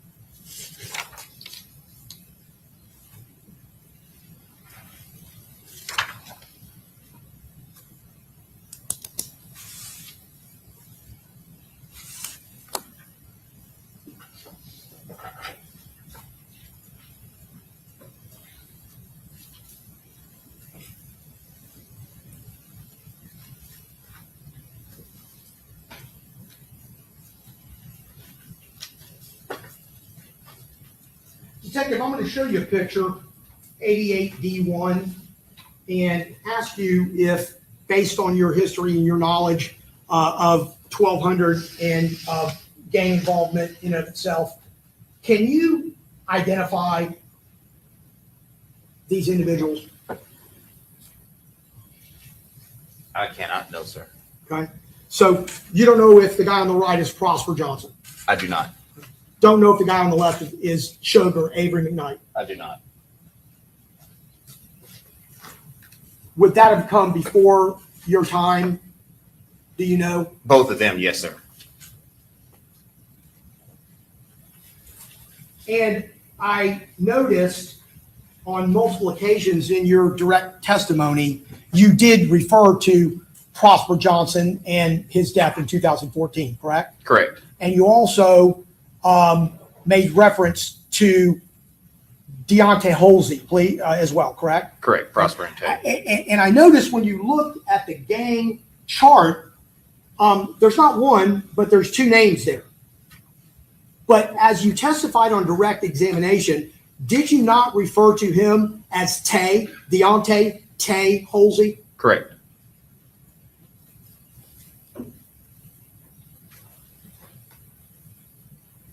Bear with me 1 minute. Okay.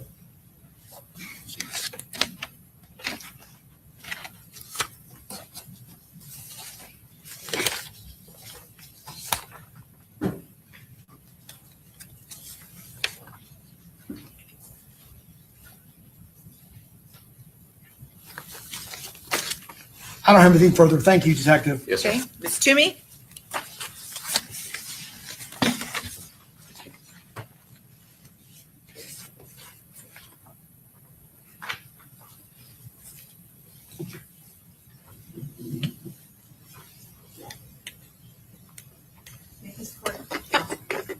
Good afternoon, Detective. Hello, ma'am. All right, so I just want to go through a couple things with you with regards to your training in the investigation of gangs. Yes, ma'am. Okay, it's my understanding that you attended the gang conference that's put on once a year, right? Yes, ma'am. And that started in 2021 Yes, ma'am. for you, Yes, ma'am. which is when you initially became a member of the gang unit in Jacksonville. Yes, ma'am. And then you attended the conference that very next year, Yes, ma'am. and also in 2023 as well, Yes, ma'am. in 2024, Yes, ma'am. skip 2025. I didn't go to 2025. What about 2026? No, ma'am. Haven't gone, or is it? It's not until I believe August. I was going to say so. All right. So other than going to those, was it a 1 week conference? Look, 4 days, 4 nights? 4 days. Conferences once a year. Have you had any other training in investigating gangs? Yes, ma'am. Have you attended the basic gangs investigation course Yes, ma'am. and the intermediate gang course as well? Yes, ma'am. And I think it's the advanced as Yes, well? ma'am. All right. In addition to training regarding gangs in, what another course that you've taken? The HIDA also puts on courses. Well, that's for general, isn't that more like for general police work? Yes, sir. Yes, ma'am. But they also do a gang course as well. Oh, they do? Okay. Yes, ma'am. And how long is that gang course for? It's just a day. A day. All right, very well. Now, in 2021, when you became part of the gang unit, you were responsible for 3 separate gangs, right?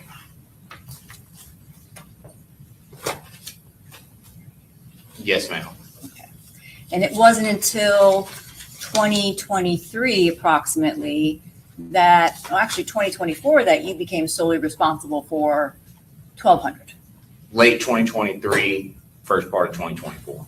In the 2023, the late 2023, that's when you were assisting Bo Daigle, right? Yes, ma'am. Okay. And he became what? Did he get He got promoted to supervisor. promoted to supervisor? And who was your supervisor? Well, who was his supervisor before? Sergeant Johnny Cook. Okay. And was he the only supervisor, Bo Daigle, over 1,200? Said what he, I'm sorry. Was he the only supervisor? What was a supervisor do for the detectives? They manage, attend meetings and look over our paperwork. Right. So they're kind of like the supervisor, a sergeant, supervisor, right? Yes, ma'am. So Bo Daigle was one, right? A detective or a sergeant? And then he was a detective, then he became a sergeant, right? Yes, ma'am. And then someone took his place. Yes, ma'am. And who was that? That would have been me. That was you. Okay. Prior to Bo Daigle, who was the supervisor? I'll object at this time as to relevance, Ron. I sustain the objection. Okay. So in 2024, you became solely responsible for 1,200. Yes, ma'am. All right. And part of your main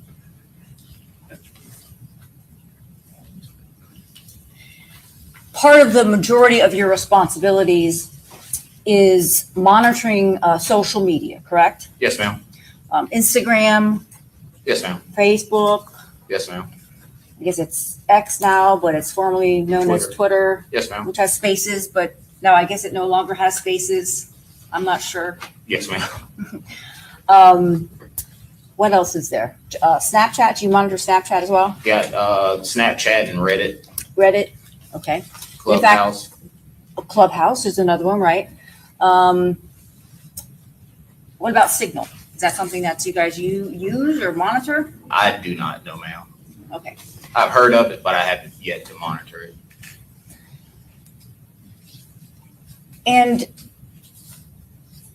Jacksonville is very, very involved in social media itself, right? Yes, ma'am. Seems to be a very transparent agency. Are you referring Would to you the agree? sheriff's office? Yes. Yes, ma'am. Now, in monitoring those, all those different social media platforms, would you agree with me that a lot of those postings, whether it's a post, whether it's a meme, whether it's a video, it's anecdotal? Would you agree with me? What do you mean? Well, it's based on one person's opinion, their purview of what's going on. Yes, ma'am. And then you have to be able to differentiate out what is correct or incorrect or half correct, Yes, ma'am. right? And one of the ways that you do that, in addition to monitoring social media, is by making field contacts with people out in the community. Yes, ma'am. And the sheriff's office has confidential informants, Yes, ma'am. some of which are actually paid to provide intelligence or information. Yes, ma'am. And then others that are become confidential informants to work off charges, Yes, ma'am. and literally to work off charges, to not be arrested, right, by you guys, right? Correct. Yes, ma'am. And then depending on how they do, their charges could just go away. Yes, ma'am. And they won't even be arrested, Yes, ma'am. right? And then there's other individuals that provide intelligence and information that have already been arrested, but are looking for a reduced sentence, Yes, ma'am. right, from the state attorney's office. Yes, ma'am. Not necessarily from you, because you can't do that, but they're looking for you to tell the state, hey, yes, this person cooperated with us, provided us whatever information they provided you, they were very helpful, blah, blah, blah, and to see if they could get a reduced sentence. Yes, ma'am. All right. And then you also have individuals that are anonymous, that you don't know, right? Yes, ma'am. That won't provide their name to you, right? Yes, ma'am. They may call, what is it? Do you have Crime Stoppers? Crime Stoppers. Crime Stoppers, anonymous, right? Yes, ma'am. And then you still have to decide whether you have an anonymous caller or whether you have a confidential informant, whether they're being paid, working off a sentence, or something different. You still have to determine whether or not the information that they're providing you is credible. Yes, ma'am.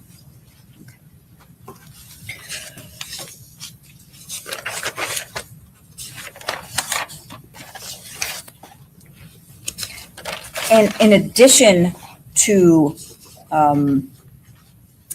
confidential informants, these anonymous tips from Crime Stoppers and the like, you also do a lot of traffic stops in Jacksonville. Yes, ma'am. And that's something that you don't necessarily like to do, right? I love doing traffic stops. You do? Yes, ma'am. All right. You didn't testify in your deposition that wasn't something you liked to do or cared to do? That I didn't like or cared. I'm confused. No, because we go out, we do what we call a gang violence interdiction. We go out and make traffic stops, contacts with individuals. And the point of those traffic stops, which are done during nighttime, during the day, is to make contact with individuals and gather information. Yes, ma'am. And they can either give you information or they don't, right? You ask them whatever you're going to ask them, right? Correct. Do the majority of those individuals provide you with information? It's you can flip a coin on. Some do, some don't. And then the information that's provided to you, what do you do with it? Check but verify. Do you write it down somewhere? Do you notate it somewhere? Keep a folder of this person that has provided you information? We, depending on what it is, we either can document it in an FIR or we don't document it at all, and we just go do our own separate investigation to find out whether they're telling us the truth or if they're just telling us stuff to either A, get out of the traffic stop, B, reduce their charges. There's a variety of reasons on. We still have to check to make sure what they're saying is truthful. Okay, so do you keep this documented somewhere at the sheriff's office? In the FIR, some, and then others, no. Others, no. Correct. Then additionally, you have, I guess you call them cold contacts, right? Where you just approach individuals on the street of Jacksonville and see if they'll talk to you. Yes, ma'am. And some of them do talk to you, right? And they provide you information. Some do. Okay. And in your investigation on all the social media platforms that I've talked about, your contacts with individuals on the street, traffic stops, what have you ever heard of Davion Murphy? No, ma'am. Okay, so he doesn't have an Instagram, right? No, ma'am. No Facebook, No, ma'am. no X's or Twitter, No, ma'am. and none of your contacts, either confidential informants or anonymous calls, have mentioned his name to you. No, ma'am. In fact, Davion Murphy, to your knowledge, doesn't have a nickname, right? No, ma'am. And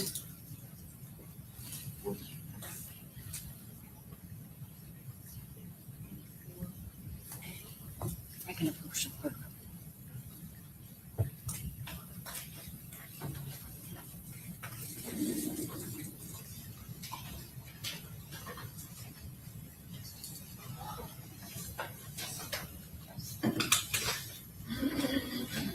Well, keep it in the folder.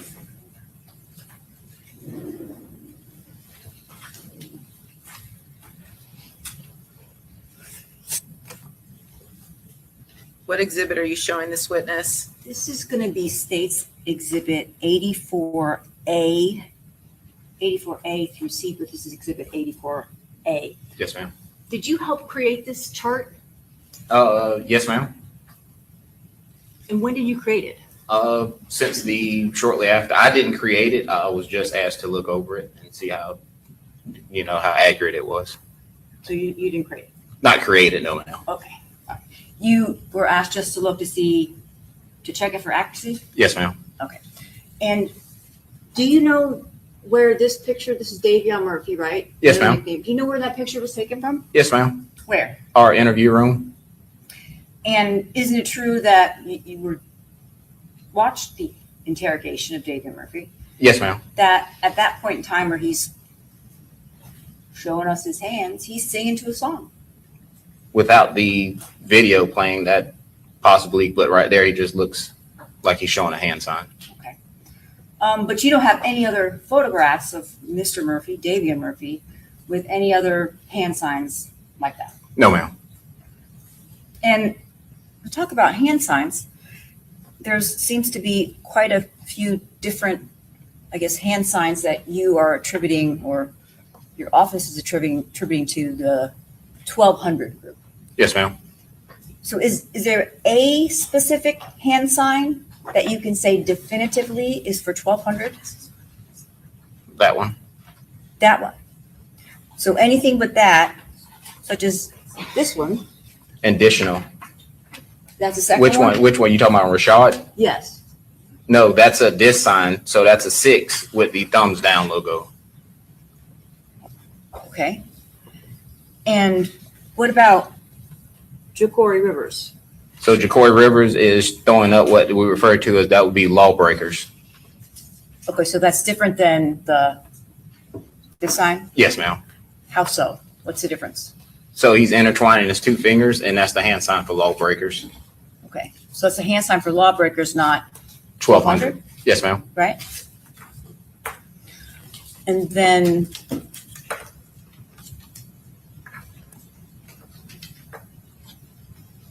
this guy, Yes, ma'am. are those the same hand signals? Yes, ma'am. Reginald signs? Williams.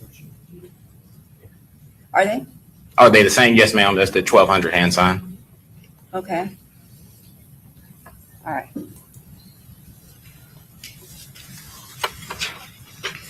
So at least on this 84A gang chart that you looked at, for accuracy, there are at least 2 different hand signs, right? Yes, ma'am. And one you said does not equate to 1200. Correct. Well, lawbreakers is a group that's associated with 1200. They're friendly, very similar to ATK.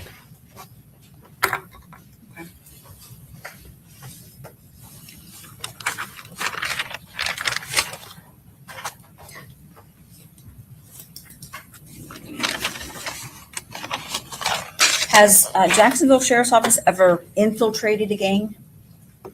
What do you mean, like work side, like did like an Inside a undercover gang? with the gang? Yeah. I believe our motorcycle unit has, but I'm not sure if our gang unit has. Okay, so that would be enough. No. And you're familiar with the term trolling or people that are trolling on the internet? Yes, ma'am. Okay. And trollers really just are meant to disrupt and cause issues with people that are on the internet. Yes, Like ma'am. posting lies or what have you. Yes, ma'am. Okay.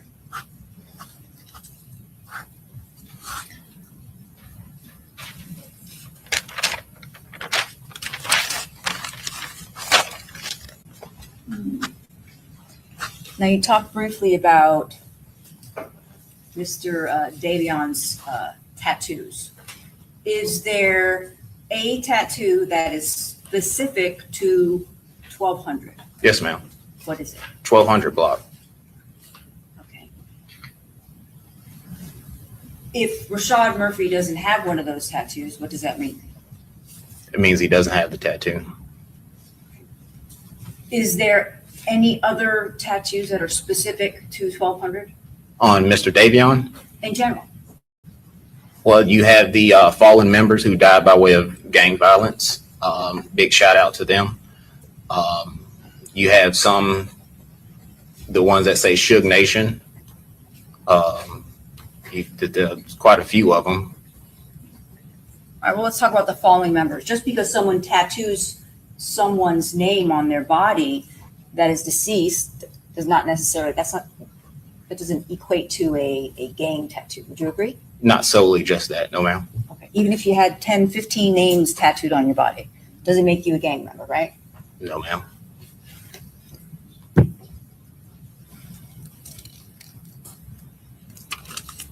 And the videos that we watched, you would agree that Davion Murphy was not in any of those videos? No, ma'am, he was not.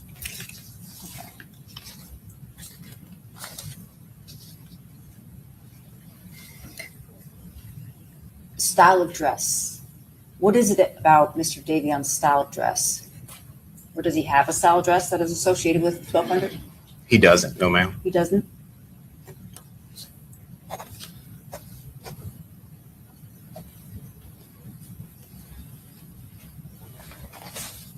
Okay. Thank you, sir. Yes, ma'am. Okay, Mr. Wise?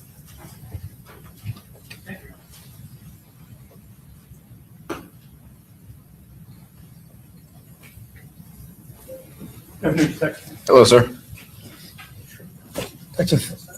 You as the the 1200 expert did not know who Sean Gathright was until Tampa PD contacted you in connection with this case, right? That's correct. I want to ask a little bit about that video clip that we saw during your direct.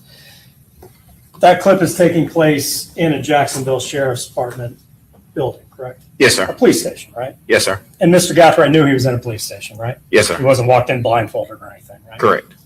You said yourself, you're not getting out of that building through the ceiling, right? That's correct. Mr. Gathright knew there was a camera in that room as well, right? I believed he had known there's one in there. Because by the time of that clip that we watched, he had been in that room for about 3 hours, right? Yes, sir. During that time, he's pacing around that room a lot, right? Yes, sir. I mean, he's basically just in the room for 3 hours, right? Yes, sir. There are times during that 3 hour period when he knocks on the door, right? Yes, sir. Like when he needs to use the restroom, right? Yes, sir. And I think you even escorted him to the restroom at some point, right? I could have, I'm not sure. Somebody did at least once, right? Yes, sir. So he clearly knows there's officers outside, right? Yes, sir. In the little clip that we saw, he stands up on a chair and then stands up on a table, right? Yes, sir. But then he gets back down, right? Yes, sir. Because when you and the other detective come in, he's standing in the middle of the room, right? Yes, sir. And then we hear, I think it's the other detective tells him, sit down on that chair, Yes, sir. right? And he does, right? I don't think he does. I think he goes and stands against the wall. Okay, but in any event, he doesn't cause you any more trouble after that, right? Not necessarily. He begins mouthing off back to us on Okay. what he's not going to do. Okay. And shortly after that, then he's taken to the jail. Right? Shortly after that, he's handcuffed and removed out. Thank you, sir. Yes, sir.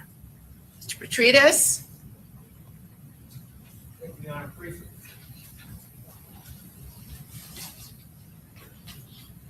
Afternoon, Detective. Hello, sir. You have never documented Isaiah Chance as a 1200 gang member, correct? No, sir, I haven't. And before the murder of Mr. Jones, you had never come in contact with Mr. Chance, correct? I've never had contact with him. No, sir. And you were aware of the post that Detective Nieder has talked about, the quote-unquote switching up post from ATK to 1200, but you weren't too concerned about it when you heard about it, correct? Correct. And because ATK and 1200 are close groups, they at some point were in each other's, they'd be in each other's music videos, correct? Yes, sir. Do you know when the last ATK 1200 music video was made? Has it been some time? It's been a while. Okay, so we're talking years. Yes, sir. Are you aware of Isaiah Chance's music? I know he makes music, but very little. Have you ever seen Mr. Chance in any 1200 videos? Or No, videos sir. made by 1200 members? No, sir. That's all I have, Your Honor. Okay, Thank you, Reverend. Detective. Yes, sir. First, Judge J. Wood, seek to admit State's Exhibit 114A10. I realized we had a duplicate photo in 114, and I provided that for review to Mr. Gonzalez. Okay, any objection? No objection, Your Honor. Mr. Sonardi? Mr. Wise? Mr. Petridis? Okay, be admitted. Thank you, Your Honor. Sir, you were asked by Mr. Gonzalez on your cross-examination about the video active. Do you recall that? Yes. And do you recall the content or the stills that we looked at briefly from that video itself? Yes, ma'am. And you were asked about the K that was utilized by the defendant. Do you remember that, Rashad Murphy? Yes, ma'am. And in utilizing that K, were there other still images that were depicted just after of also the number 6 with Rashad Murphy's hand? Yes, ma'am. Is that what we're seeing in the center photo of 114 here? Yes, ma'am. And is that what you were referencing when you said K6 or six killer or kill 6? Yes, ma'am. Now, as you documented these items, is your use of the review of social media or music videos, frankly, the only thing that you analyze or use in documenting gang members as a part of 1200? No, ma'am. Do you also obtain items of physical evidence, other items of evidence? Yes, ma'am. You were asked several questions along the lines of what, if anything, other people get, whether there are testifying co-defendants, about anonymous tipsters. You did not have an anonymous tipster in this case, correct? No, ma'am. You did not have a cooperating co-defendant, nothing like that, correct? No, ma'am. As far as your documentation of Rashad Murphy or the fact that Davion Murphy, as you've testified, meets the gang criteria, you didn't utilize anyone outside of the gang of 1200 or informants for any kind of outside confirmation for an informant tip, correct? That's correct. You utilized documented clothing, documented hand signs? Correct. The use of those hand signs in his association with known criminal gang members 4 or more times? Yes, ma'am. Same thing with the tattoos, as we talked about with Davion Murphy, is that correct? Yes, ma'am. And him having been in the actual physical presence of gang members, is that correct for Rashad Murphy? Yes, ma'am. Physical presence of actual gang members, did you learn that Davion Murphy was in Tampa, Florida as a result of this investigation with his co-defendants? Yes, ma'am. All of these things that occur that you're asked about, crimes that occur, are you able to document them before they happen? Yes, ma'am. You have magical powers of reading into the future? Oh, no. Like, not Okay. until everything had occurred, Okay. we saw it and then we documented it. All right. So when you see that a crime has occurred and 1,200 members are present or have been arrested for it or something like that, and you end up documenting it, does that always or often happen after the fact? Yes, ma'am. Okay. Yes. All 'Cause right. you get all Just the wanted to clarify. reports. You were just asked about documentation that occurred after this particular homicide. Did you obviously obtain information or evidence as it related to the homicide of Charles Jones that was referred back to Jacksonville? Yes. Did you make note of that information and evidence? Yes, ma'am. At the time that Charles Jones had actually been killed, though, both Davion Murphy and Rashad Murphy both met the statutory criteria for a criminal gang member, correct? Yes, ma'am, they did. You were asked about whether 187 is a rap group. Is everyone in 187 a rapper? No, ma'am. Are you familiar with any music videos by Rashad Murphy or 187 Ghost or Ghost 187? No, ma'am. You were asked about how drug dealing and stealing cars benefits gangs. Have you, in the course of your time working 1200 or any other gang or case in Jacksonville, had an opportunity to know about the use of stolen vehicles to commit murder? Yes, ma'am. And is that by the use of documented gang members? Yes, ma'am. Is that one way in which a criminal activity benefits the gang? Yes, ma'am. And in the course of those killings, is there anything that can be said about the advancement of each gang over their rival when they kill a rival member? Yes, ma'am. It gives them credibility to speak of the dead and make fun of the those that have lost their lives to gang violence. When you were asked about your community outreach, are you only stopping vehicles and talking to gang members in that way? No, ma'am. Tell us about what community outreach activities you actually participate in. We also, our unit every Thursday morning, we have a pastor and community leaders, which we identify. A lot of times it's youthful offenders who we see going down the wrong path. We go out and make contact with them along with their parents and explain to them that there's another way. We offer them assistance, not involving the sheriff's office, and not, so we learn to step back and let the community leaders and the pastors speak to the youth about what road they might be traveling down to avoid whatever could happen down the road. Does that sometimes work? Yes, ma'am. Have you seen that not work in the past? Yes, ma'am. Meaning you've seen documented gang members as time goes on that have been people a part of that community outreach. Say what now? You've gone out for community outreach and then ultimately it doesn't work. Those people get arrested or become a member of a gang. Yes, ma'am, or lose their life to gang violence. Do you have an opportunity to develop relationships as a part of your duties day to day with both former gang members and current gang members? Yes, ma'am. I'm going to object beyond the scope. I'm gonna at some point sustain it, so let's kind of get to the point here and move along. Do you have the opportunity to interview former and prior members? You were asked about field interviews for Mr. Gonzalez. Yes, ma'am. And is that one of the ways as what you're responding to as you obtaining additional information? Yes, ma'am. In those instances, is there anything to give or get in that scenario? In reference to, do we get anything from it? Right. I mean, you were asked if people were paid for information, not in the documentation of Rashad Murphy or Davion Murphy, correct? Correct. I have no further questions, Your Honor. Okay, did this witness be excused? Yes, sir. Okay, thank you. Free to go. Okay, state. Judge, at this time, the state would rest. Okay, very good. Members of the jury, the state is now rested, so I need to discuss some matters with the attorneys outside of your presence. So we'll take a relatively quick break and then we shall return, okay? All right.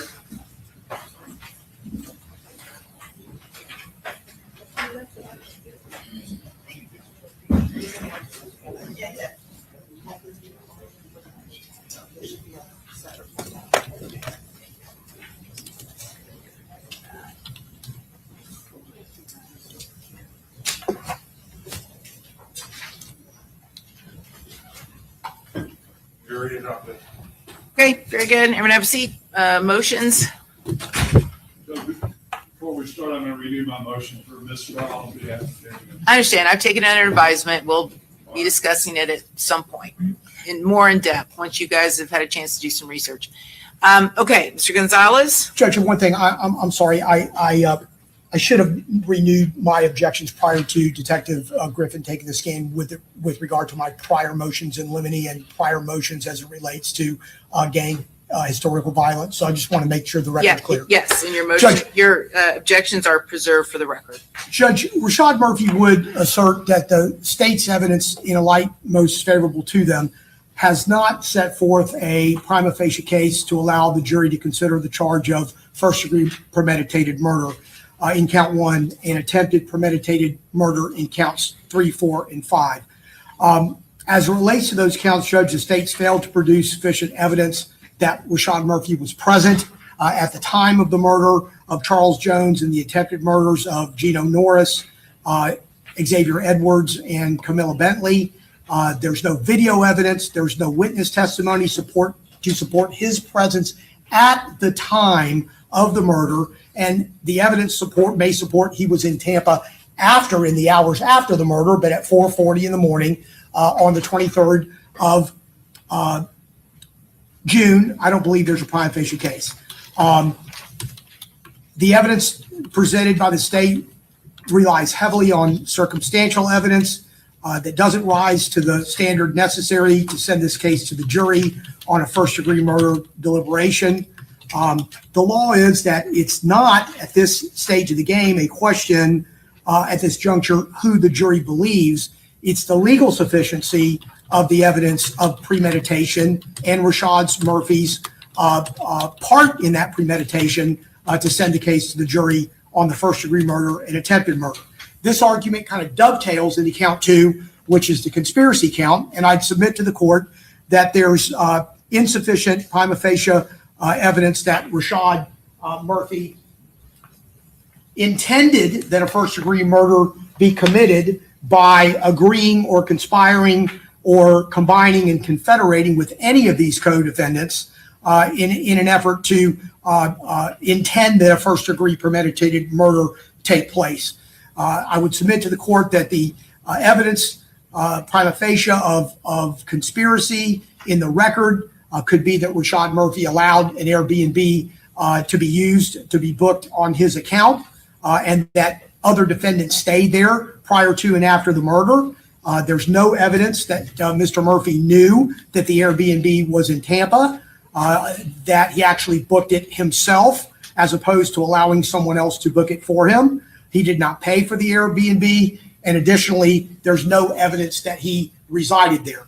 When viewing the evidence in a light most favorable to the state as it relates to the conspiracy, and all the counts for that matter in the indictment, a rational trier of fact could not find that the essential elements necessary have been proven beyond and to the exclusion of a reasonable doubt, including the lack of any forensic proof as it relates directly to Mr. Murphy, Rashad Murphy, identification of Mr. Murphy at the scene of the murder, participating in the murder, and the attempt on the other 3 victims. Okay, very good. Mr. Sonardi, any motions? Yes, Your Honor, we would obviously follow a motion for judgment of acquittal and basically follow up with Mr. Gonzalez as it applies to Davion Murphy. There is no physical evidence whatsoever that identifies Davion Murphy as one of the perpetrators of the attempted murders and murders.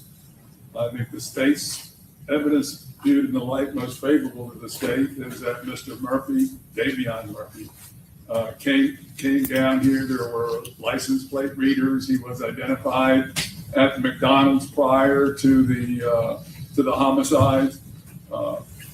He's identified leaving the Airbnb the next day. There is no evidence whatsoever that places Davion Murphy either in the Black and Pala or at the Home 2 Suites at the time of the homicide.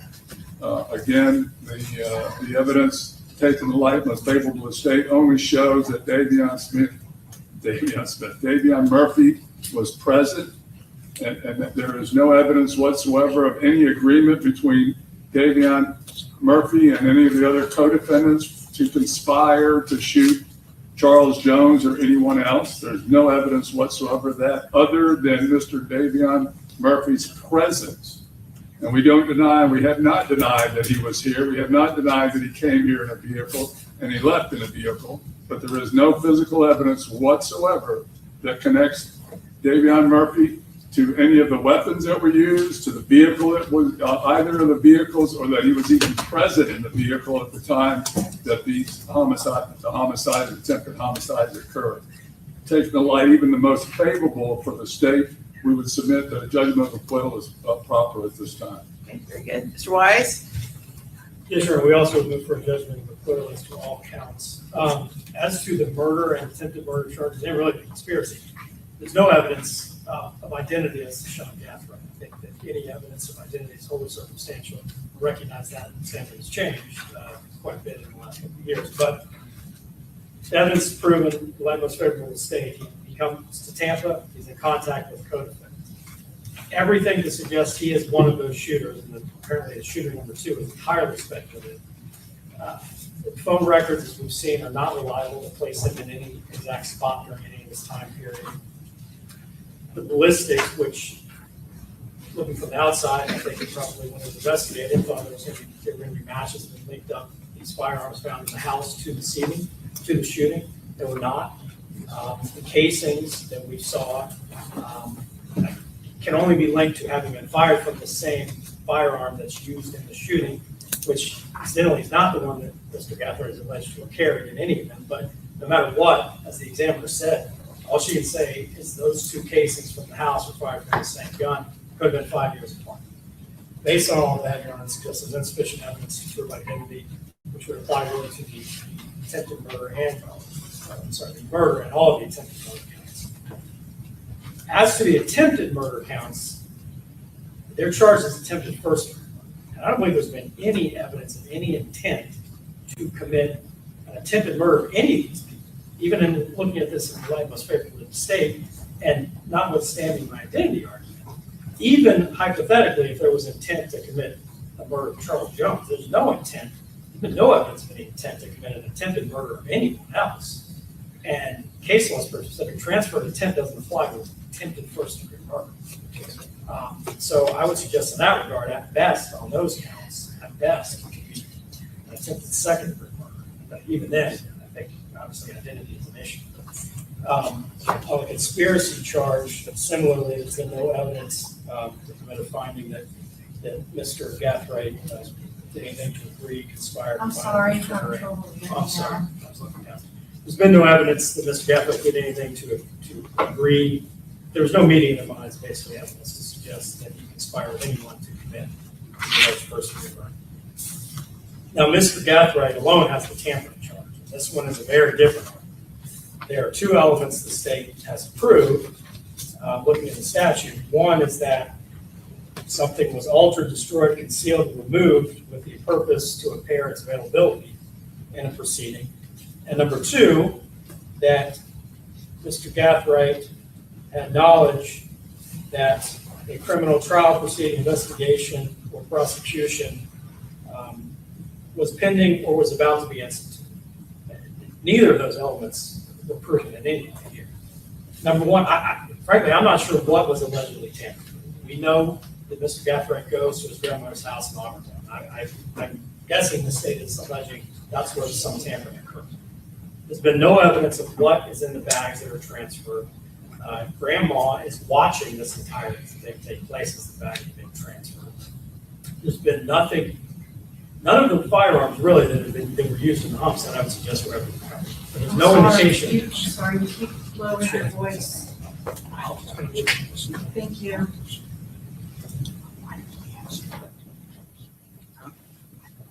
There's nothing beyond pure speculation to suggest any of the firearms used in the offense or anything used in the offense was in any of those bags that were transferred. And even then, there's no evidence of what happens to anything that's in those bags after they're transferred between the cars. To the extent, I don't know if the tampering is allegedly the car being wiped down. What about all the stuff that was in the sink at his home? Well, none of that is connected back to anything that was used in the homicide. There's a Glock chassis, which is basically what's used to turn a handgun into a rifle. That's not alleged to have been used. There's a drum magazine. There's clearly no drum magazine on any of the guns. There's a red dot sight. I don't believe there's been any evidence that a red dot sight was used in the firearms. Were those in the sink soaking in water? Those are I forget who actually testified to it, but all those pieces are taken out. Those things are not in the sink. It's the cardboard that would have seemingly encompassed those things. But whoever testified, and I can't recall who it was about that, but they pulled the cardboard pieces out and were able to determine what was what. And they testified to, there's KPOS on this box, and that corresponds to I think that's the Glock chassis. And a lot of those items are actually in the safe, like the drum magazine. And we know the scope caps are right there by the sink. So I don't believe that anything that would have corresponded to the cardboard in the sink was shown to have been used in the homicide. So to the extent that would have been the altering, I don't think there's any connection to suggest that whatever's in the sink had anything to do. Judge, we didn't allege that date. We just alleged on the 23rd for the wiping of the car and hiding of the vehicle. Okay. So and that was when I was starting to talk about the wiping of the cars, we saw, and as even I believe it was Detective Albert has testified, the cars just being wiped down right there, basically on the interior handles, which is basically where if someone is smoking in the car, that's where you expect ashes to go. There's no wiping down further, anything deeper into the car. It's consistent with someone giving the car to their grandmother who wants to clean it out, cursory cleaning. And to the extent there's a suggestion that, something's being wiped off, the rag that was used is actually in the garage and was collected by law enforcement. So if there was any suggestion there's DNA or some kind of, I think we heard inconsistent testimony about whether GNR is still tested for, but whatever may have been wiped down, that rag was still in the garage and law enforcement collected it. So there's nothing to suggest that anything was actually tampered with. And then in addition to that, and I just cite briefly to two cases, EI versus State, which is 25 Southern 3rd, 625, and Costanzo v. State, 152 Southern 3rd, 737. And those speak to the second element, which is that the defendant had to know that there was an investigation pending or some kind of proceeding pending or was about to be. And there's no indication that there was. I mean, I know the state speculates to that, but it's got to be more than mere speculation. So this is happening allegedly a few hours after these alleged crimes are taking place. There's no indication that there's any knowledge on the part of Mr. Gathright and Auburndale that there's some kind of investigation that's pending or taking place. Okay, thank you. Mr. Petridis? I don't want to interrupt, but I'm going to adopt Mr. Wise's position as to the attempted first-degree murder. I also concur that there is no evidence whatsoever that it was premeditated as to the attempt as to the occupants of the vehicle, other than Charles Jones. So we would join into that. Very good. Thank you. All right, may I proceed? Thank you. I'll come up here so I don't get yelled at by the court reporter. Judge, the state's case relies on a number of facts, social media postings from Mr. Chance prior to and after the murder that require speculation from the jury that can't be exactly said what they mean. His Cash App, which we don't know the meaning behind that. A rental of an Airbnb, which was rented by Rashad Murphy. Alicia Andrews was involved. And the fact that he brought and put in bags into the car with Sean Gathright, all which require speculation, and we would argue the pyramiding or stacked inferences of knowledge of the specific intent to kill Charles Jones, which the state has not been able to prove belonged to Mr. Chance. There's no evidence that Mr. Chance knew what was in the bags he loaded into. There's no evidence what was in the bags that was loaded into Mr.Gathright's car. The video footage from the two venues shows only one time that Mr. Chance can be shown actually driving, and only possibly one time he can be shown with Miss Andrews' phone. The other times the cruise was driving or the phone was used. It's unknown who was using it. Mizzle and Charles Jones were providing live real-time updates of where they were, and there was text messages from Akila Enright to the Fat Boy indicating that they were going to Beezer's, which I assume would be Teasers. The travel patterns of the cruise at Home 2 Suites is not enough to indicate Mr. Chance's knowledge of the intent to kill Mr. Jones that night. And what happened after the murder, again, relies speculation on social media posts that have the possibility of many meanings, and I would argue that doesn't rise to the level of proven knowledge. Thank you, Your Honor. Okay, thank you. All right, as to the first-degree murder and the conspiracy to commit first-degree murder, there's enough to go to the jury, so I'll deny the motions for JOA as to those. State, what's your response to the attempted first-degree murder and the tampering? Judge, to the 3 counts of first-degree attempted murder, we're not going to be relying on transferred intent. There is absolutely enough evidence to go before this jury for all 3 of the shooters in this case. It is very clear that there was a coordinated effort between those 2 vehicles with surveillance conducted on the victim and the victim's party at 2 separate locations before targeting the victim. And at both of those locations, they had Isaiah Chance and Alicia Andrews watching the victim. They were aware of who was in the victim's parties, how many cars were there. They were surveilled at 2 separate locations and then followed and tracked the last location. You saw the state's exhibits of the vehicle inside the interior of Charles Jones' black Dodge Charger. Each one of those headrests, the front passenger seat, the driver's seat headrest, both for the front, both had in it bullet hole damage. Those are kill shots. Everywhere where a person sat in Charles Jones' vehicle, in the front seat, as well as in the back seat, there were 3 passengers, and in the back seat, that headrest also had damage by bullet holes. That is evidence that all of those individuals in those cars were targeted. They were watched, and they were highly trained shooters that fired upon that car. All of the individuals in that car got shot.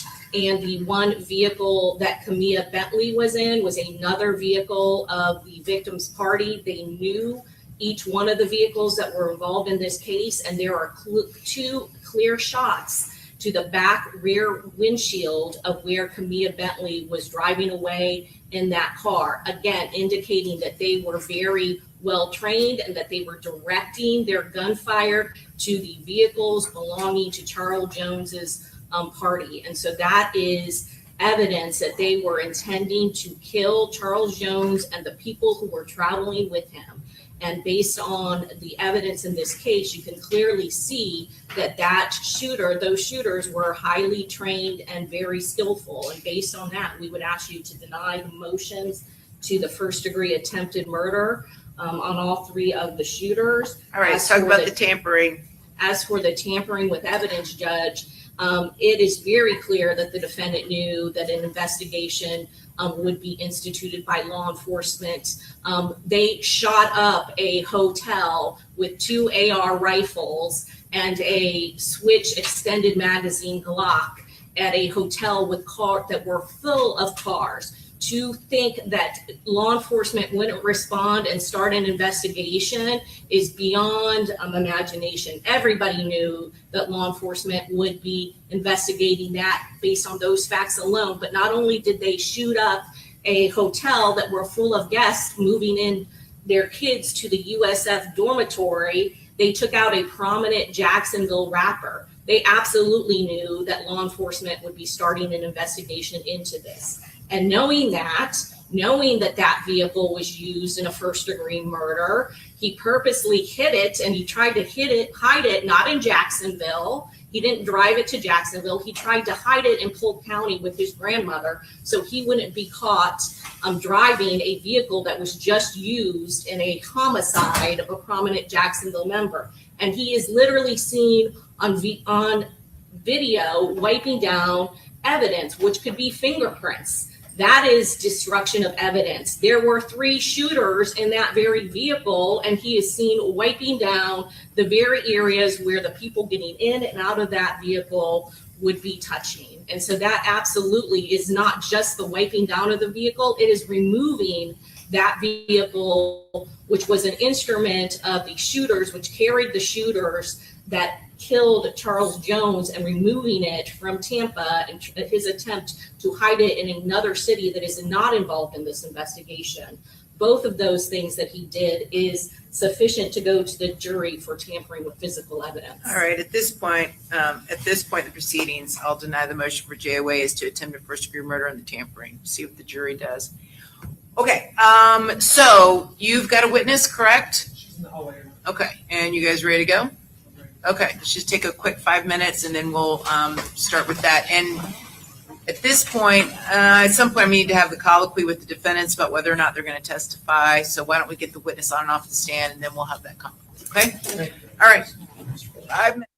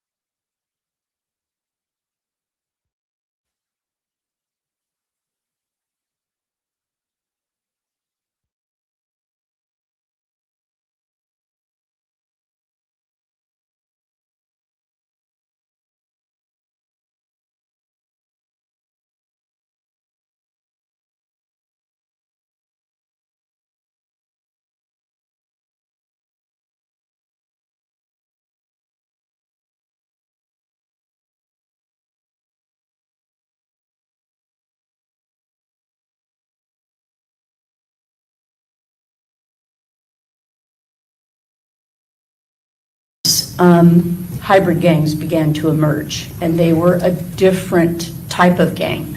So I started to study them alongside the criminal street gangs. Have you testified as an expert in courts before? Yes, I have. How frequently or how often? I have testified as an expert in court 4 times in adult cases and probably 10 to 12 times in juvenile cases where the records are sealed. In Florida? In Florida, I've testified in Manatee County and in Duval County. And are all gangs the same? Let's start there. No, they are not. Can you explain what you mean by that? There's 3 major. I'm going to try to keep this short because I could talk for hours, but there's 3. Thank you. You don't want me to do that. You don't want a full-on lecture on gangs. Okay.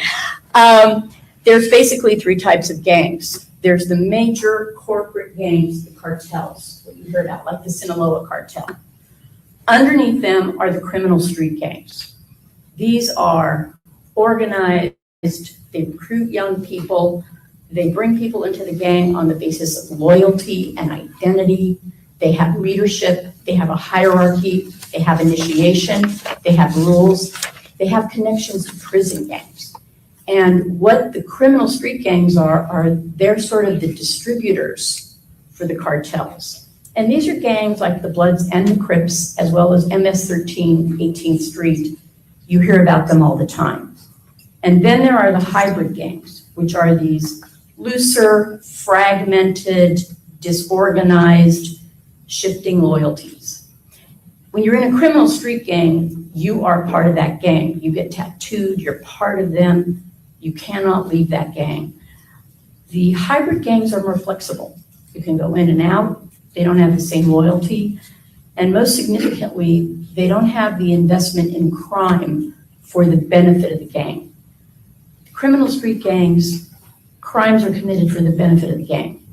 Hybrid gangs, gangs are committed for the benefit of the individual, what may happen at a certain time, but it's not, there's no leadership, there's no hierarchy. I know this is going to sound strange. It's not driven by the same sense of purpose as a criminal street gang. I think when you and I have talked, you've used an analogy regarding a basketball game. So what I'd use this analogy, which is a hybrid gang is like a pickup basketball game where you go to a certain, you go to a court, you're there, you pick up, you play the game, you got certain, you abide by certain rules. A criminal street gang is like the NBA. You've got a uniform. It's your tattoos, it's your colors, and you are part of a team. And that team is who is, the coach is guiding you. So if you can see the sort of disorganization and the fragmentation of hybrid gangs versus the organization of an NBA team, the pickup basketball game versus an NBA team, that's kind of the difference. What are the defining characteristics of a true criminal street gang? Well, kind of what I said. They have leadership. They have a hierarchy. They have lieutenants. They have shooters.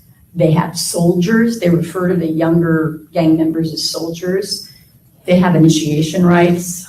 They do have a morality. It's not the personal morality I would have, but they don't believe in snitching.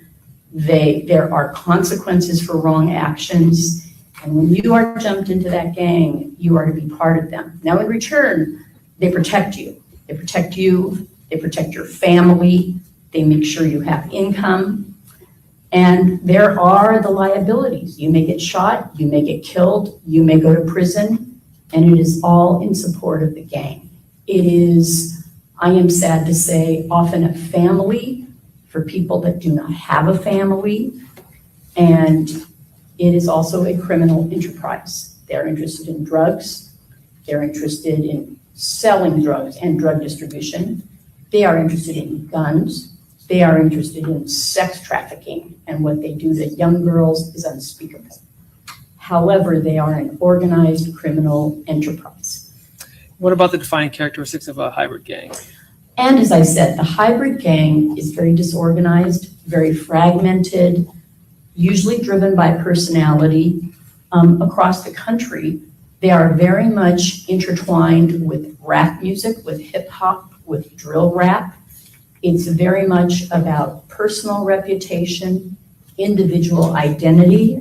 There are record labels that encourage aspiring singers to kind of have a gang identity within a hybrid gang. It's very much a social enterprise, and I have not seen any evidence of criminal activity on behalf of a gang in the hybrid gangs the way I have in a criminal street gang. Dr. Lipp, you were asked to examine HEK as well as 6 Block and 1200. Based on your review of those materials, how would you classify those groups? In my professional opinion, they are a hybrid gang, and they really fit the description as indicated by the Department of Justice. I need you to understand, it's not just my description. This is a description by the Department of Justice. Judge, I'm going to go ahead and object jurisdictionally. This is a Florida. I'm gonna sustain the objection or just clear it up. We are in the state of Florida, and Florida has its own laws regarding this, so, okay? So to differentiate, every state has its own laws, including Florida. The Federal Department of Justice recognizes that. As a researcher, I recognize that. The hybrid gang is very fragmented. There is no leadership. And as I stated, the most significant thing is there are not crimes committed for the benefit of the gang. There are crimes committed for the benefit, the reputation of individuals. And they are shifting. There are not alliances. They are multi-ethnic in many cases, as opposed to just black gangs or just brown gangs. And people can shift between gangs. You might be a member of one gang one week, and another week you may decide, no, I'm aligning myself with another hybrid gang, or you might be aligned with several gangs at the same time. It is not structured and it's not hierarchical, and there is not the degree of protection afforded to families. There is simply not the structure of criminal street gangs. So what does HEK appear to be organized around if not criminal enterprise? They very much fit the portrait of an entity that's organized around rap music, hip hop, drill rap. It's very intertwined. The other significant difference between criminal street gangs and hybrid gangs, and even the cartels, hybrid gangs have a very high profile on social media. They use social media. They're on Instagram. You can see them there. The Sinaloa cartel does not have an Instagram account. Criminal street gangs do not appear on social media. They want to keep their criminal activities way below the radar. They want to be able to deal drugs, run guns, sex traffic. The Bloods and the Crips don't want people to know what they're doing. MS-13 does not want people to know what they're doing. There times have been sanctions or punishment for being on social media. What distinguishes hybrid gangs is very often they have a very high profile on social media having to do with their music. Now, one other thing we looked at, or you looked at, was the documentation of Isaiah Chance. Is that correct? Yes. And the first criterion was adopts the style of dress of a criminal gang, specifically the 23 chain. What was your thoughts on that? I am very concerned with the vagueness and the broadness of that definition. I have students at UCLA that routinely wear gang-oriented jewelry and clothing, including many that have appeared with a warrior angel necklace that's been worn in the Crips sects and was worn by Tupac Shakur in several what are now music videos. They kind of retrofitted them, and in photographs. Gang-related clothing and jewelry is a multi-million-dollar business. So I don't see that as a definitive sign of gang membership. Judge, I'm going to object. The comments that are negating the Florida statute. Yeah, I'm going to sustain the objection. So I understand that you're testifying as an expert here, but the legislature has written the law, and we all in the state of Florida have to abide by the laws written by the legislature in Florida, not California or the feds. Okay, go ahead. Thank you, Your Honor. The next criteria was associated with one or more known criminal gang members. And a lot of these posts, the ways this was documented was from social media posts.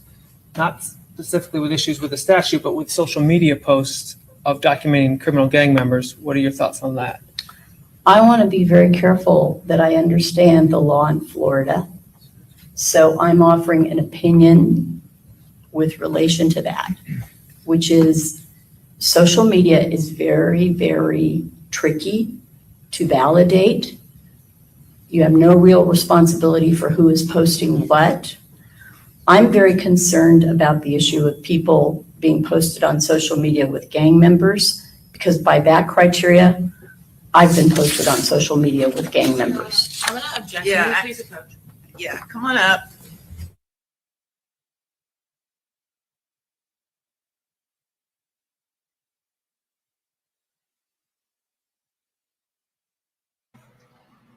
What, they don't want the truth coming out?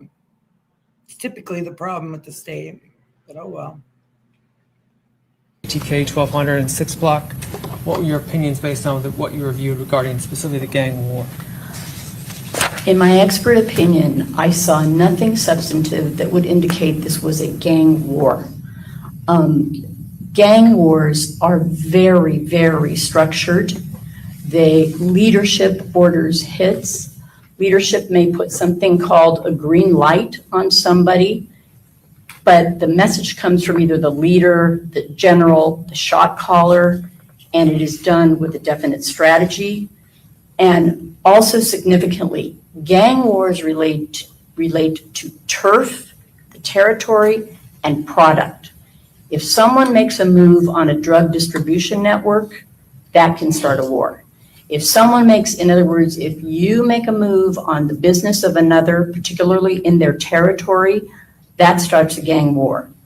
Gang wars are not normal. They are significant. They last a long time, and they are entered into from leadership with structure and, strange as it may sound, certain rules of engagement as well. Did you review reports from the Jacksonville Sheriff's Office regarding these deaths? I reviewed documents that were labeled that were described as part of a gang war. Okay. And what did you find in a review of those? There wasn't anything substantive. There wasn't anything that indicated to me that this was a gang war. There was no real research and corroboration behind it, and not all of the homicides that were indicated. Some were said to be gang-related, some were not proven to be gang-related.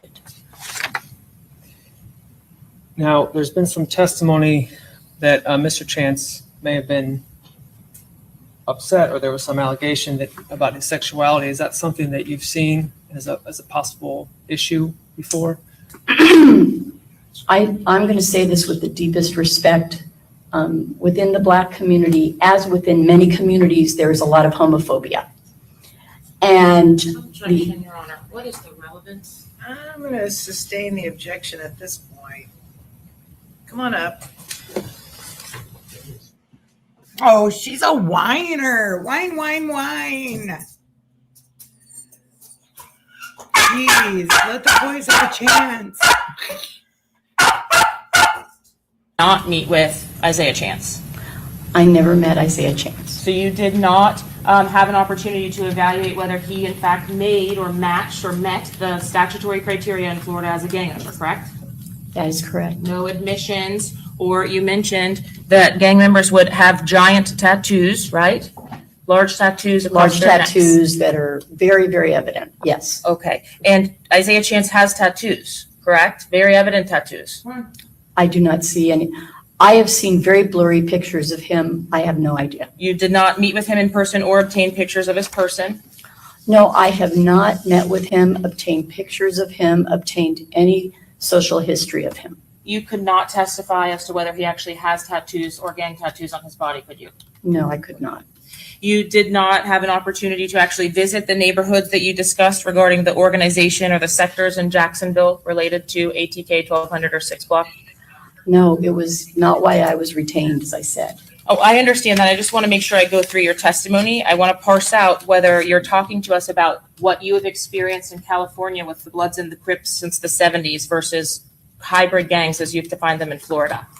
So I want to make sure I'm asking those questions. I'm sure it seems silly, but I want to make sure I get it correct. No, it does not seem silly. It is something, by the way, that I have not just studied in Los Angeles, but across the country. Okay. But you have not- are correct. I have no knowledge of the gangs in Jacksonville. I have not visited sectors. I have not talked to law enforcement there. You're right. And you indicated that you think that maybe hybrid gangs are too disorganized, They are characterized as disorganized. but Yes. can still qualify under the statute as street gangs. As 874 is written, yes. Okay. So you called the members soldiers that would go out and do crimes. That's the label in criminal street gangs. Okay. And again, that's not the Florida statute. Sure. That's my own research. How about, have you heard of little do-its? No, Have you heard of created players? no. Okay. You only know about soldiers and going out and those people being retained and committing crimes. From criminal street gangs, I know that soldiers are expected to put in work. I also know that lieutenants guide groups of soldiers, and there are different, and I will also say there are different labels and names throughout the hierarchy of criminal street gangs. And you did not have an opportunity to meet with anyone related to this case, specifically as to the gangs in this case, 1200, ATK, 6 I block. have not met with anyone or spent time with anyone or done any research with anyone with ATK or 6 block or 1200. What is the California Penal Code for murder? I don't know the number. 187 is not familiar to you at all. The number is now familiar to me. It's Okay. not Does that represent the Penal Code for murder in California? yes. And have you seen that number frequently? Yes, I have. I'm sad to say. You yourself indicated that you have had a great amount of opportunity to meet with some former gang members or even current gang members over the course of your career. Is that right? Yes. Do you obtain information from those individuals and utilize that in your research going forward? Yes, I do. Is it common for you to reveal your sources or the information that those individuals gave you? I'm not sure what you're asking. If you said you write publications about gangs, do you reveal the source of the information if a former or current member comes to you and provides you information?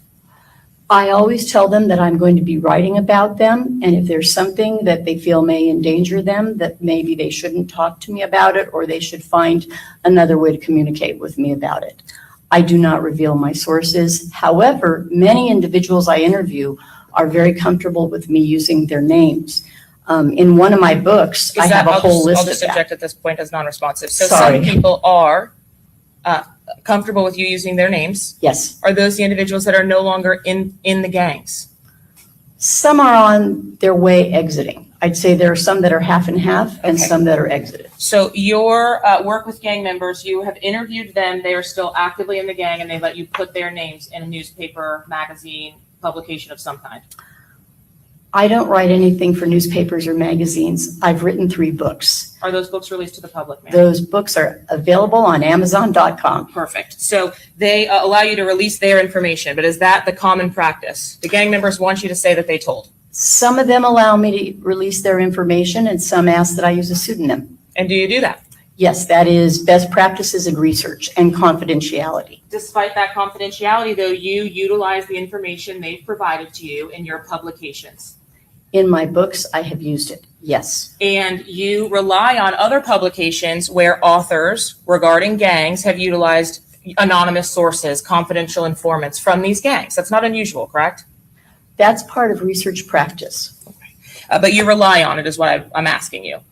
I would say if you wrote a book about it and included it, that's reliance. It's one of the methods that I use. Sure, okay. And your basically position here today is even though both are basketball, right? Your example of basketball, a pickup game versus the NBA. Both are basketball, but one is disorganized, so you don't agree with the Florida statute on hybrid gangs or gangs in general. I'd like to see the statute change. Okay, but your ultimate opinion here today is that you were called to testify about a witness in on gangs, correct? Yes. You did not have any involvement whatsoever, research, deep dive into 1200, ATK, or 6 block in this case, correct? That's correct. I think it's clear I didn't come as a Jacksonville expert. Okay, or a gang expert on Jacksonville gangs at all? I am not. So your primary form of testimony is that you essentially disagree with the law in Florida, correct? No, I understand why that law was written, and there are things in that law I agree with. I think the law is more applicable to criminal street gangs than it is to hybrid gangs, and I'd like to see a change. But I have a deep respect for that law, and I understand the intention behind it.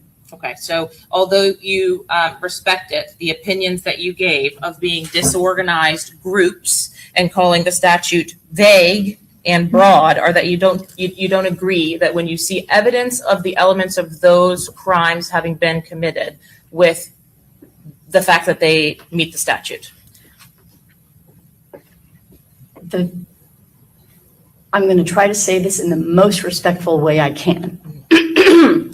Because the statute's broad and vague, they fit. But my research base does not agree with characterizing hybrid gangs the same way I would characterize a criminal street gang. However, the answer to your question is yes. Under 874, hybrid gangs qualify. And the evidence that would depict tattoos, physical evidence, their appearance throwing hand signs, and in videos are elements of the statute in Florida that satisfy criminal gang membership, correct? Absolutely, yes. I just don't agree. I wish it would change. I appreciate your opinion, ma'am, but that is the law, correct? It is, yes. No further questions, Your Honor. Okay, any cross, Mr. Sonardi? No, Your Honor. Any cross, Mr. Wise? Any cross, Mr. Gonzalez? No, Your Honor. Okay, redirect. Mr. Petridis.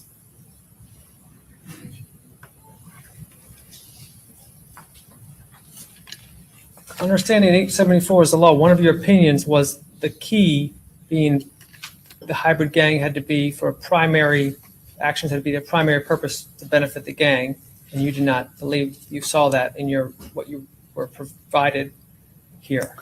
I did not see any evidence of actions for the benefit of the gang.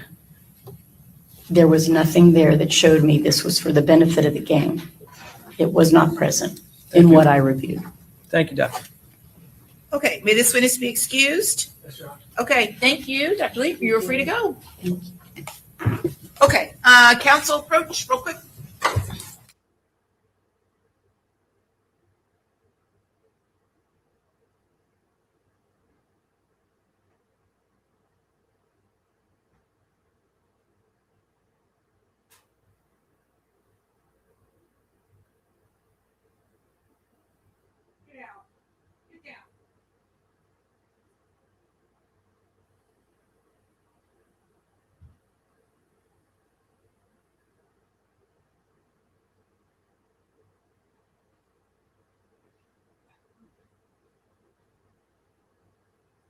Okay, ladies and gentlemen of the jury, it's now 5:14 and we are done for the day.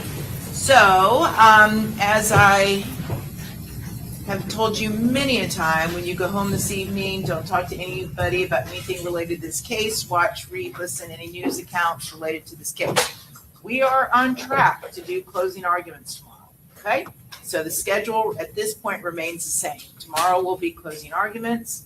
And then Friday morning, you would return for the final instructions on the law, and then you would begin your deliberations. Okay, so we are on track. Okay, very good. We'll see you all tomorrow morning at 9 a.m. All right. All right. We are on track to get my other video and get that recorded and get that on track and get that out today too. All right. Well, looks like just 2 more days and the jury will have it. Have the case. I hate to say it, but I think they're probably not ever going to see the light of day again, unfortunately. But that's my opinion, and I can have that. All right. Well, we will be back here tomorrow. Have a wonderful night. Stay safe. Don't forget to subscribe, like, and share. And give me a comment. All right, until then, see you tomorrow. Bye-bye.